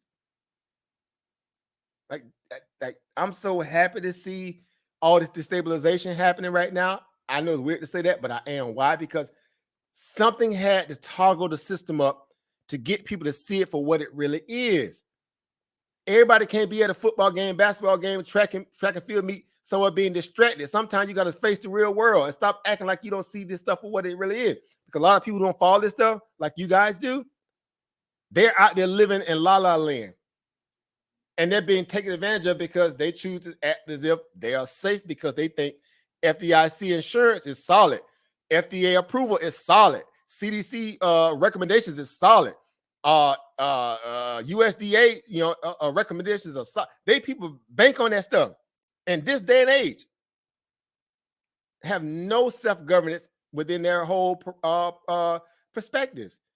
It makes no sense to me as an adult to take, the system for face value and act as if everything is okay. Right? So I'm just saying, man, it's great to be in this position, all of us, because we get firsthand information and we get to be able to disseminate it the proper way and help a lot of people who are kind of just, maybe overworked and overpressed and they don't have time to look at this stuff. But that's why you guys come in there and really give people perspective. It matters, guys. It really does matter. It's a lot of people out there flying blind right now. And they just constantly being taken advantage of. And the system knows that. It's the numbers game. Y'all know this numbers game. More equals more. The more people they can keep, inebriated and affected, the more people they feel like there's going to be needy of them, and they can continue this charade and mismanaging their money and mismanaging their, their faith and trust in the system.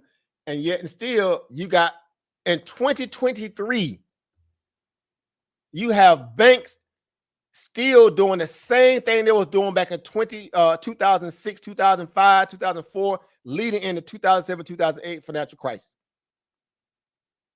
They went back to doing it all over again. Why? Because the Federal Reserve made the environment for them to do so. They pumped all that cheap money, and it was not earned money. It was not earned money. And now all of a sudden, they cry and foul and want to get bailed out. Make it make sense, guys. You can't even get your student loan forgiven. Oh, no, we can't do that, but we can bail out, Silicon Valley Bank. Get excited.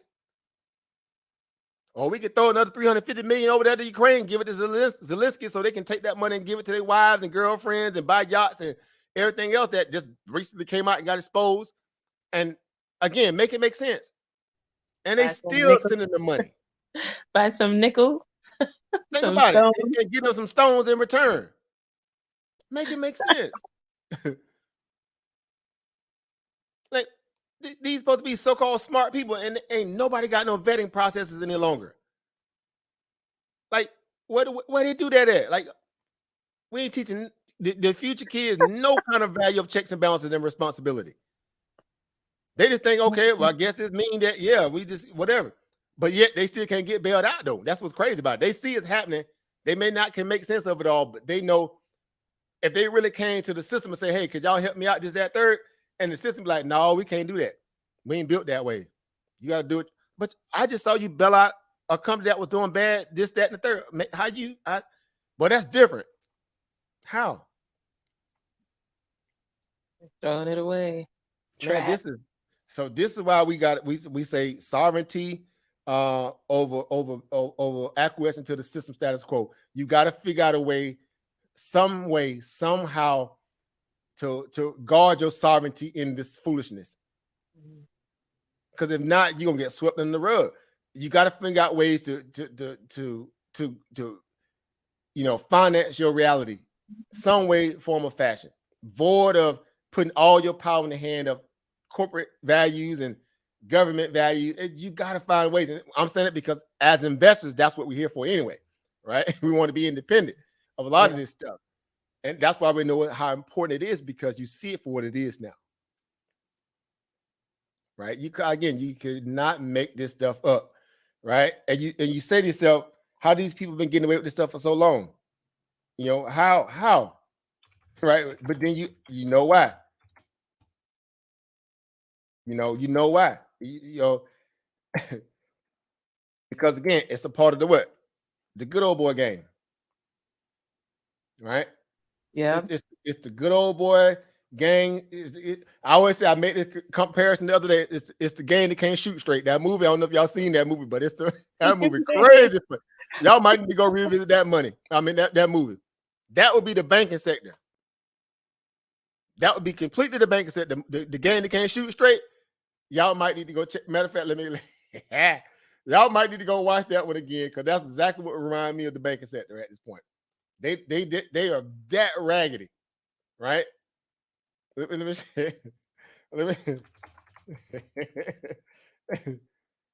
it's an old movie too. It came out in the 70s, right? The thumbnails on it is crazy funny too, because they got that old look. It's an old school movie back in the day, but that's exactly what the banking sector is right now, and the government all in one. The game that can't shoot straight.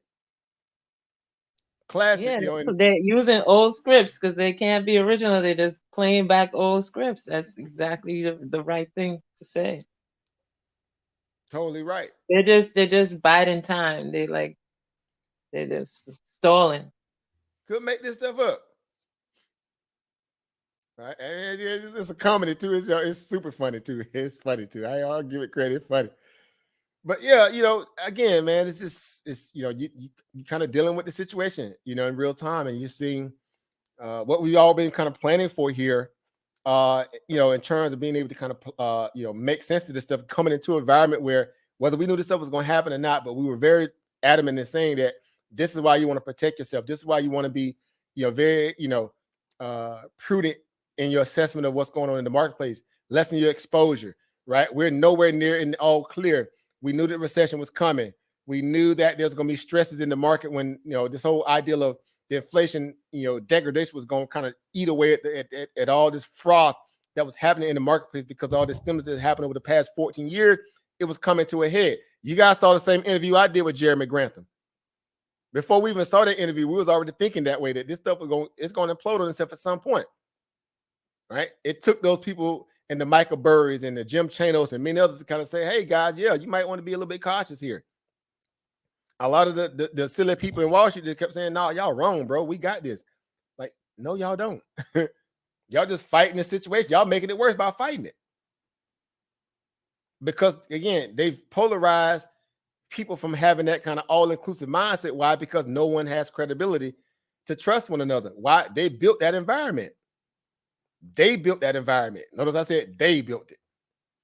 They're lying. They're cheating. They're stealing. They're all these bad scenarios that they kept, orchestrating and putting out there and getting swept on the rug when they did stuff.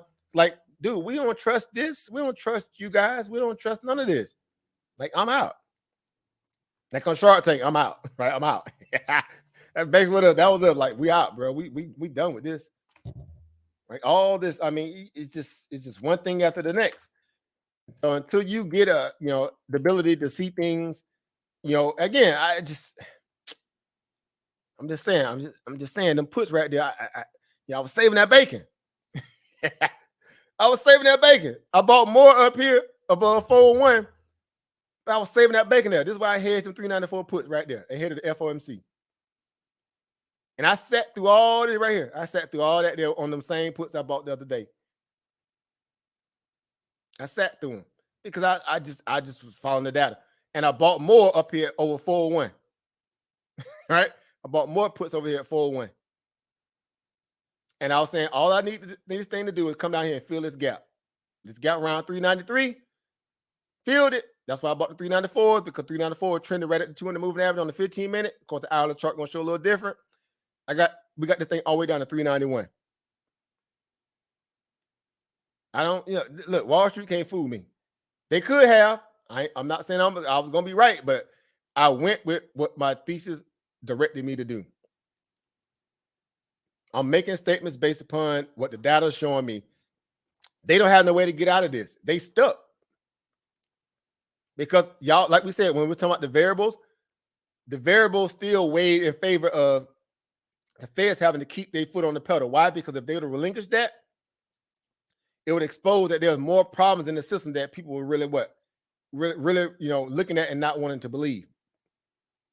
Again, imagine if they would have paused. That would have been like, oh, that's admission.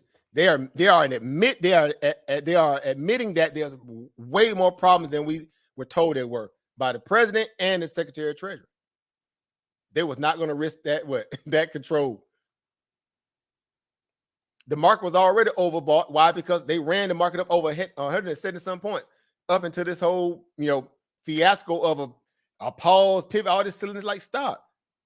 It was down here at 386. I was like, okay, here they go. I played with some calls in between those little pops and whatever, but I said, this ain't gonna last. This idea of them going over 400, right? Them going over 400 and finding new support up there for this so-called, I don't know, they want to call it this next cycle of, risk on environment because they got the Feds, in check. Like, dude, we were watching banks collapse because they had a dirty paper. And if one bank had that kind of paper, imagine the many others that got paper like dirty paper like that. Keep in mind, they communicate with one another. They invest in one another. They know what's going on, but yet no one's telling the general public. That's the crazy part about it. Why? Because they need to keep the trust of people investing in these old raggedy criminal banks, essentially. I don't call all of them criminal, but some of them they're criminal. All right, anyway. But yeah, guys, so I just said a whole lot. And I went on a 2.5 mile run, so my legs already, feeling like Swiss cheese. But I tell you what, guys, this is a good learning moment. Like we all know it to be. This is great. We need this. We need to see these people get exposed. We need to see them struggle at the level that they're struggling to, in terms of removing that hegemony of them controlling everything in the narrative. That's starting to fail. It's starting to fail. It's cracks and holes in their armor. And ain't nothing they can do about it either. There's nothing they can do about it. They can try all these little tactics to try to, act like they're good and this, whatever. Like, whatever. It's that scenario like a joke, like, whatever. Right? Like, whatever. Right? We know better now. We know what, we know your tactics. We know your tricks. Right? We know all your little schemes and everything you're trying to do. We on to you now. Right? I'm happy to see people realizing the power of that by utilizing good information at their benefit. All right. So anyway, so you guys got anything else, guys? Anything else on your mind before we get ready to get it, close it down? Very eventful day here. A lot of good information here to work with. Pretty sure you guys were, like I said, following a lot of this stuff in your own right before all this stuff kicked off, and whatever your perspective, what it was before it kicked off, you really got, basically what we know to be, a lot more questions than answers for the most part, because you're dealing with people that can't tell the truth the way it's supposed to be told. But for now, we still got at least one more rate hike potentially. Quantitative tightening not stopping, and the banks are protected because these were idiosyncratic scenarios. I mean, these were one-off events. These were these scenarios in the bank runs were pertinent to only a few, and not all the banks. So it was no need to make any kind of drastic decisions, even though Wall Street pretty much was coming out saying that, it was a need for them to pause because the contagion effect was more adamant and relevant than what the Feds was saying. So somebody's lying apparently, but I guess we're going to need more time to figure that out. But as of now, the Feds are sticking to their guns at least a little bit, because today was supposed to be a 50 basis point rate hike. We got 25 instead. They was able to swindle the Feds into backing off a little bit. Why? Because these people can't handle 5% interest rate. After 14 years of cheap money, these people cannot handle 5% interest rate. Let that marinate for a moment. That's the real story that they're not talking about. All that money they made, they can't handle 5% interest rates after being basically near zero for dang near 14 years. They can't handle 5% interest rates now. Sounds to me somebody been gambling, right? Sounds to me somebody been gambling and overly leveraged, and now they crying because they can't get their way. I'm just saying, this is the society you live in terms of the C-suite of America. These people are some greedy charlatans and frauds, man, at the highest level. They some real buzzards. They are some real buzzards. But anyway, you guys got anything else before we get wrap it up? Anything you guys want to talk about? Anything good to go? Where you at? Where you at? Where you guys at? Nah, I just want to say thank you. You gave us another second look at going forward now. So yeah, the recession fight is still on. So some of the same stocks we talked about, in recessionary environments that you need to look at, to me, they're still relevant. Again, we talked about some of those assets plenty of time. We know, XLPs and the let me get up. Okay, that ain't the XLP. We talked about some of these assets, and they're gonna be under pressure until cooler heads prevail and realize, what's good here. We got some areas of interest that we need to kind of watch out for. But utilities, right? The importance of that. Come on. The importance of some of these assets that are, good defensive plays until they sort all the solutions out. They've been getting taken to the woodshed of late because, tech began to run indiscriminately. They weren't supposed to, but they ran on this old Goldilocks scenario that the Fed was going to cut rates and pause and do all this stuff, and tech was going to be back. And it messed up good trades in terms of utilities and, stocks that really benefit, that are, really good at, what is XP? What is XP? What is oh, that's biotech, XBI. What is the healthcare? I forgot the healthcare one. But those, the healthcare sector, utilities, energy, some energy, not all, because that's going to be it's still, picking, Some discretionaries, right? Of course, but they got hit today finally. Look at the discretionaries. They got pummeled today, right? And this has been pumping lately because of Tesla, right? Because the Tesla, is inside the discretionary fund in itself, right? Because again, we're talking about cars and whatever. It was pumping, and then guess what? It got had a blow off top today, and it's back down. So again, it's man, it's a lot to kind of look at. But the dollar went down, right? It's trying to rebound here after hours. Interesting. Caught a little bid here, around 102. Nice little support down there. Apparently, whole number. And now you back up near 55 pennies. All right. So we'll see how this shakes out tomorrow. If it catch a bid tomorrow. Today was the day to push it below 101 or at least 102. If there ever was a day to push the dollar down to really gain prominence in equity stocks in terms of growth stocks, today was the day to do that. But they did not get the signal they wanted to kill the dollar quite yet. Feds are still raising. They're not going to stop their balance sheet runoff. That was very, very intricate. That they was waiting to see if they're going to stop that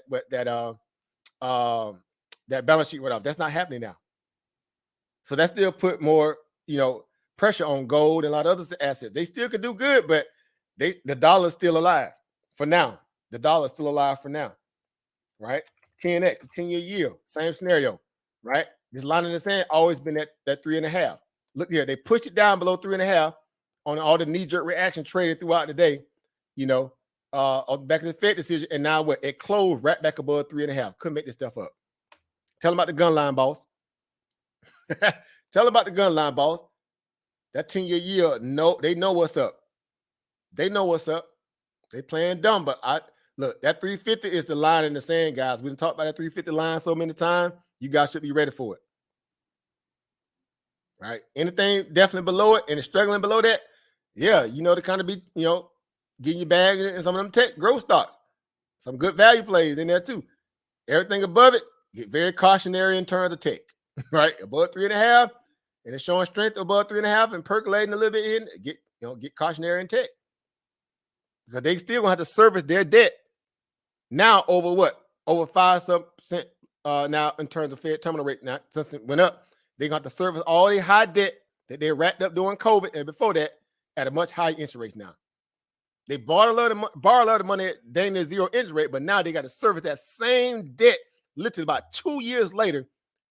5% kicker increase that fast. Make it make sense. That'll hurt anybody. The Goldilocks days are, look, I'm not going to say they ain't come back, but I don't see them coming back no time soon. The TLT, there was bank on the TLT. TLT caught a bid. All right? It caught a little bid. It ran up. We got the news. It pulled back to the 20 moving average, especially on the 15-minute. All right, let's look at the hourly here. If nothing else, and then it caught that little bid and then it bounced. Right? This is going to be interesting the next couple of days, seeing how the TLT, pan out. Especially with the 2-year yield being where this, very volatile. But anyway, we can go on for days, man. This stuff is, it is crazy. Tech was overbought coming into today. Highly overbought. Now, they always say the first move is the bad move. Is that indicative of what tomorrow may look like? Because convince me how Wall Street could put a bid underneath the market tomorrow in a very aggressive bullish stance. Now, they're going to spend all night tonight trying to, cherry pick the Fed's, minutes and cherry pick what the Fed said today. And try to spin it bullish. Y'all know this is what they do. This is what they do. It's just what they do.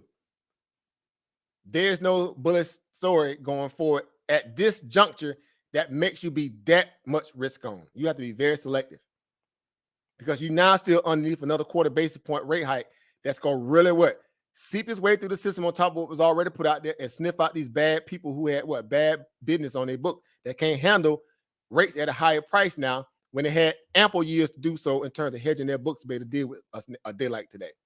They made a lot of money when it was at zero interest rate. And what did they do with that money? Y'all know what they did with that money. They did a little something strange for a little piece of change. They went and bought back stock like drunken sailors, put out executive bonuses like crazy. They spent every bit of that money on what? Looking good and not actually what? Feeling good. That's the fact. They didn't do no M&As. They didn't do no real true CapEx spending. They didn't really come up with a better business model. They spent their money on taxpayer money, literally. That's what it was, taxpayers' money, on corporate buybacks and executive bonuses. And then they got caught. That should be a book. And then they got caught. That should be the title of a book. And then they got caught. Corporate America under fire. And now they crying foul because they got caught. And they want sympathy. Same practice. They've been doing this for so long. It's not even like, it's ridiculous. Like these people have been hooking and crooking. What's going on, family? G.A. Price in the building. I see you in the building. Peace, power, and profit to you today. All right. Again, it's befitting that we got the Cat Williams up there in the corner.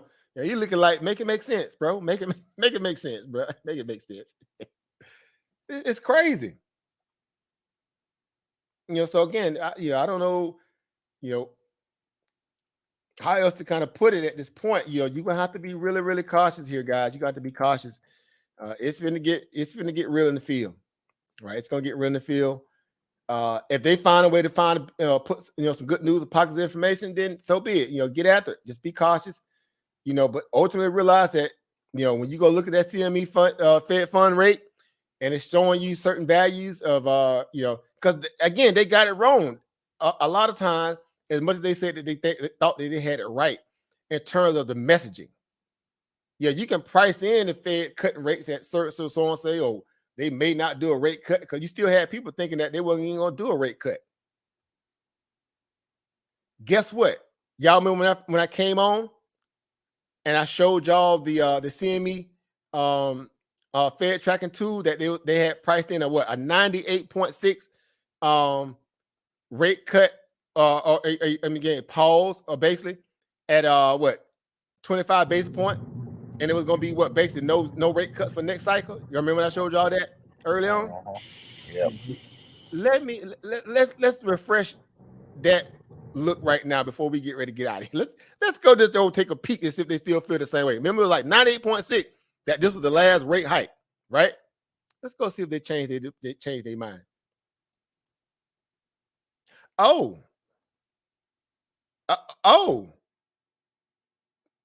So just that fast, we dang near 50-50. This thing went up 40 basis points for another rate hike for next month. Literally an hour and a half, 2 hours ago, it was sitting at around about 1% chance for another rate hike next month. Now it's at 45. Now I'm gonna ask y'all this. What would cause this to go up at the 5 and 5 1/4 basis point here, this 45 here? What would cause this to go up over the next next 21 plus days?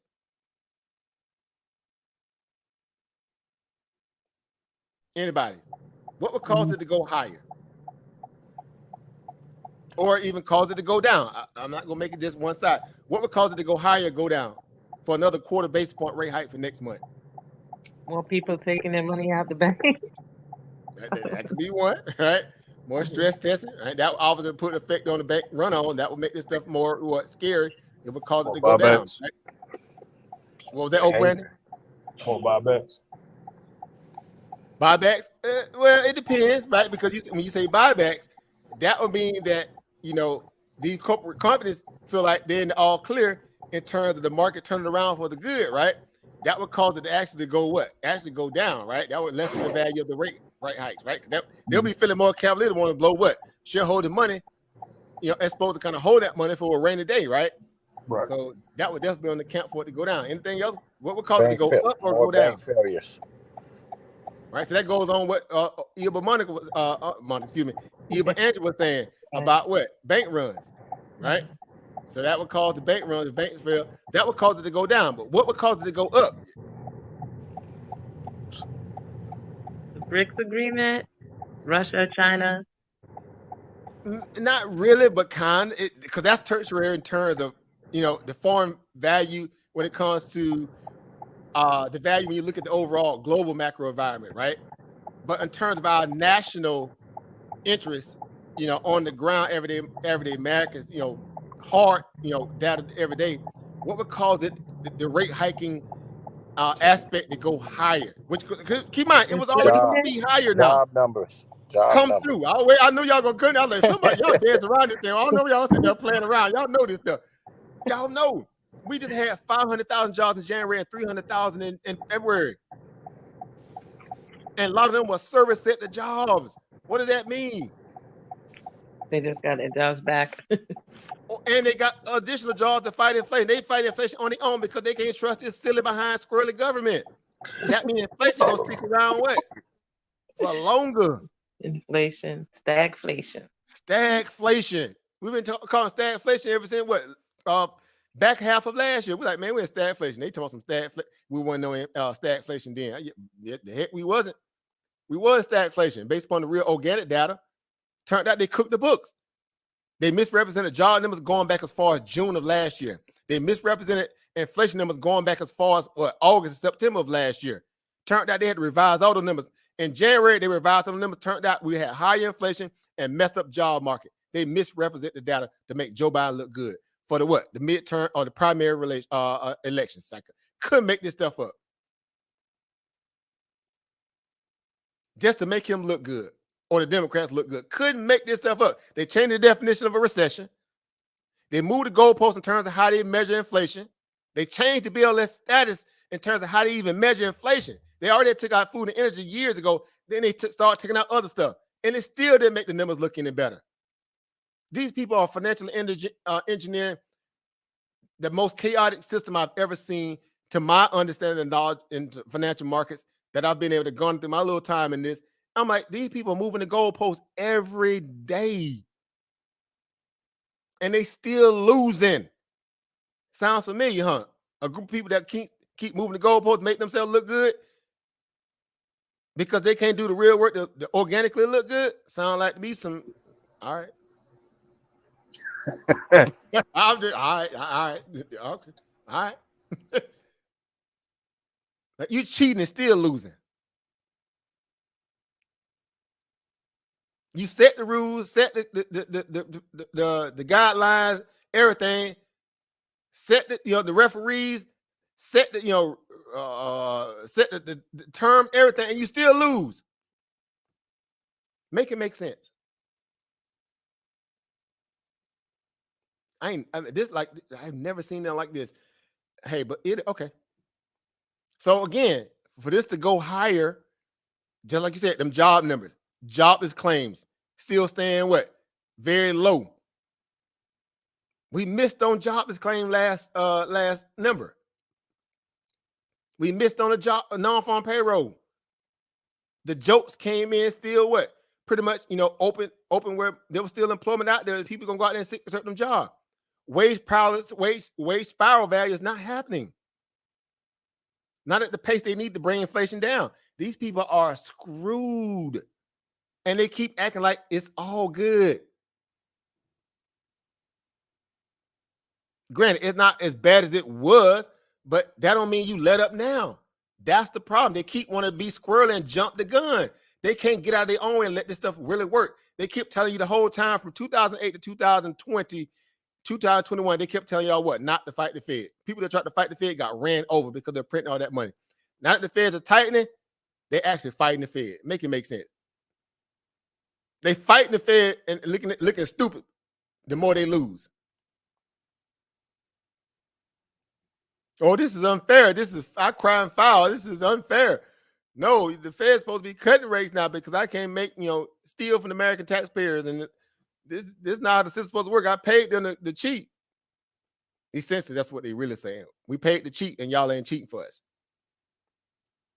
We paid money into the Democrats. We paid money into the Republicans. We paid money. We got people sitting on the federal governors boards around the country in these different districts to cheat for us. And then they got exposed for cheating and doing bad business dealings, the CEO of Silicon Valley Bank. Make it make sense. He was establishing policy and cheating at the same time and running his business underground. like I'm so sick of these people. Sick of them. Anyway, you guys see it, y'all get it. You guys are already on top of this stuff. What's going on, Jack O? Jack O, I see you in the building. Jack Olay. Right? What's going on, brother Aori? Peace, power, prophet, brother Aori in the building. Shout out to you as well. Shout out to the family coming in. Like, this is where we're at, guys. So again, higher inflation. In order for this to go higher, or I should say higher inflation, the interest rates to go higher, those things you need to be focused on. Don't focus on, I can't tell you what to focus on. Let me take that back. Focus on what's relevant. But from where I sit, it's easy to be optimistic when you want to be risk on, because you feel like by nature of the business practice, you got to find a way to put money to work. So why not just be optimistic? But you're dealing with data that goes against the grain for you to be that overly optimistic as more defensive, right? There's a different value to the market that doesn't always require you to be ultra bullish. You can't be defensive and still be bullish. People fail to realize that you could be defensive in your trading apparatus value in terms of what the assets you choose, and still be bullish to market. People feel like you just got to be 100% short. No, you don't. There's other stocks that do well in these environments because they were picked and ready to be that way, because they always going to have a steady line of business coming in, no matter what the scenario is. Recession, stagflation, degradation, nuclear war. Them companies, if they still got lights on, they still going to be doing business to service people. That means these are what? Good use case businesses. That's a form of being defensively bullish. That's what you need to sniff out. We talked about that stuff so much the last couple of years. You guys should be ready for this stuff now, because you need to go look and see what those defensive plays are. Now, you can still potluck choice and do a little bit of both. Some of the growth here and there, if you feel like they got good balance sheets and good pricing power, but ultimately, you don't need to be overweight in those environments, because those environments still have to deal with it now 5% interest rates and play their debt off with that kind of with that kind of level of high interest rates now. That's what's going to get real interesting, guys. Think about that. They got to service their debt now at 5% and potentially higher going forward. And they still around here trying to do, like you were saying, a little bit over brand. They trying to buy some stock back. Like, bro, you might need not buy no stock right now, bro. That margin compression going to hit them across the head. Margin compression is basically the phrase of this year. Trust me. All you need to worry about is margin compression. Who's getting compressed in their margins right now due to inflation?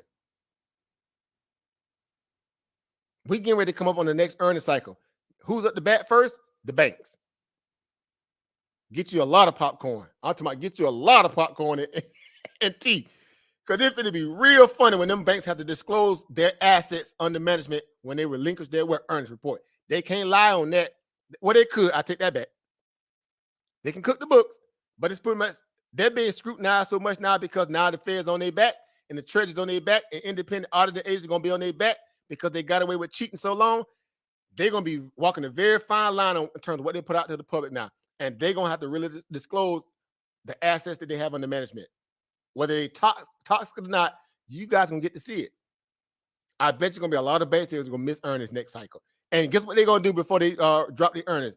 How many of you guys can pretty much see this coming before it happens? How many early announcements are going to come from the banking sector before they drop the earnings? A bunch of them. A bunch of them. They're going to come out early like, okay, yeah, we're going to early announce because they're going to try to soften the blow what's coming. Yep. Watch it. It's coming, guys. At this point, they got a micro lens on them. They're the ones who broke. They broke the economy, not the Feds. See, everybody want to cry victim for bad practices. They broke the system for bad business practices. The Feds are doing their job to fight back the foolishness that they cause in terms of, and causing inflation, right? With cheap money for so long. Banks had every opportunity to balance their books, eat good, and still what? Make a little money. They got greedy and got caught. So I'm just saying, those are some of the things to watch, guys. You guys get it. You guys are smart. Man, I tell you what, this stuff is going to get really, really good. This stuff is going to get really good. And no matter how much we kind of talked about this stuff, it's good to have these moments like this because you know what? We know what's going on now. We've been systematically walking ourselves through this process, guys. All the stuff we've been doing since COVID. When we jumped up the porch during COVID, Actually, it goes back before that. And we was even talking about when they reverse course and start raising rates back under Powell when Trump forced Powell to raise rates. Cut rates when he was trying to run off the balance sheet. That's when it really all started. That was going back to 2019, right?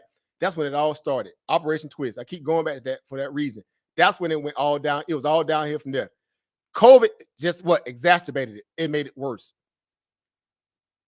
And then they got overzealous like they always do. They always overdo it. And then what happens? It blows up in their face because greedy people don't know how to be measured. Think about that. True story. Right?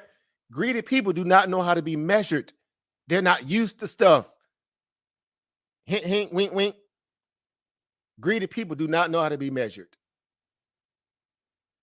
They're diametric, polarized people. They feel like it got to be either black or white, up or down, no shades of gray. Because of that, they always mess up something. It's like when a mechanic tell you turn that nut or that boat a quarter turn. If you bought the mechanic life, you know what that means when they say make a quarter turn, right? They mean a quarter turn. You just rammed it to the other side of the boat. You just script the boat, right? See, they don't know how to be measured. It's not the feds breaking things. It's greedy investors who are breaking things. It's the greedy investors who are breaking things.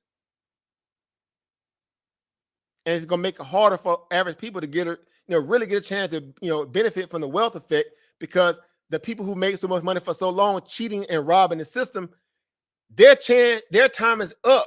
Dang near. It's time for a new group of people to come in, new investors to come in and take over their old portfolios when these people can or move on. And they making it hard for people to get the market at a discount rate that's corrected based upon organic data and get it a better chance to innovate and grow the next 20, 30 years. These people still trying to hold on to to the golden days, and they wrecking the economy even more because of greed. And the government is complicit.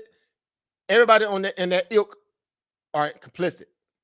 So much so that they tricked the American people to root against themselves or bet against themselves. They told pretty much they finagled this thing so good. I know what it is because we didn't talk about it before, but they tricked average Main Street people to short sell themselves. Don't ask nothing from the government. Just demand, accept what we do. And when we go to do things that blatant and bail out people who are of our agenda value, you root for that. While we do nothing for you. And then when you guys raise up and say, well, do something for us, take off student loans and remove some of our taxes. Oh no, how dare you ask for that? Canceled. How dare you ask for that? That's socialism. And everything they do is about corporate socialism every single day. Y'all watching it unfold, and then idiots will go out there and still say, but they got to do that because if they don't do that, the system gonna crash. Like what? Hey, where you got your investment degree, your finance degree from? They taught you wrong. Like where you get your data from? Now, anyway, let me get off my soapbox. But yeah, it's gonna be interesting, guys. The next couple, matter of fact, the next earnings cycle that's coming up, and everything lead up into the next potential rate or the next FOMC scenario, it's going to be very interesting because now Wall Street got cold water poured on it. They was expecting 25-inch rate after the fact because they got forced to accept that because they were really not hoping to get a pause. Let's be honest. And then Jerome Powell, even though his message was very mixed, but I would still say I would give it enough credit today. I listened with the intent to really be very, open-minded. He sounded a little bit more hawkish than I was giving him credit for that I thought he was going to do today.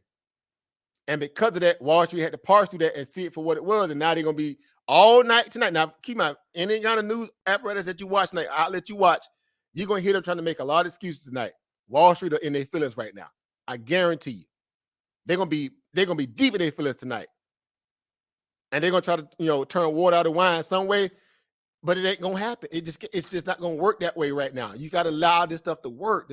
You got to let the tools work, even though they tools are blunt and they ragged and they really don't work, but you got to assume that they're going to work. And until Wall Street gets out the way and allow that to happen, they only going to prolong this fight. They making it worse than what it needs to be. We would have had this stuff already nipped in the bud if they would not have fought the Fed back in June. meaning Wall Street. We'd have had a lot of this stuff nipped in the bud. They didn't turn around and fight the feds again in October. We'd have had this stuff already almost near nipped in the bud. They didn't turn around and fight the feds again in January of 2023. Am I lying? Right? They kept fighting them. And they made it worse for everybody. So it's greedy people who don't know how to be measured that's making this stuff worse. It's it's nothing else. It's greedy people. And y'all know who those greedy people are.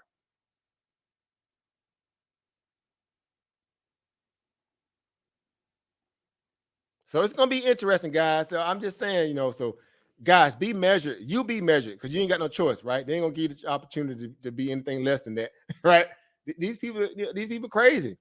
They're crazy. Look at this thing still moving. It's going to be moving like this for the next 2 or 3 days. It's going to be all over the place. Wall Street are in their feelings right now. They pricing in a 42% chance of a rate hike next cycle when they had priced in literally zero at the beginning of the FOMC minutes that dropped. As soon as the minutes dropped, we were at 0% chance for a rate hike next cycle. Now, listen to Jerome Powell. They're like, better get Mako. He ain't done painting yet. He ain't done painting. Put some paint on the prime right now. Because again, inflation is a burden. It is a burden that no one wants to deal with. If you get beside yourself and think that you won that fight, Jerome Powell already know what that feel like because he ate crow from the last time he got excited and said disinflation a million times. Turned out it was not disinflation. He's still eating and choking on that crow still to this day because he jumped out the window, made the markets, ease up and start, being aggressively bullish. And now they had to walk back that whole statement. If you listen to his press conference again, go back and listen to it. He had to walk back a lot of that commentary he did with the last FOMC meeting he did back in February. He had to walk it back. He jumped out the window. And now inflation is kicking him in the teeth. So look. Anyway, you guys got anything else before we get ready to wrap it up? Anybody got anything they want to add to today's, fireworks of events? It's been one interesting day. I will say that. Very interesting. Oh, we covered it all over. A lot to think about, ain't it? When you think about, just how crazy it is. But it really isn't. At the end of the day, because you guys are already built for this. You guys have already been built for this. Ain't nothing new. You just got to be measured. You have to be measured because you can't depend on people who are in these places that's supposed to be, paid to be measured. They have given you no inkling that they're going to do right by you. None. Right? Until they can prove it with their actions and not their words, don't trust them. I'm not telling you if you should or you should, but I don't. I just say that way. I don't. I don't trust them. True story. Right? That's what we need to look at going forward. It's pretty much obvious. Again, tomorrow going to be interesting. Again, we kind of dropped. We got up and got above the linear regression band here at 4.1 and change. Right, got up as high as like 4.241 on the SPY. We wicked off. That was an ugly wick there. It was lights out after that. I got short again on more puts over 4.1. I already had my 394s back around here around 398 and change. They paying good. They paid good. I took a couple of them off the table, left some on the new ones and 1 or 2 old ones. If they try to do a snapback early tomorrow, I'm looking for anything around 394, right? Back towards the 394. And so you see, I got my line right there on the technical side of things. And even if you use the 200 moving average on the 15-minute chart, around 394, 92, 395, that region, that'd be a great snapback. If they're able to get a dead cat bounce, they're going to try. Y'all know these people. They crooks. They're going to come up with some reason to spin the news tonight. They're going to spend all night tonight trying to figure out a way to what? Spin Jerome Powell words to make it seem bullish, right? Because they don't want to continue with having to go back down there and test, their area around 389, 390, right? And then back to where they came from, right? This 386 area before they start pumping the market on a whole lot of what? Hopium that the banks were failing and they're going to force the Fed to cut rate. This move right here, let me circle it so y'all know what I'm talking about here. This move right here, where is that? Here we go. This move right here, fool's gold. That's what sparked this foolishness. The banks. That move right there what sparked all this here. Fed's gotta cut rates, bro. You crazy, buddy. You crazy, man. The Fed gonna cut rates now, bro. We going all in.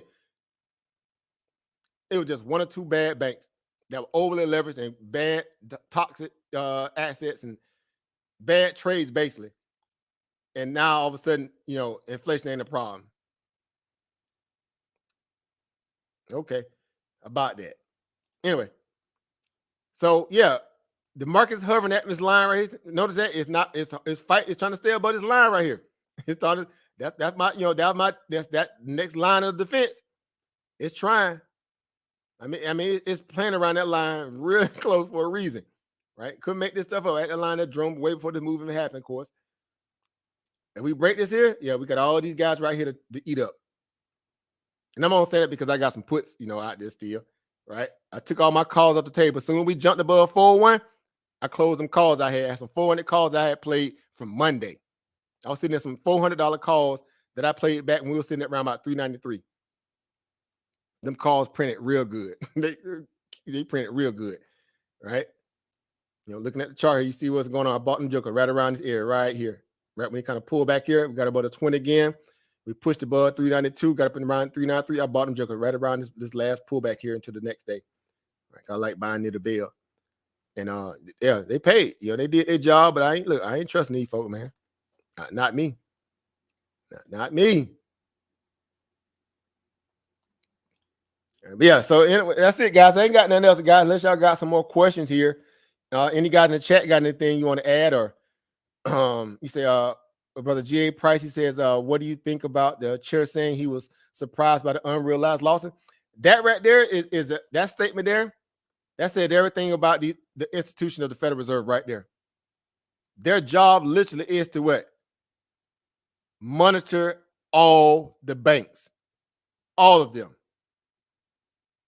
That's why they have all these hundreds and hundreds of economists that work for the Federal Reserve. Y'all know how many people work for the Fed? A lot of people.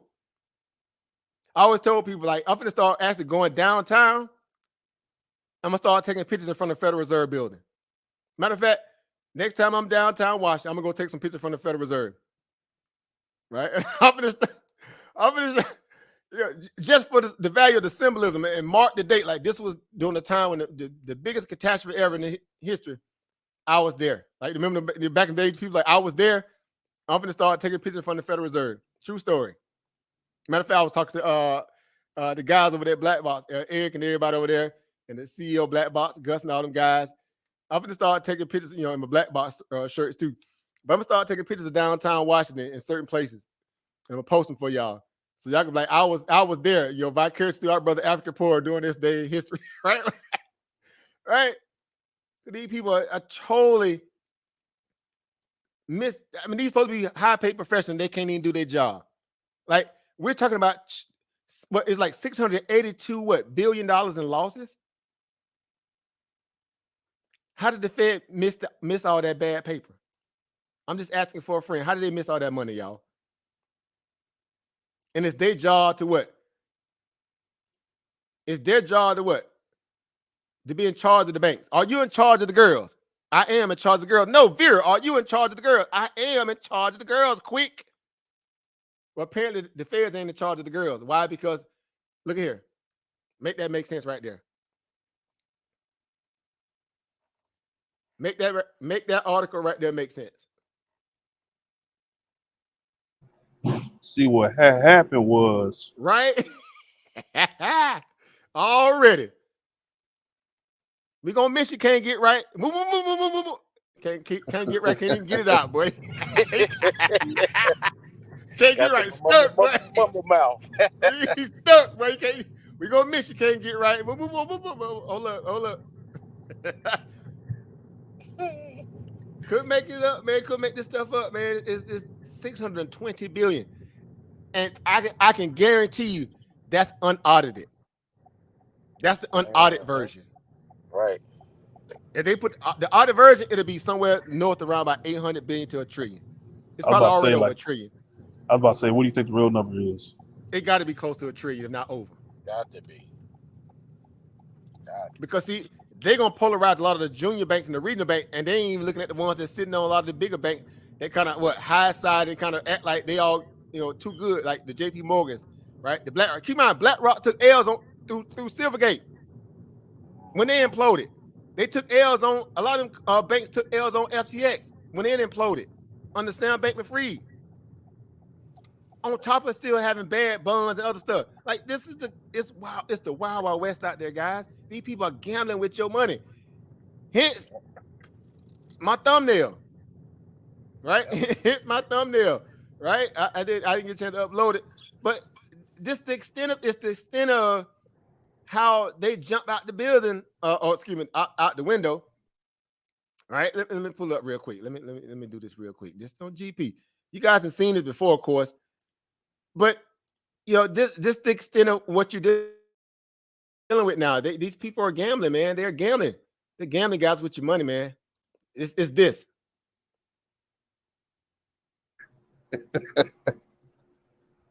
Every bit of it, right? They're 100% gambling with the positive money, and they telling y'all that no, we good, bro. We good. We solid. We straight. We strong. Dollar Wilson, they probably bought Bitcoin. A lot of them bought Bitcoin. They did. They were up there with Anthony Popoliano. Man, he was getting a lot of people on board. And keep in mind, all of them get sued right now. Did y'all see that too? I'm sure y'all been on top of this stuff. I know it's been a minute, so we've been kicking it, guys. But I'm sure y'all been seeing that too. Remember all the people getting sued right now? Shaq laid up in the hospital the other day somebody took a picture of him in the hospital, laid up sick, and they don't know why he's sick. He's stressing. Because he finna get sued. They finna sue the blocks off Shaq. He was pumping FTX. Tom Brady finna get sued. Kevin O'Leary getting sued. All the YouTubers out there that pumping FTX that got paid for it. I don't know if y'all saw that too. Did y'all get wind of that? Oh, we finna have a little tea moment before I get off here. We finna sip some tea. All them YouTubers out there that y'all be on their back. That's why I like y'all, boy. Y'all thought you're calling furus and gurus. They were taking money from Sam Bankman-Fried to pump FTX.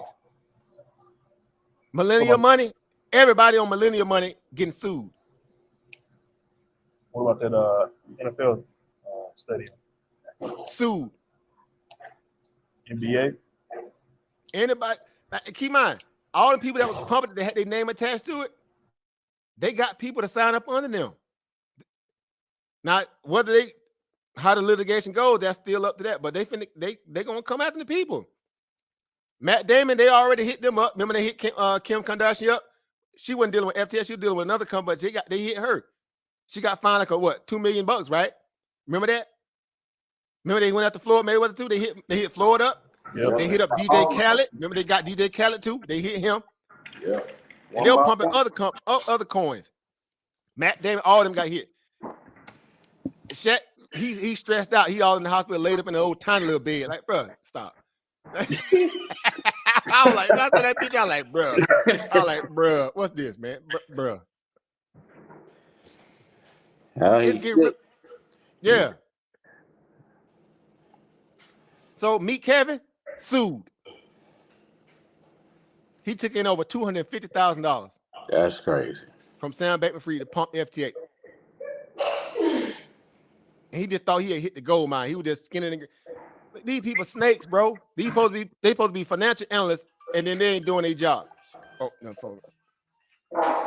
Now, 1 second, guys. Y'all keep talking real quick. Let me go on pause real quick. 1 second. And he getting them on one by one. Jack said he's sick now. Yeah, I bet you is when they coming after your money. They want that money back. Yeah, we sick. Oh man, I can't do it. I'm in the hospital. I'm like, man, this is good acting right here.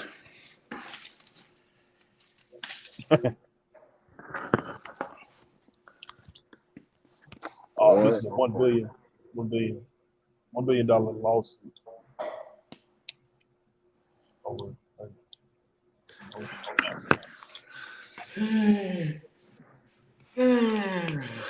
God, dog.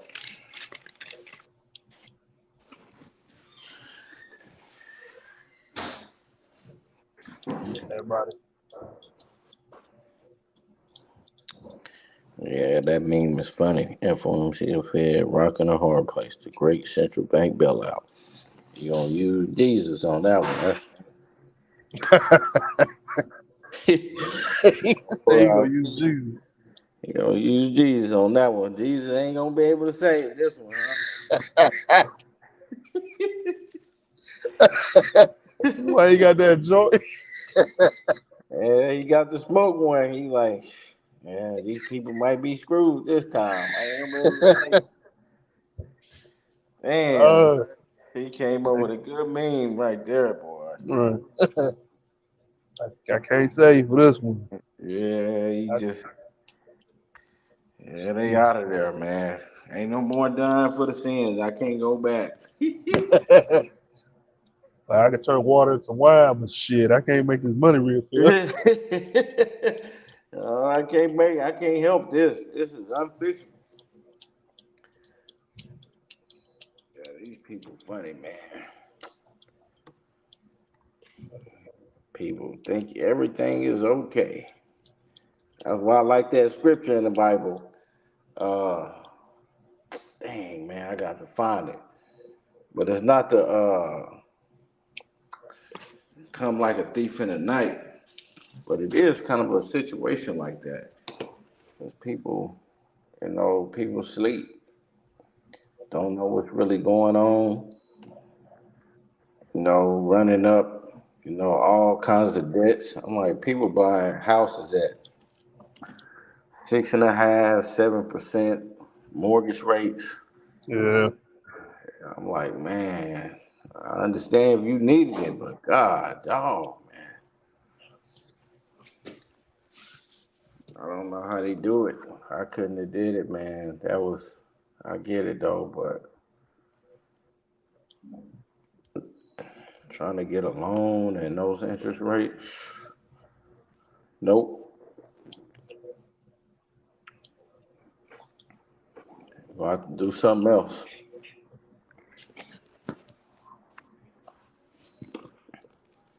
Hey, they go up on the security part, not FDIC. The security. Did they go up instead of like 250? I heard like they go up to like $1 million now. I don't know. I didn't initially hear about that. I know I think if it's like a smaller bank, you're 250, you good. But if it's more than that, you ain't good. I think if you had like a JP Morgan, a Bank of America, something like that, I don't think they have a limit. But I think it's a limit at smaller banks.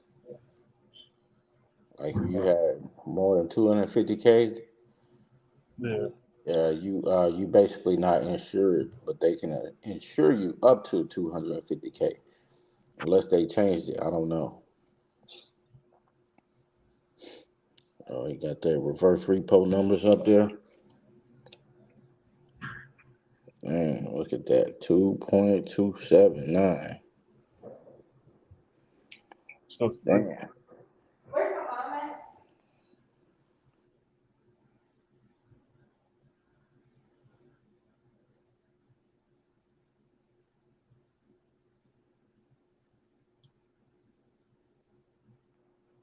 No sense right there.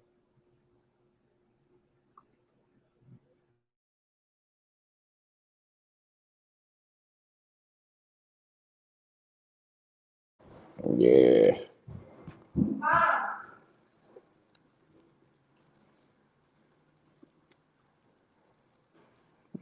Who was this? Maria CJ. Who was that?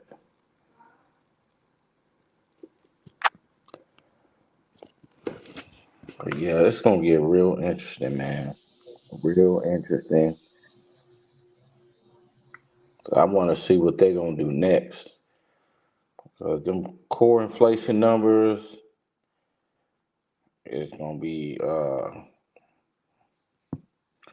They play around with this, man. They can go right back up to 9% or 10% like the UK. So you get that high, people gonna bring out the pitchforks for real. They're gonna be another January 6th. At this time, you're gonna have black people. You're gonna have everybody. You said rednecks next to black people. Yeah, like what the hell is going on? They gonna go to Joe. They gonna start trying to charge Joe Biden. So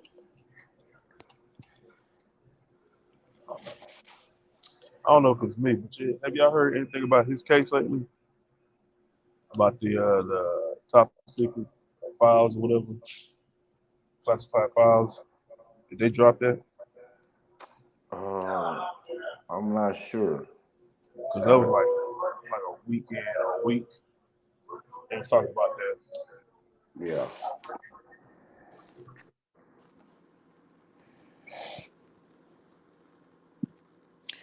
Yeah, I haven't heard anything about it.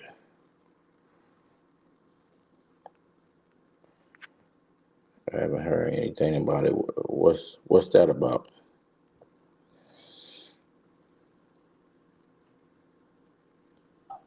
Nah, I was saying, like, you know how media use certain stories to get you off your track, focus on certain things. Oh yeah. They definitely do that. Get you distracted with something else. It's pretty much irrelevant.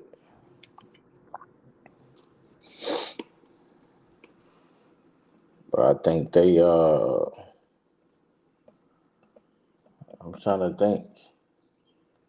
I think even the whole banking stuff too is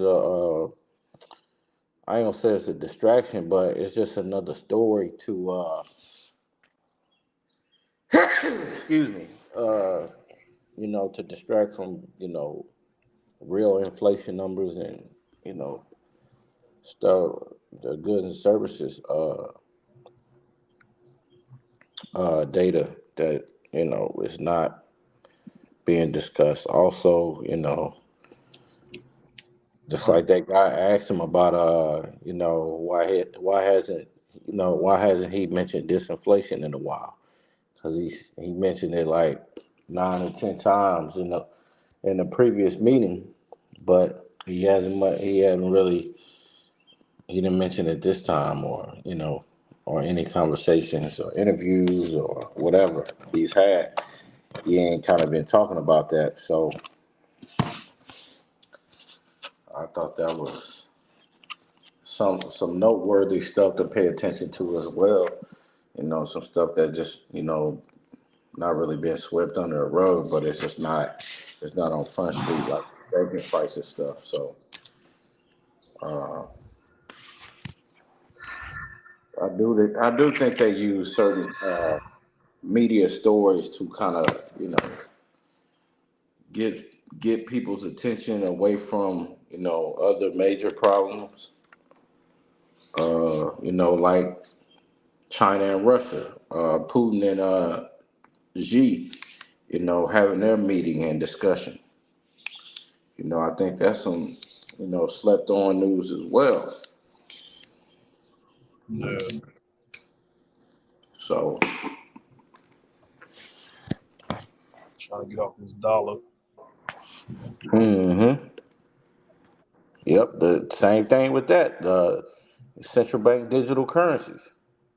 That was some news that wasn't really, blasted either. I mean, of course we knew about it, but that was a new, a story that wasn't, blasted on social. I mean, not social media, but just in the media. Period. You'll hear it here and there, but everything has been about the banks, the banking crisis. Silicon Valley Bank, Signature Bank, First, what was it? What's the name of the bank? First, Republican Bank. Yeah, First Republic Bank. It's been all about that, but all this other stuff is happening too. So, but them central bank digital currencies is definitely some newsworthy information that, needs to be considered to be researched and looked at, and, something that needs to be paid attention to, because if we go on a system like that, the whole freedom of speech and, saying whatever you want to say about, the president, the feds, the IRS, any of it, it's going to be a major issue. You might as well just, roll over and die at that point, because you're going to be censored. And if we getting paid through that type of system, then it's kind of like a social system. Like, you get a social credit score. People who are, radicals or liberals or whatever, and, they're against the government and whatnot, you can't, you have no fight in a system like that. So you gotta play spook by the door. Like, you gotta go along to get along, Right. and try to infiltrate or whatever. But, that would be, I can't even see that, in reality. I can't form it in my mind to understand what that would actually look like. Which, some of it is kind of already happening on like a smaller level. Like with YouTube, you can't, if you're trying to monetize, you can't, use a curse word until after so many seconds or minutes before you can start doing that. Or, you can't say certain things, or you get your video banned or your page banned or whatever. It's just, some of that stuff right there is just being implemented, and I think it would go into that, on a bigger level.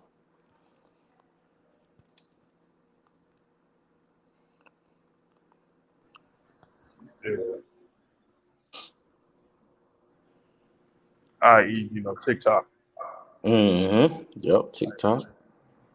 Trying to get rid of TikTok out of nowhere. Like, why? It's been running for a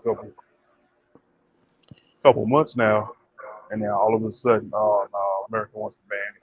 Like, doesn't make sense. Yep. Yep.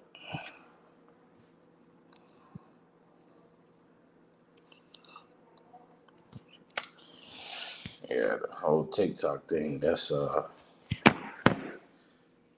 I really don't even know what to make of it, but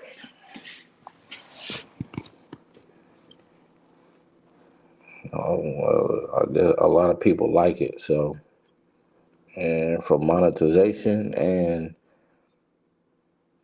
but I'm like, what's the difference between TikTok, Snapchat, Instagram, and, Facebook to a large medium degree? They're all pretty much the same thing. You sharing video clips. So for Facebook, you can actually post and all of that, words and all of that. But, Instagram, Snapchat, and TikTok, pretty much the same thing. Oh, shoot.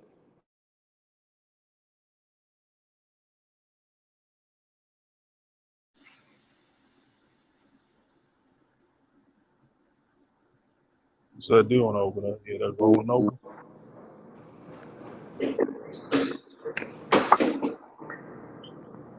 Where Obed? I know he don't want to hear about that.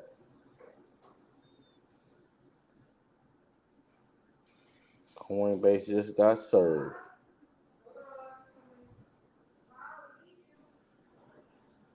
Oh my God. Yep, it just dropped 6 points. About 7% right now.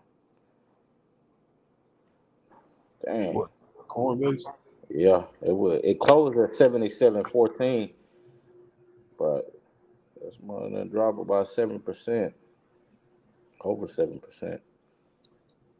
To 71.20. Shit. Golly. It's still falling. Yeah. Man, that would have been a good trade, man.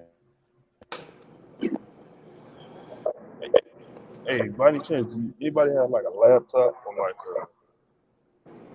Yeah, I think it only comes up on the laptop or the desktop where you can bring up Webull, and they got like this shaded out gray area. And like each like bank ticker, like it was coming up with this shaded area, and like all those points got hit today, as far as like the banking sector. On the desktop? On the desktop, yeah. Like so, if you was doing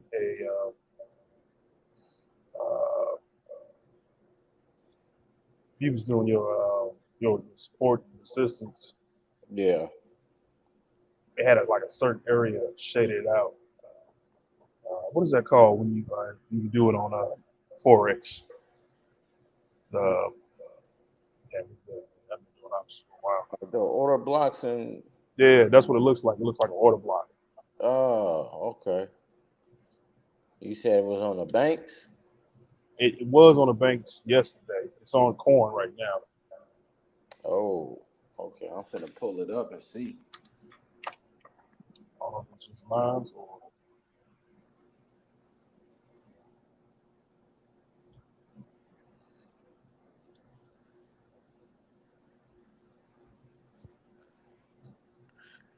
That's funny that they doing this. They want to regulate Coinbase, after damn banks fail. That's crazy. Y'all want Bitcoin and no crypto to get no shine. All right, let's see, man.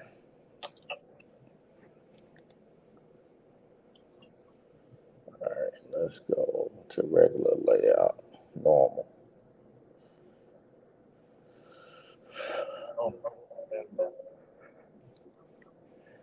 Let's see. Go look at coin.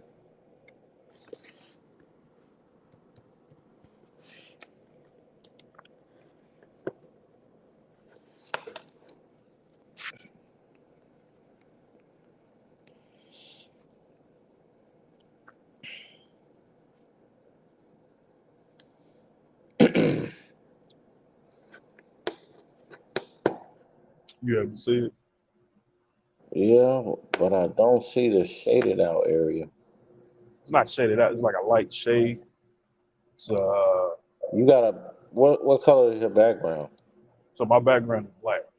Oh, okay. Yeah, let me see if I can change it.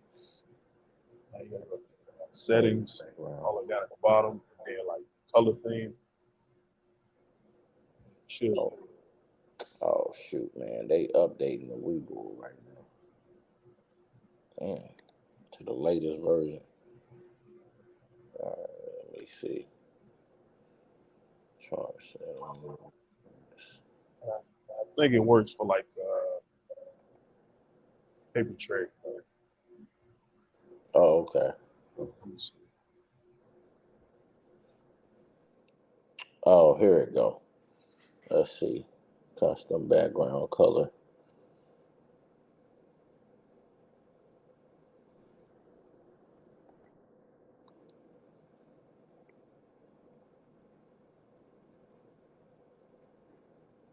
All right, let's see. Let's put black on. Let's see.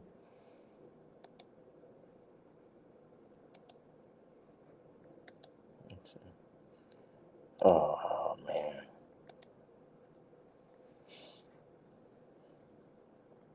This mug's updated. But I did get to change it.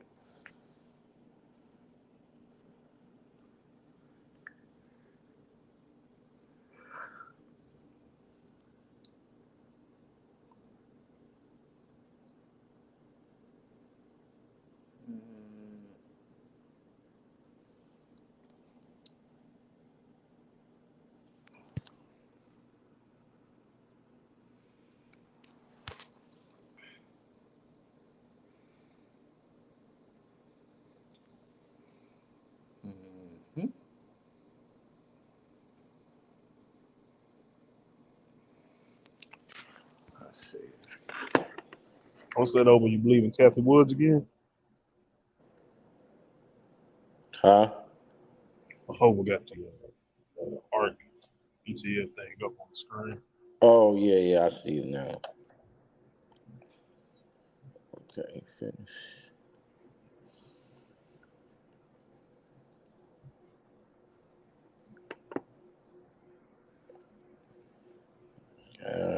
Kathy Woods. Yeah, I'm pretty sure it's going down because I know she got Coinbase in her ARC fund. Coinbase getting waxed right now. I guess. All right, let's go.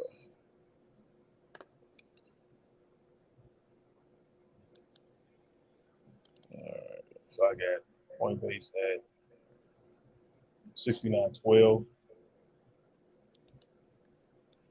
Well, no, 67.68. That's what the shady box is. No, I don't have it on my. Hold on, let me see. Is it Okay. to the right? No, it's yes, to the right. I don't have no shady box on my joint. I threw it in the chat. Oh, my bad. It's not even Coinbase. It's Slumberger. I'm tripping. My bad. Let me put the 5 minutes on. And you know we don't do no 1 minute time frame like that.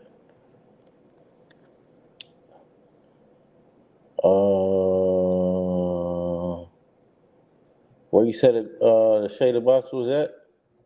So the box is between at the low is 67, 63, and then the high on top of the box is 69.04. Oh yeah, 04. So that's where the box is. Oh, let me see. So I had to. So basically that gap.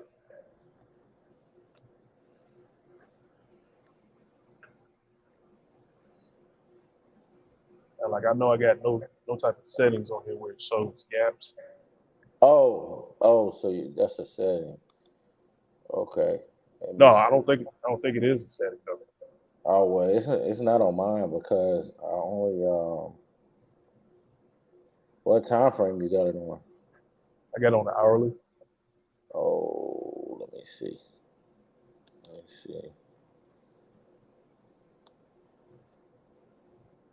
Yeah, I still don't have no shaded box.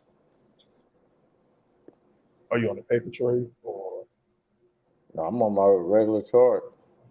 Try the paper trade. Okay. All right, let me see.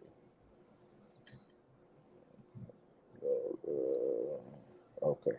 Let me go over here.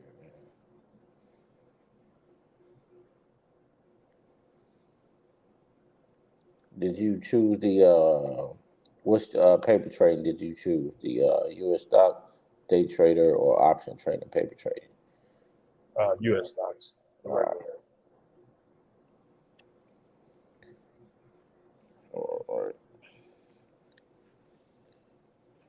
Let me see. It's hitting right on it. It's hitting like 90, 95. Yep, not 95, 68.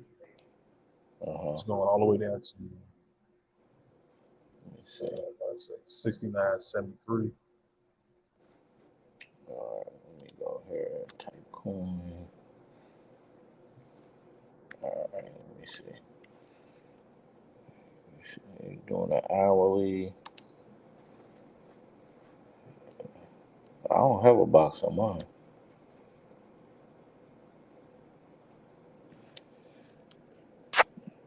I see what you're talking about though, 'cause I see your picture. Let me put it on full screen. Maybe it'll do it like that.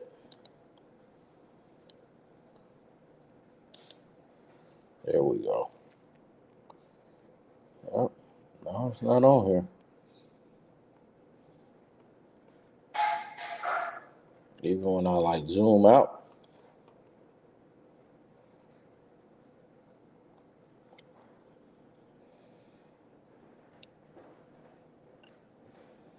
Mm-hmm.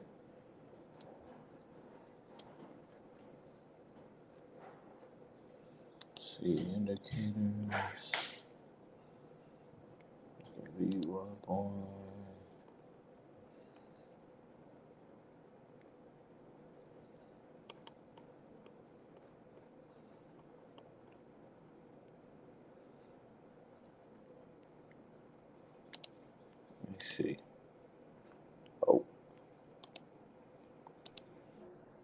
I don't think it's nothing serious. Yeah.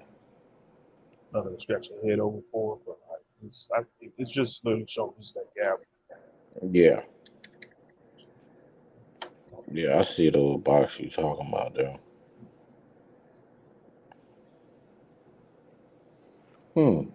That's interesting. What price point is that? So price point at the top of the box was they hit it.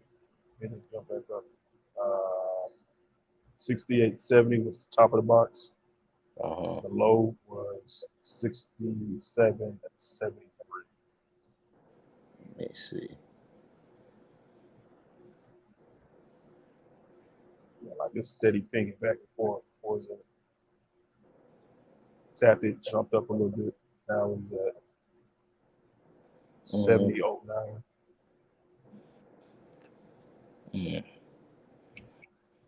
And then that was on the hourly? That's on the 5 minute right now, on the hourly. Okay. Let me see the 5 minute. Okay. All right. Sorry about that, guys. I had a very important phone call with some good news that came through on the family side of things. So forgive me. Thank y'all for holding it down over Chris and Brandon and everybody been, in the chat. Very important phone call. I had to take it. That's all right. You good, Oprah? Good news in the family. So you know how you got that good news in the family. You gotta be on that. Facts. Yeah, man. We need that now more than anything. That village, boy. Oof. Real talk. If not, we're gonna have a Miss Pips bunt running around. Like, hold up now. Oh, yeah. You gotta make sure you stay on top of it. Make sure everybody good. Yeah, boy. Yeah, I don't know why I didn't open the thing. I should let y'all get the charts too. I was just trying to switch to a couple companies while I was listening, but I know couldn't do both. Some news just dropped a while ago though.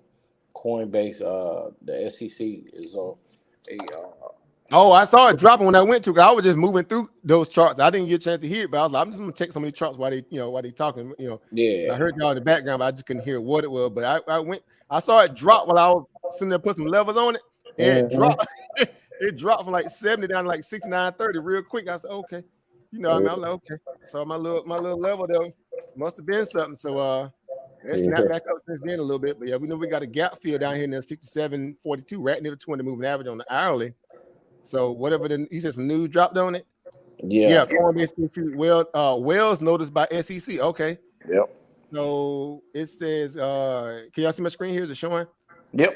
Yeah. Coinbase Global Coin said Wednesday it has been issued a Wells notice by the U.S. Securities Exchange, which could result in regulatory bringing enforcement action against the cryptocurrency exchange. So a Wells notice, right? I've seen this like a while back.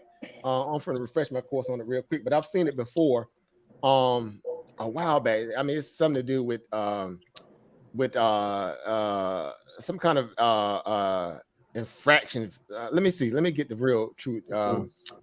Let me get over here so we can see what this means, because apparently if the SEC bringing it against them, for whatever value, for what it's worth, it's something that kind of putting more scrutiny. It's weird too because it happens to happen today.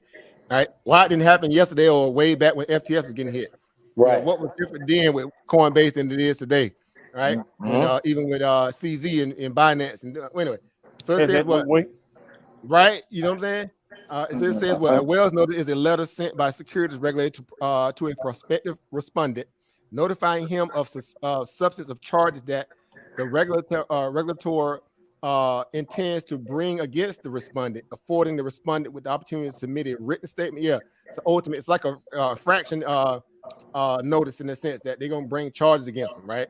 So whatever those, I don't know, intentions are that the SEC has on them. Of course, they ain't relinquishing it to us, well, at least of yet, until we get more clarity on it. But this is pretty much like a subpoena on the security side of things. So this is what they do on the security side. That's why I remember before it's infraction, but on the FINRA or the SEC, which is different than FDIC or the law side, it's called a Wells notice. right? They hit you like with a subpoena value of it, or at least some form of like, we got a dossier on you, right?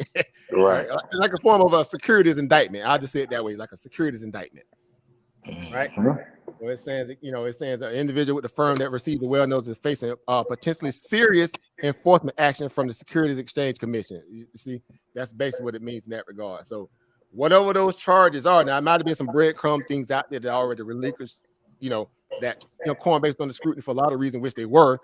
But this is just more of the what we've been seeing with the SEC when it comes to cryptocurrency, because they still got the litigation going with XRP with Ripple, right?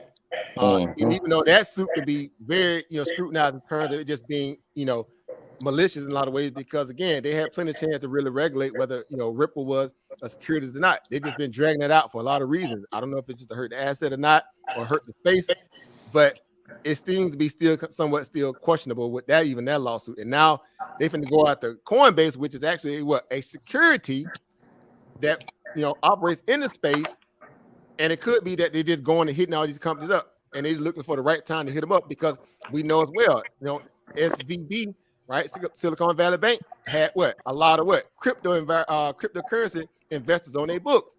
Yep. Couldn't make this stuff up. Silvergate, all of this whole exchange was cryptocurrency. They went after those banks and hit them up, right? There's other players too in a lot of ways, but again, it seems to be a search and destroy in the crypto space still. It seems to be, and that's what it is. So now Coinbase having to deal with this, this can get a little ugly. I'm pretty sure there's going to be some more news on that, specifics, as this unfold. But yeah, so this will be interesting. Not Coinbase dumping. See, look, just that fast. It was up to 77. Now it's down to 68.20. It's almost $2 right there. There's that gap. I had just drew the circle, like this gap here around 67.50. Oh, we definitely going there. And if we don't get a bounce at the 200 moving down here, especially on the hourly chart, we break that there, we definitely coming down to this $63 level, right? It's gonna chew up all that little money there, right around this little chatter area. It's gonna hit that level there and bounce around a little bit, possibly, and go lower. So whoever got short today around 85, and I'm telling you, I looked at this today and was like, I need to get short Coinbase. I literally was saying that in my head, and I chose to hit some other stocks up. But then I went on my run. I was like, whatever, you can't get them all. But man, that short right there seemed to be really good, because it was kind of flat topping out around that area there, right? And I was like, well, the news ain't coming out good in terms of the Fed rate hike scenario for us, growth stocks being a flight to run to, thinking they got covered now. Coinbase gonna get hit because it ran too fast, too fast off the latest bounce around $52. It just been going up because Bitcoin was going up, but it was overbought.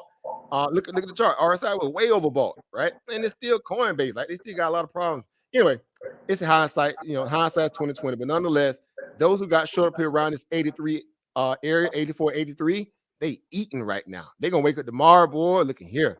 Oh, I said that was gonna be a good trade. Man. And I just put that up there again. I was like, this resistance here. I know, because I looked at it today. I was like, I want to short it here, and I didn't. I never got a chance to do it. But I just went in and did the line. While y'all was talking, I was listening on the phone with the fans. So let me go and put some levels up here. And who knew? Dang it, boy, that's a whole 77 to 68. That's a whole 10-point drop after hours alone.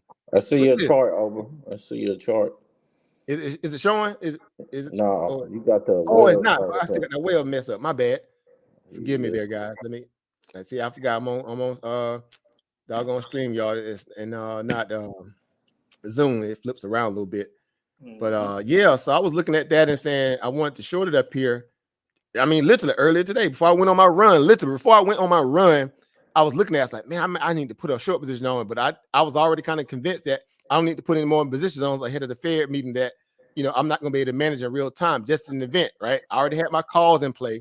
The only puts I put on was after the fact, was when the Fed, relinquished the news and it jumped up over 4-1. It might have been a good chance then, but I was already on live stream with y'all at that point. So, but yeah, I'm eating crow on this one here now, because I literally looked at this thing a couple times before I left and said, I want to short Coinbase. This is a good short area. And here it is. It's down there 67 now, and it's probably gonna go, man. It's gonna retrace all the way back down. It's gonna test that 63 at some point. Maybe not tonight, maybe tomorrow, and then make up its mind if you're gonna go lower from that point, close some of these gaps down here, and you got another gap down here in this 60. Man, oof, boy, that's a good short right there. That's 83 to down 67. Boy, that's almost a whole 20 points. Still falling too. I Yeah, them puts they're gonna be swollen tomorrow. Oof. Oh, yeah. 602. What you? Goodness, man. Oh, but what you say he's gonna drop to? Yeah, we got another gap down here, and it's like 59.88, but you know you can say 60 because you know them whole numbers. It's like 59.98. So whole numbers are always gonna be a good pivot point. You got a flat line of the 2 in the moving average on the hourly chart right around 61. So you're definitely gonna have some, you know, a little slight support there before it kind of crack and possibly close that there. But now it's already below the 1 hour here on the hourly chart. It's below the 200 moving average. Obviously, if it closed below that through the rest of the after hour session, that's more pressure, you know, in terms of the upside. Even if it did a cat bounce and come up and test it again tomorrow, who knows? But you've already closed this gap here. You know, this gap that was around, you know, 67, 69, 69, 50. It's in trouble. $60 definitely on the radar, right? 60, and you got, again, you know, if you play the levels of the support point, the chatter area, again, I got another level around my 63, 64. If that don't happen tonight, then possibly it'll be in play again for tomorrow. But, you know, the premium is going to be expensive tomorrow because it dropped so much now already. I hate that, though. That's why, you know, you got to catch some juggles, you know. Man, you got to catch them right before the bell because now that it dropped already 10 points after hour, the premium is going to be stupid expensive tomorrow morning when we wake up. Right? Yep. You got to pray for a dead cat bounce to a little degree, right? You know, snap back maybe a third of this here and get short right at that little bounce. You know what I'm saying? Because, you know, you're going to get that over-under, right? It's already a reflexive move where you get an over-under move. If that happens to play out tomorrow, and if the market is kind of weak tomorrow too, you know, in that regard, yeah, you'll get a chance to get it, you know. So hopefully you get a reflexive bounce like this here, you know, if that, and then, you know, you come down and kind of test that level down there. But we'll see, you know. But yeah, that news they're going to send shockwave. Now Bitcoin should be acting up a little bit too because of that. Maybe not. Let's see. Let me go over there and see real quick and check the Coinbase aspect of it. Yeah, it comes. Yep. So this is the hourly chart, of course. So you're gonna look more dynamic on the 15 or the 5 minute. Yeah. So yeah. So that I'm sure that's gonna put a little weight against Bitcoin here. So it was around about 27.4, and now you know came down and hit like 27.1. So that's like 300 points. That's a lot for Bitcoin, of course. It just got extended to the downside, got below the linear regression band. You're just gonna get a snap back there. It's reflexive, like we talk about the reflexive bounces, dead cat bounces, or whatever.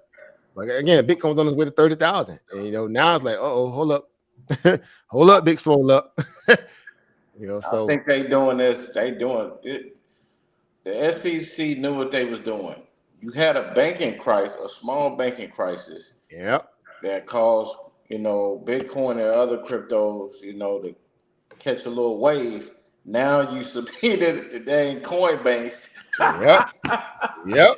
They was already going to hit them up, you know, at some point because they was already kind of setting those mouse traps with the Silvergates and all them. Yeah. Right. A lot of them had you know, cryptocurrency under management, right? I think SVB had some, of course, First Republic had some of them Bitcoin money on their books. SBNY, right? Signature Bank had Bitcoin under management. Right. And like they hitting them up, you know, they hitting those jokers up. So again, it's weird when you think about it, but it's not so much, you know. Right. This is a way that they're trying to, you know, make themselves, you know, polishing, you know, as they say, polishing the proverbial, you know, fecal matter and trying to make themselves look good in the hands in the way of saying that, you know, hey, we're safe and solid. This other, you know, asset is really the bad one. But everybody knew that Bitcoin was literally innovated to be a hedge against bad banking, the banking sector, right? The fiat currency system. So it's just doing what it's designed to do, but it's still being scrutinized for the value that they're gonna pop holes up.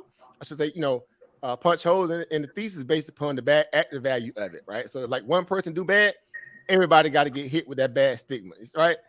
Only for the fact that, you know, a lot of the institutional adoption is still young in that process of institutional money, which we know that to be a case where we've been talking about it, you know, in the past. Like once we get there, it'll be based upon, you know, a lot of the issues that we're dealing with, even with inflation, all that stuff, to kind of be ironed out at that point.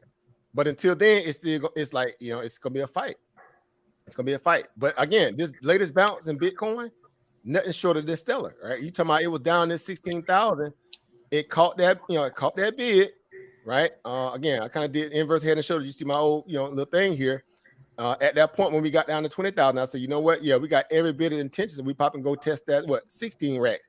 If we test 16 racks and we hold, there's my line right here. Matter of fact, my line in sand right here. I said, we hold this area here, we may get a little bounce off of it. If we don't, we definitely gonna crack and go down to hit what 13, then 9,000. It held 16,000. That's a nice pump. Think about that. Happened ever since literally the end of December. We were sitting at around about 16,000. 3 months later, it got up to near what near 30. That's almost a whole nice little 100% move. Yep. In that short period of time, that's a good bag, right?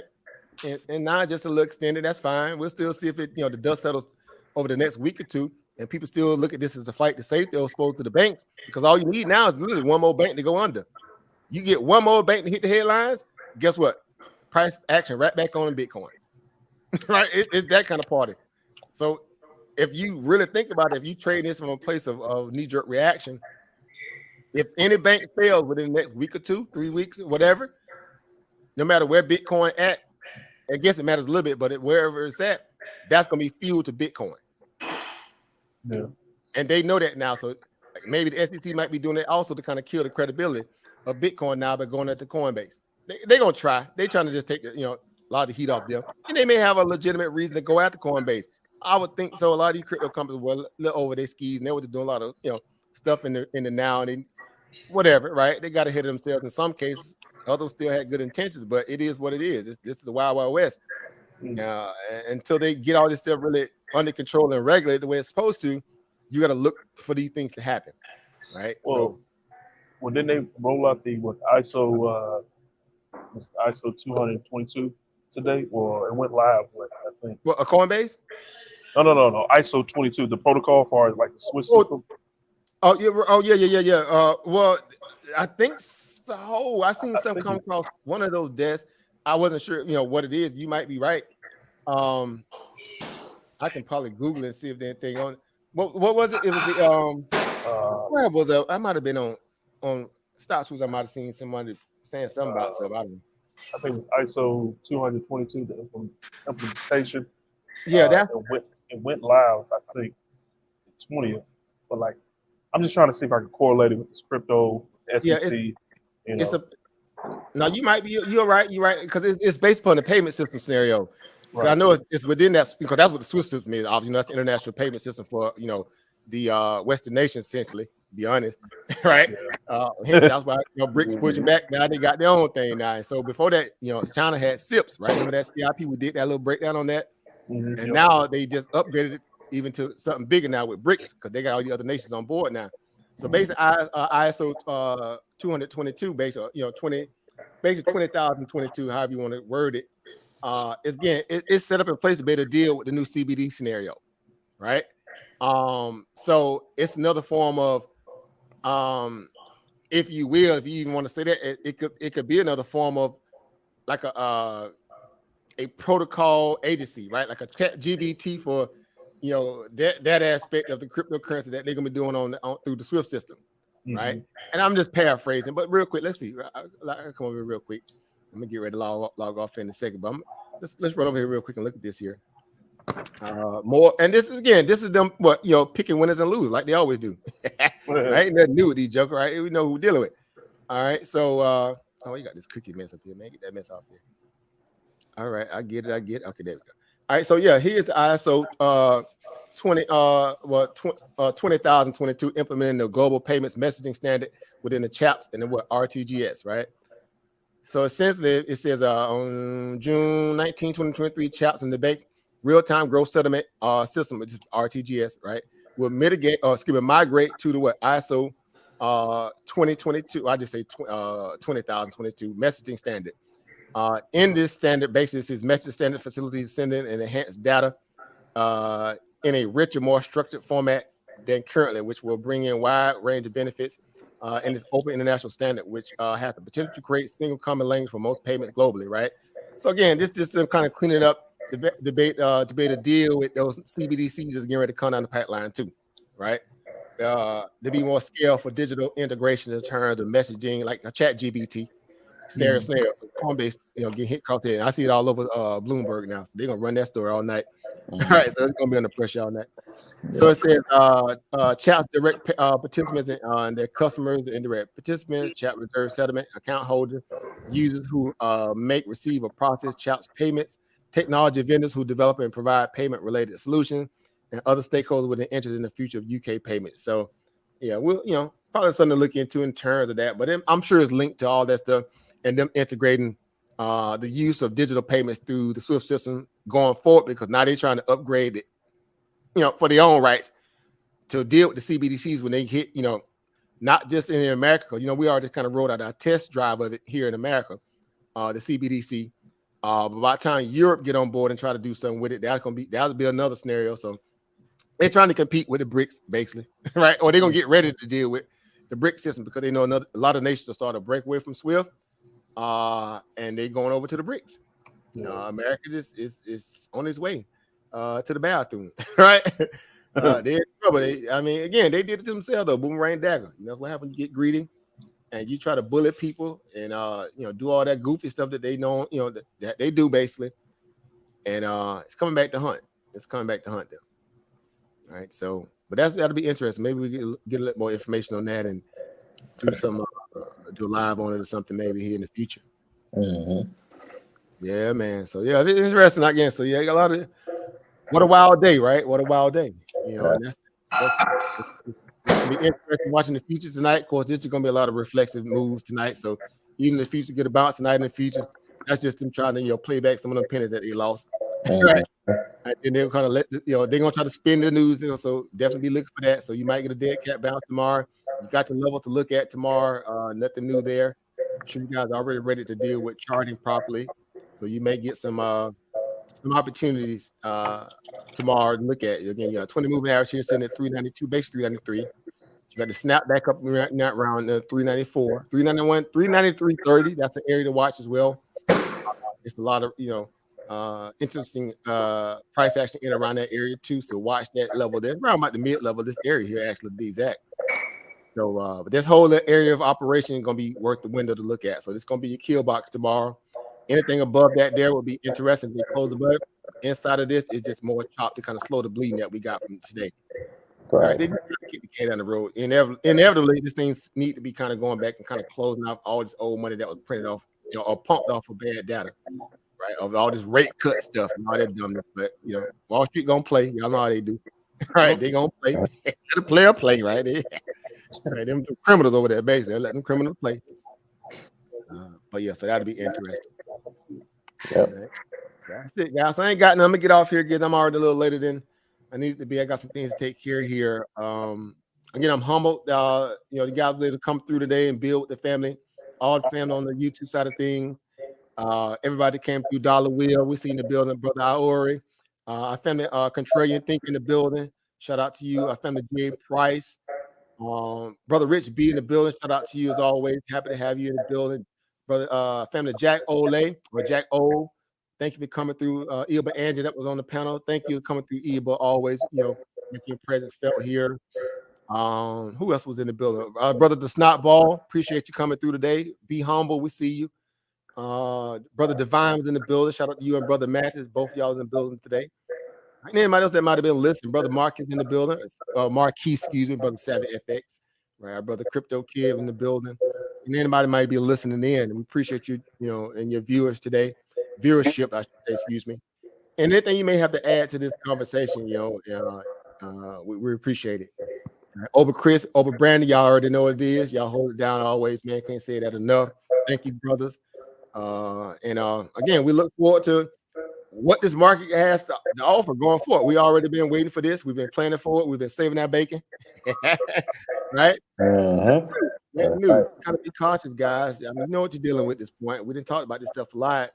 Now you just got to go out there and execute based upon what the market's going to kind of present to you. Use your levels properly, right? Throw them on your chart, manage your risk, and eat off of the market. Don't let them eat off you, right? Because they're doing everything in their power to kind of keep their dog up on the show going at the expense of hurting everybody. They don't care. I mean, all this volatility we've been seeing over the last week or so because of all this bank foolishness, it was just all the kind of dog up on the show. Because the real underlying, elephant in the room is still what? Inflation, right? So what? These banks can't get their act together. You can't just go belling out, these goofballs and hurt everybody just because of hands of a few banks that want to be greedy. Right? Let them sink or swim. Let them sink if they cannot swim, and get back to fighting inflation. Because if not, if you really want the pitchforks to come out, keep doing these old social bailouts for corporate America and not doing them to fight to keep, make people qualify the value of life get better. And you thought January 6th was going to be a problem. Let them keep playing, right? That's all I'm going to say. Let them keep playing. People getting smart now. I'm going to be honest. People getting smart, man. They tired of this foolishness. All that money y'all keep sending in Ukraine in front of people and they suffering and hungry. Like they watching you send money and weapons and stuff. Like every other week you sending stuff in these people's faces and no one gets to vote on it. Like we ain't give y'all that kind of power. They mismanage our money, they keep doing it and knowing that, thinking that people just okay with it. That's what's funny about it, because they're gonna say, no, people want this proxy war to keep going. And I'm like, look, all right. Anyway, somebody gonna agree. Somebody gonna agree with like 100,000 people at their house. Right. And I'm like, these people they sickening, man. They so vile with it and bold and like, okay. All I'm gonna say, that people ain't scared of that foolishness no more now. They're gonna run up on somebody. Let them keep playing around. That's all I'm gonna say. Let them keep playing. It's gonna happen. It's pretty much all but obvious. Cause they setting the stage for it, right? These people ain't nobody. They ain't nobody important. Don't let them twist that, mentality up in y'all head. They ain't nobody. They're a bunch of charlatans and fraud trying to masquerade and hide behind what they think to be the military and the law enforcement, but they ain't gonna stop nobody from getting to them if they want to. Right, you keep playing with people's livelihood, and they gonna see very well much what that means. Right, so that's I'm just whatever. It is what it is. But anyway, I ain't got nothing else, guys. It's been an honor as always. Shout out to everybody again to tune in. Thank you everybody who was watching. Appreciate you guys to give a like to the video. If you shared it, that's even better. We like to be kind of everybody. It's an honor and a privilege. So next time till we go live, guys, I send my best to y'all. Stay close to to your groups, work with each other, and be open-minded, no implicit biases. Let's get paid. Right? So last words over Chris, over Brandon. Y'all got any last words? Man, you said everything, man. I'm good with what you ended with, brother. Good. We got more coming. Like I said, I'm gonna try to fire the mic up a little bit more late, of late. Then so we're gonna trying to get on top of a lot of this, new information. Y'all probably already been on top of it anyway, but it's good to kind of check in and make sure we all kind of solid. So I'm I'm definitely appreciative of that too, because I know y'all hungry, and good people when it comes to due diligence too. So I already know what it is. Y'all about that life. So, Brandon, you got any last words, fam?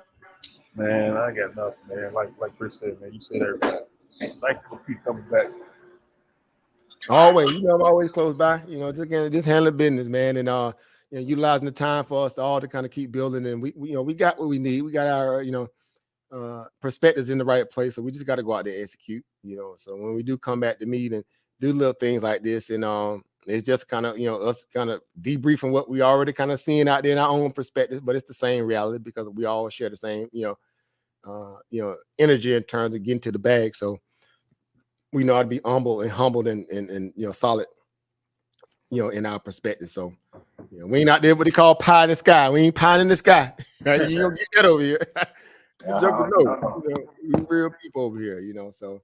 And even people who kind of tune in, these some real people. You got the people over here pumping stuff, and no, but you gotta listen, man. My stock is this, but you wrong. Them type. We don't got that kind of crowd. That's really that for Meet Kevin and all them. Right? No shots fired, but you know how it is. We'll let that that kind of stuff go over there. When there's moments to be bullish, we know how to be bullish.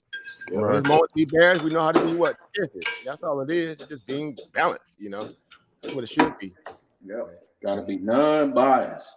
Yeah, so we just want to give people good, good reality, and not just, be trying to just, telling people to jump out the window, because a lot of people jumped out the window today because they just knew the market finna go to 4.05 and 4.10. Oh, the Fed gonna cut rates. I mean, they were like really adamant they gonna cut rates. I was watching Josh Brown, Josh Brown on CNBC. Oh, they gonna do a pause. They should do a pause. This is why they should do a pause. And Jim Leventhal was sitting there smiling and like, yeah, you tell him, Josh. You tell him. Let's hurt, basically let's hurt the American people again. And both of them eating crow right now. Look at that chart right there. That chart right there. That's them eating. I'm just saying, look at that chart right there. Right? What the clock say? What the clock say? All right. So yeah, man. So anyway, we know what it is. So yeah, thank y'all again for tuning in. Everybody in the chat, appreciate you all. We'll see you guys on the next one. Stay tuned, lock in with us, and if you guys working on your channels too as well, like I said before, make sure y'all let us know. Post it in the groups where we can find and keep up with you guys. And not we are to subscribe to most of you guys, so we can keep up with you guys putting in that work too, keeping the family informed. All right. So I'll see y'all in the next one, guys. Shout out to everybody. Peace out, Prophet on Bantu. And I'll see y'all in the next one, guys. Peace out, Prophet. Peace. All right, peace, everybody. Peace, family. Peace.